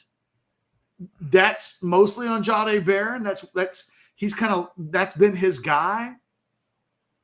I think one of the real disappointing things is that I think it's kind of been revealed that Texas is still lacking in personnel.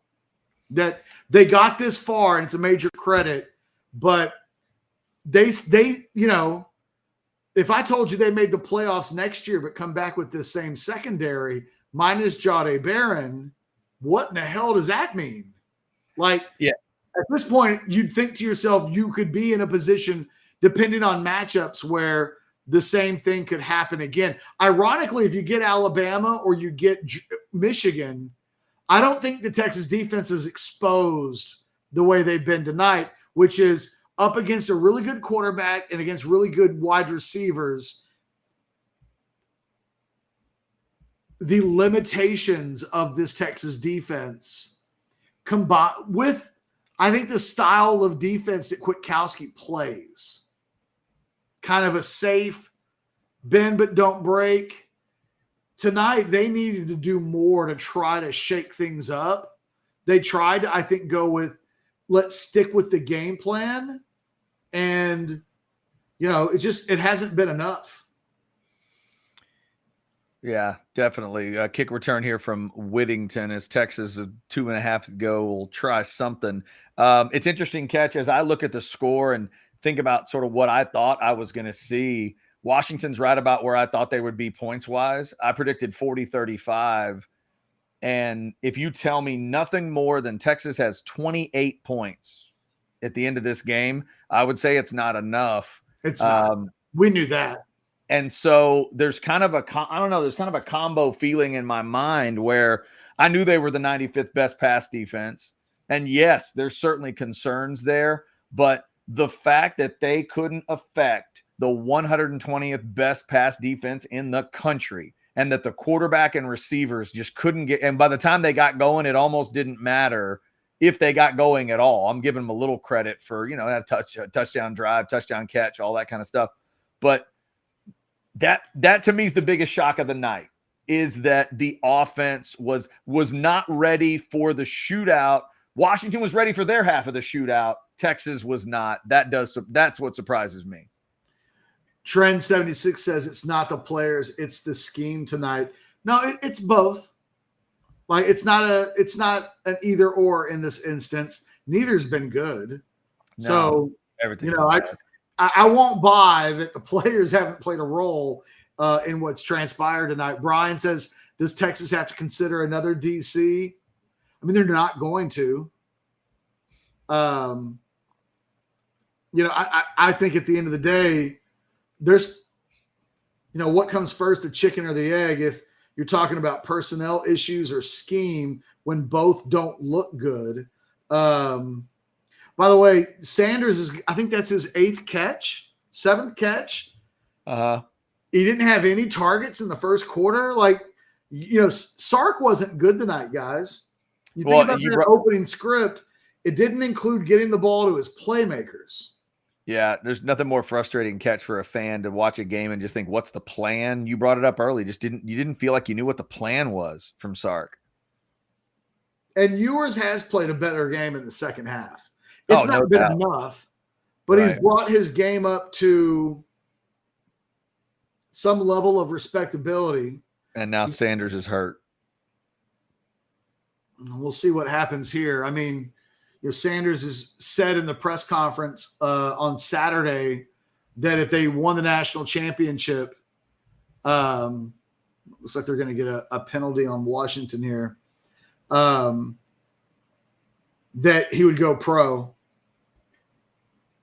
Let's hope whatever this is, let's hope it's nothing major.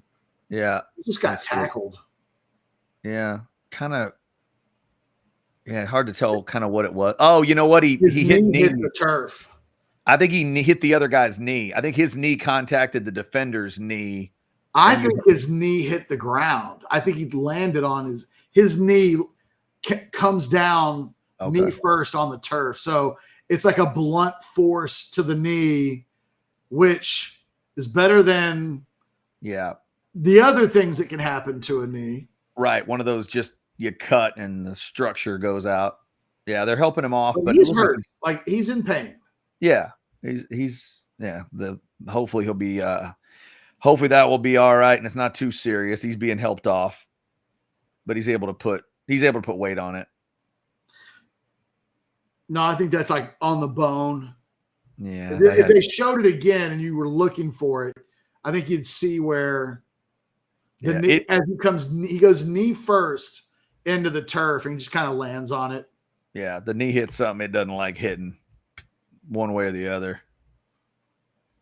Here's Ewers. We'll pass out to Gunnar Helm. Minute 20 to go. Colin says, I live in Oklahoma for $20. Says, thank you, Colin. I live in Oklahoma surrounded by OU fans, and that's what y'all sound like. Y'all are one extreme to the next. Penix is a legit passer. Some of these throws you couldn't walk up there and put them in a better spot. Best offense. Okay. Penix has thrown some amazing passes tonight. I would agree with you on that. I don't think we've indicated otherwise. Yeah, no, I've pointed out every great throw when I saw it. He's been at one point today, Colin Penix was completing 86% of his passes. Yeah.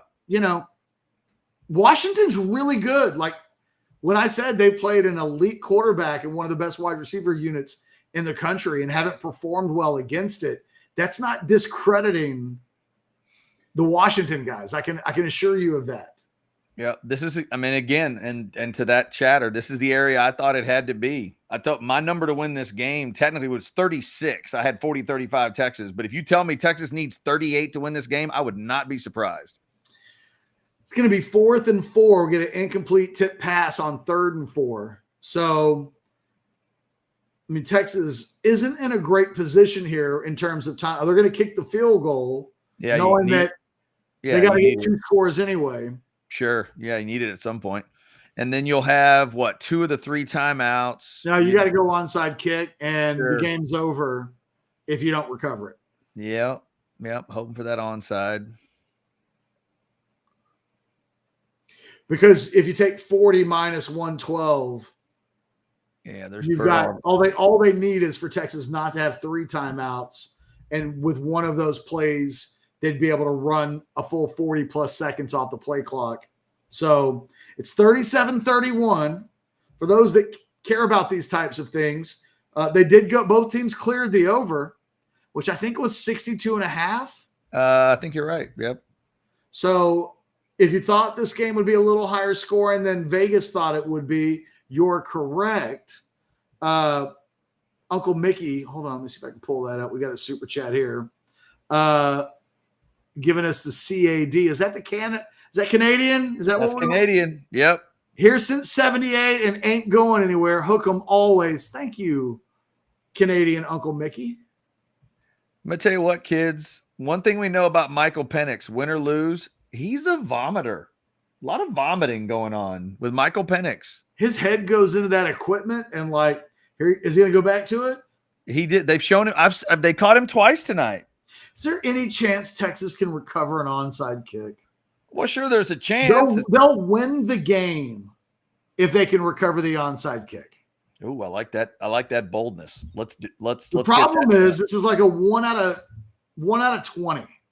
Yeah, in college football, at least, I think the stats are a little better in college than what they've made it in the pros, but we'll see. Here we go. Onside kick for Texas. Timeout, Washington. You know what my favorite onside kick is? Which one?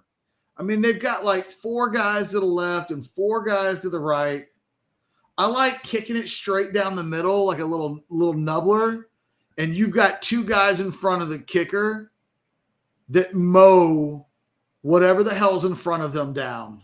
And the kicker covers it? Yes. Yeah, I like the kicker cover. Look at the way Washington is handling this. They've only got 2 guys in the middle of the field. They've got 4 guys on either side. Yep.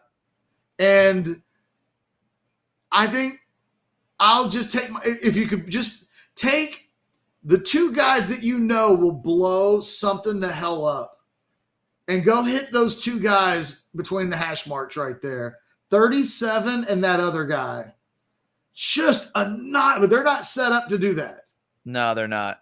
Although they're setting it on the ground like they're going to try to kick the pumpkin, kick the spinner. They're going with the spinner to the left, ball's on the ground, and it got covered by Washington. It was a pretty awful onside kick. Yeah, the ball didn't have a lot of life to it. You got to have the ball move a little more than that. 85 just covered it. He didn't kick it hard enough to make it hot. Yeah, no, it just kind of drizzled out there. It was kind of like Captain America covering the hand grenade. Well, guys, we've had a lot of fun this season. Man, absolutely. We will be back in 2024 for the first season in the SEC. But, Chad, I mean, this one's over. Yeah, it is. It is. Texas is going to finish it out at, what's that final record? 12-2? They're going to be 12-2. I can't believe Washington's running actual plays here. Yeah. Instead of just taking the knee 3 times, but whatever. Going to finish 12-2. Texas obviously taking steps, winning that Big 12 title, getting to the playoff, but not able to take that next step. So it's going to be Michigan and Washington. The 2 undefeateds get in. No rematch for Texas and Bama, and no preview of Texas and Michigan, which will obviously happen at the Big House next year. Ketch mentioned the first year in the SEC. Texas at Michigan, the first big non-conference game next year. John, $10 super chat. Been a fun year. Usually listen, but you guys are the best. I usually just listen, but you guys are the best. Texas took another big step forward this year. We will see what the future holds. Hook 'em. We appreciate that. Oh, here we go. Arthur had a $4.99 super chat. All right. I'm trying to pull it up. Hold on. What you got, Arthur? All the mistakes, penalties, turnovers. This is a 1-score game. If you could only play a clean game. Yeah. I mean, yeah. It's the kind of battle I thought it would be, Arthur. I thought Texas would need to play a shootout type of game, and they didn't play, didn't play clean enough. There was just I don't know, just a weird lifelessness about them. I'll be interested to see what the coaches and players say after the game. Would they admit to a lack of fire, a lack of something? I just didn't feel like, I don't know, something wasn't there for them tonight. Washington felt a little more dialed in at the beginning. Washington even kind of had a lull in the game at one point where I would say they weren't perfect, and Texas couldn't really take advantage of it. So it was tough. You can't let Michael Penix throw for 430 yards and think that you're going to win the game. I mean, ultimately, Washington dominated the third quarter, separated. Yeah. And, Texas has come back in the fourth quarter to make this respectable. Ultimately, though, Washington was the better football team in almost every area. Nothing about this feels like an accident. Yeah, and that's what's got to be key for the next week, Catch. We'll be breaking down the Texas side of it, and people in Tuscaloosa will break down their side of it too. But in the end, Washington and Michigan were better today, and they deserve to go to that title game next Monday. Yeah, it's hard to disagree with that because, again, I don't – other than the running game, which, Texas highlighted with, by the way, boy, if you're Washington. No. Oh, no. Here's hoping for Washington's sake that Dylan Johnson's not hurt here. Oh, man, that's awful. For a second, I thought that didn't need to run that play. Oh, that's awful. Golly. I was going to say, couldn't that have just been a knee? Right? For all intents and purposes, yes. Yeah. Oh, that's tough. Maybe they're trying to get the ball into field goal range so that they don't have to punt. Texas is probably going to get this ball back with a little itty bitty amount of time left. So maybe they were. Yeah, maybe. I mean, they are in field goal range in theory, but I don't know that you want to kick it. You're probably punting here, right? I mean, if you miss the kick, you're giving Texas the ball. Decent field position. The thing is, Chad, because of the time, they have to use a timeout here inside of a minute, right? Yes, I guess that's true. Now, yeah, they got multiple people out on the field, and Dylan Johnson is. So that stops the clock. Yes. Yeah, they're going to talk to DeBoer about it now, because then with the. I think DeBoer knows, he didn't like it. Right. Yeah, he knows the clock got stopped because of that. They're going to help Dylan Johnson off the field. $10 super chat from Colin. What I'm stating is that people are acting like this is the end of the world. The 2 fumbles are the difference in this game. We exceed expectations and need to act like it. Colin, that is fair eventually. Tonight, I could see how some fans wouldn't quite be willing to go there just yet, but you're right. You're absolutely right. $19.99. Really appreciate y'all, even with the loss. Kevin, thank you very much for that. We've thoroughly enjoyed it, and we will continue to tell it like we see it. And the shows will be back tomorrow. Regular stuff, 6:30 in the morning with Get Your Horns Up. Orange Bloods Live. Like, subscribe, get your notifications. We'll go over all of it tomorrow. Obviously, recruiting stuff coming in February. And we'll be rolling on and headed. Texas is going to get the ball back with 40 seconds. Yeah, maybe a little more, depending on what happens. If you just fair catch it, depending on what kind of punt this is. And now a flag is Washington going to take. I would decline the penalty. I would too. Washington's going to take a delay and back up. This is one of those where Nick Saban might decline it. Bill Belichick might decline it. They're going to want to try to pin. They let them. Why did they accept the penalty? I don't know. Most coaches don't think of that. The only people I've ever seen do it are Saban and Belichick to decline that penalty. Well, the thing is, you want this ball to come out to the 20. What you don't want is pinned inside the 10, and by moving back, it's going to end up being a fair catch. Oh, they're going to get him for. Maybe kick interference? Kick interference? Yeah. Kick kick catch interference is what I'm trying to say. I think That Dylan, there should be like 5 seconds left on the clock. And that Dylan Johnson injury, what are they calling here? Let's see. And the kick catch thing is the ball's going to come out to the 32. There's 45 seconds left. What's that, a 10-yard penalty? I think it's a 15. And it's a good call. It was kick interference. Yeah, no, he did. He had like one leg on either side of him, kind of trying to avoid him, jump past him, but he absolutely messed with it. And this will sound like not a big deal, but Whittington catching if he fumbles, the ball's at Texas isn't dead in the water here at all. Right. I mean, there's 45. They got no timeouts. They've got to go 71 yards.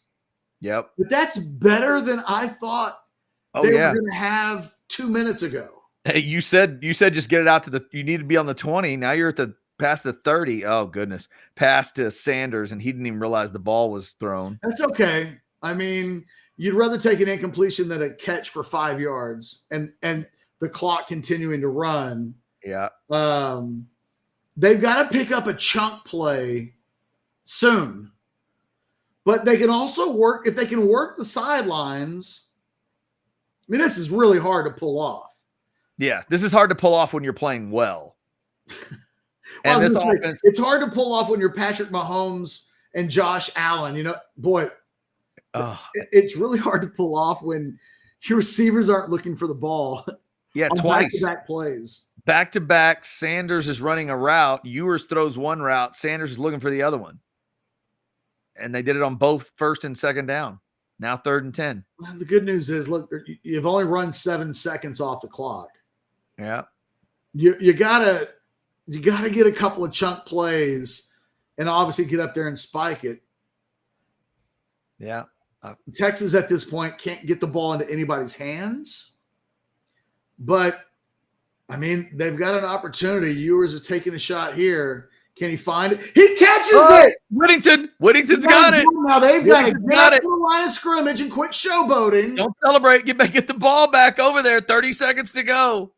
And spike the ball. Texas has got the ball inside the 30-yard line. Unbelievable. All right. Ball on. Yeah. Now, why is Xavier Worthy? They're going to run a play. They're not going to spike the ball. Oh, you got to clock that ball. They're taking the shot right now. Taking the shot into the end zone. Ew. You know what, though? You've got 3 more of those. Yeah, ball almost knocked away. You don't need enough. You need to throw the ball into the end zone 3 more times. They just showed a Washington fan that looks like he's about to poop himself because he thought this thing was done. And they're going to play this next play without their best corner. Yeah, Muhammad's going to the sidelines here. Wow. Do you believe, Texas fans? Believe they've got a fighting chance on this, Chad? Do you believe? What you would have seen was that Mitchell wasn't in a place to really compete for the ball there. Does Texas have a play called? Does Texas have a play called Gravedigger that they could use here? You read my mind. You read my mind. But you know what? I'm throwing the ball. I'm throwing the ball to Adonai Mitchell 3 more times into the end zone if I need to. Yeah, it's 3 yards different from that Alabama play. They were at 31. This is 28. And you got, like you said, you've got 3 shots at it. By the time that play happened, they had 1. Look at this stat. 1 and 42 when trailing by 13 or more in the 4th quarter. Defeated Tech. That is so ugly. Don't put that up there. That is so demoralizing. Since 2010 is that stat. Good grief. Since 2010. What a crazy play that was. They're showing the replay. Catch, this is when Washington looked like the 120th best pass defense. How could Texas not make them pay more times tonight? And how about Ewers throwing the ball deep to Whittington there? Yeah. They've not done that all season. Of all guys down the right side, you're right. Not what they've done at all. Are they going to blitz? They're not going to blitz. Ewers throwing he's got him. He's out of bounds. They gave him a catch. They gave him a catch? Yes. Oh my God, I thought he was out for sure. No, I think he got a foot down. Blue. Wow. Jaden Blue? Yes, he did. Oh man, I was dead wrong. You're right. Yeah, the right foot came down. Trying to make up for that drop earlier. Wow, what a catch. That is a great And catch. now there's still 15 seconds left on the clock. And now you're at the 12. Now you're at they've got And you're three. They're going to get. And your first down, you got at least 2 shots here, if not 3, right? They're going to take a look, but this actually helps Texas. Yeah. You get a chance to breathe. They're going to look at this. Holy smokes. It is Look at under that. review, but it looks like a catch. Ball hits hands, control. Well, I think earlier in the game, they gave that. I can't remember if it was the Michigan-Alabama game. I think that's a catch. It was Michigan. I do think that's a catch too. I know the one you're thinking of. Yeah, and I think that's a catch. So great job of coaching on the sideline. Is Tashard Choice goes back to Jaden Blue to re-emphasize what he said earlier. Really excited, and then Sark was calming him down. Like, all right, let's calm down. Let's take a breath here, because they've gone from everybody wearing white had to think it was done to now they've got life. He says for $2, what the hell? What the F is happening? Come on, Texas. I don't know, Casey. I have no idea. The football gods gave you a little air, and Texas, maybe you're ready to take it.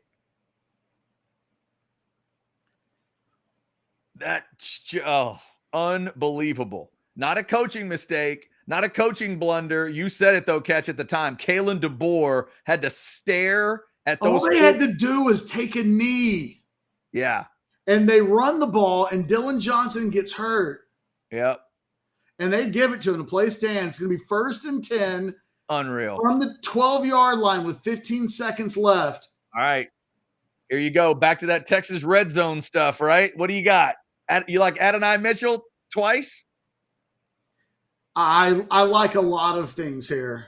Do you believe, Texas fans? How about a slant? What are we watching, Chad? Timeout Washington.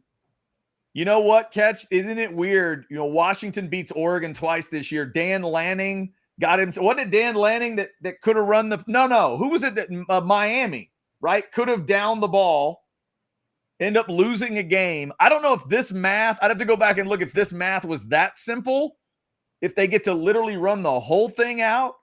But there's no way Texas would have ended up with that much time, with 47 or whatever it was. Just incredible. Plus the kick catch interference. Put that on top of it. Crazy. $4.99 Jamie. Read the chat. Not everyone thought it was over. No, Jamie. This game was over. And well done, Jamie. The only thing that has it still a game, you got to believe, is the Dylan Johnson injury, which gave Texas a 3rd timeout.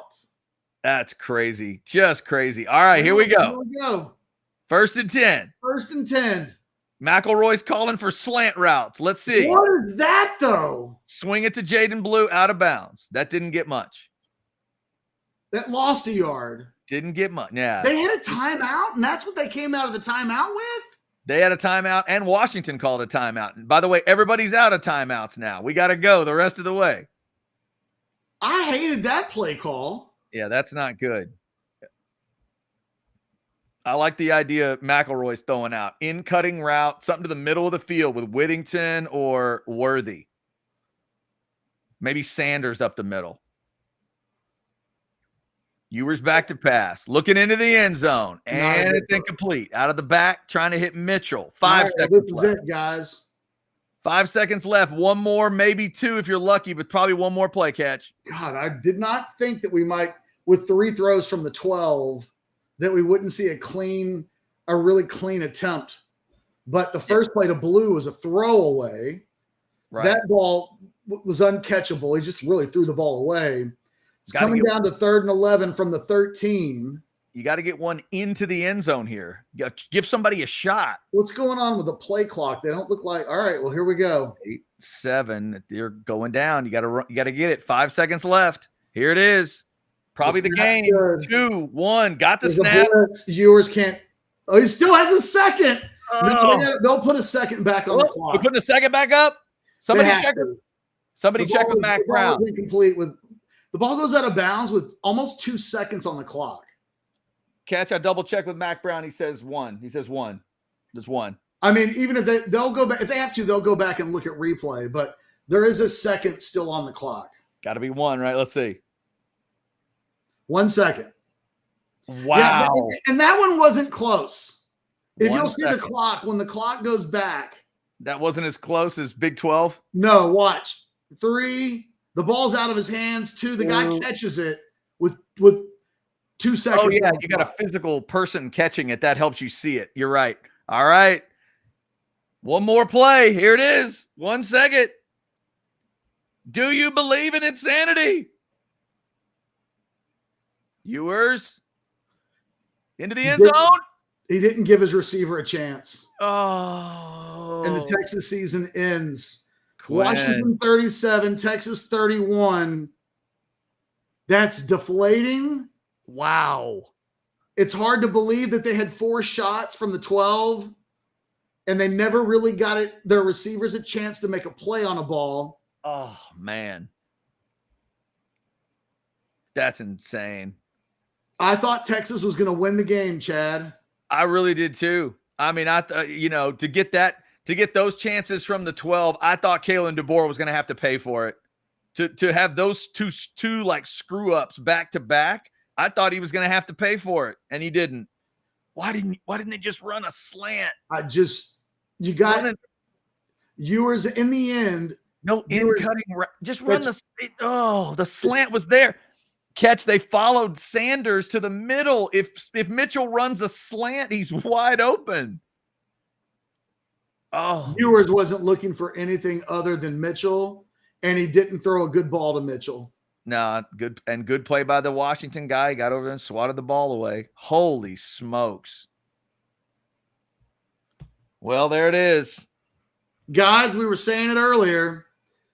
Boy, Quinn Ewers will have nightmares about not being able to make a clean throw. Hey, give Washington credit on one of those plays. They were able to make Ewers really uncomfortable. But in the end, Texas loses 37-31. It ends up being 2 incredible semifinal games. Texas fans, that'll stick with them for a while. They know 12 yards away from a national championship game on a night when they really didn't play well. Yeah, no, I had a chance to take it back. Had a chance to somehow re-grab that victory and couldn't get it done. Wow. All right, 37-31 is the final. Texas season is done. Thanks to Specs for being such a great partner on that chat throughout the season. They'll continue that, of course, with the shows cranking up tomorrow. Like, subscribe, get those notifications. Remember, the postgame show is coming up next with Catch, Jason Sukamel, Anwar Richardson live from New Orleans, covering everything on that end of it.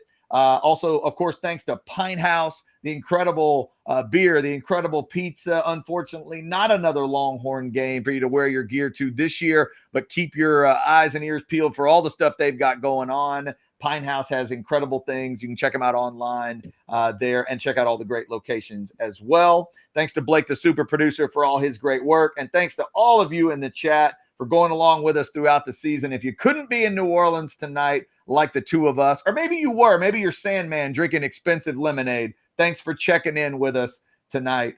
We appreciate it. Catch, you got anything else?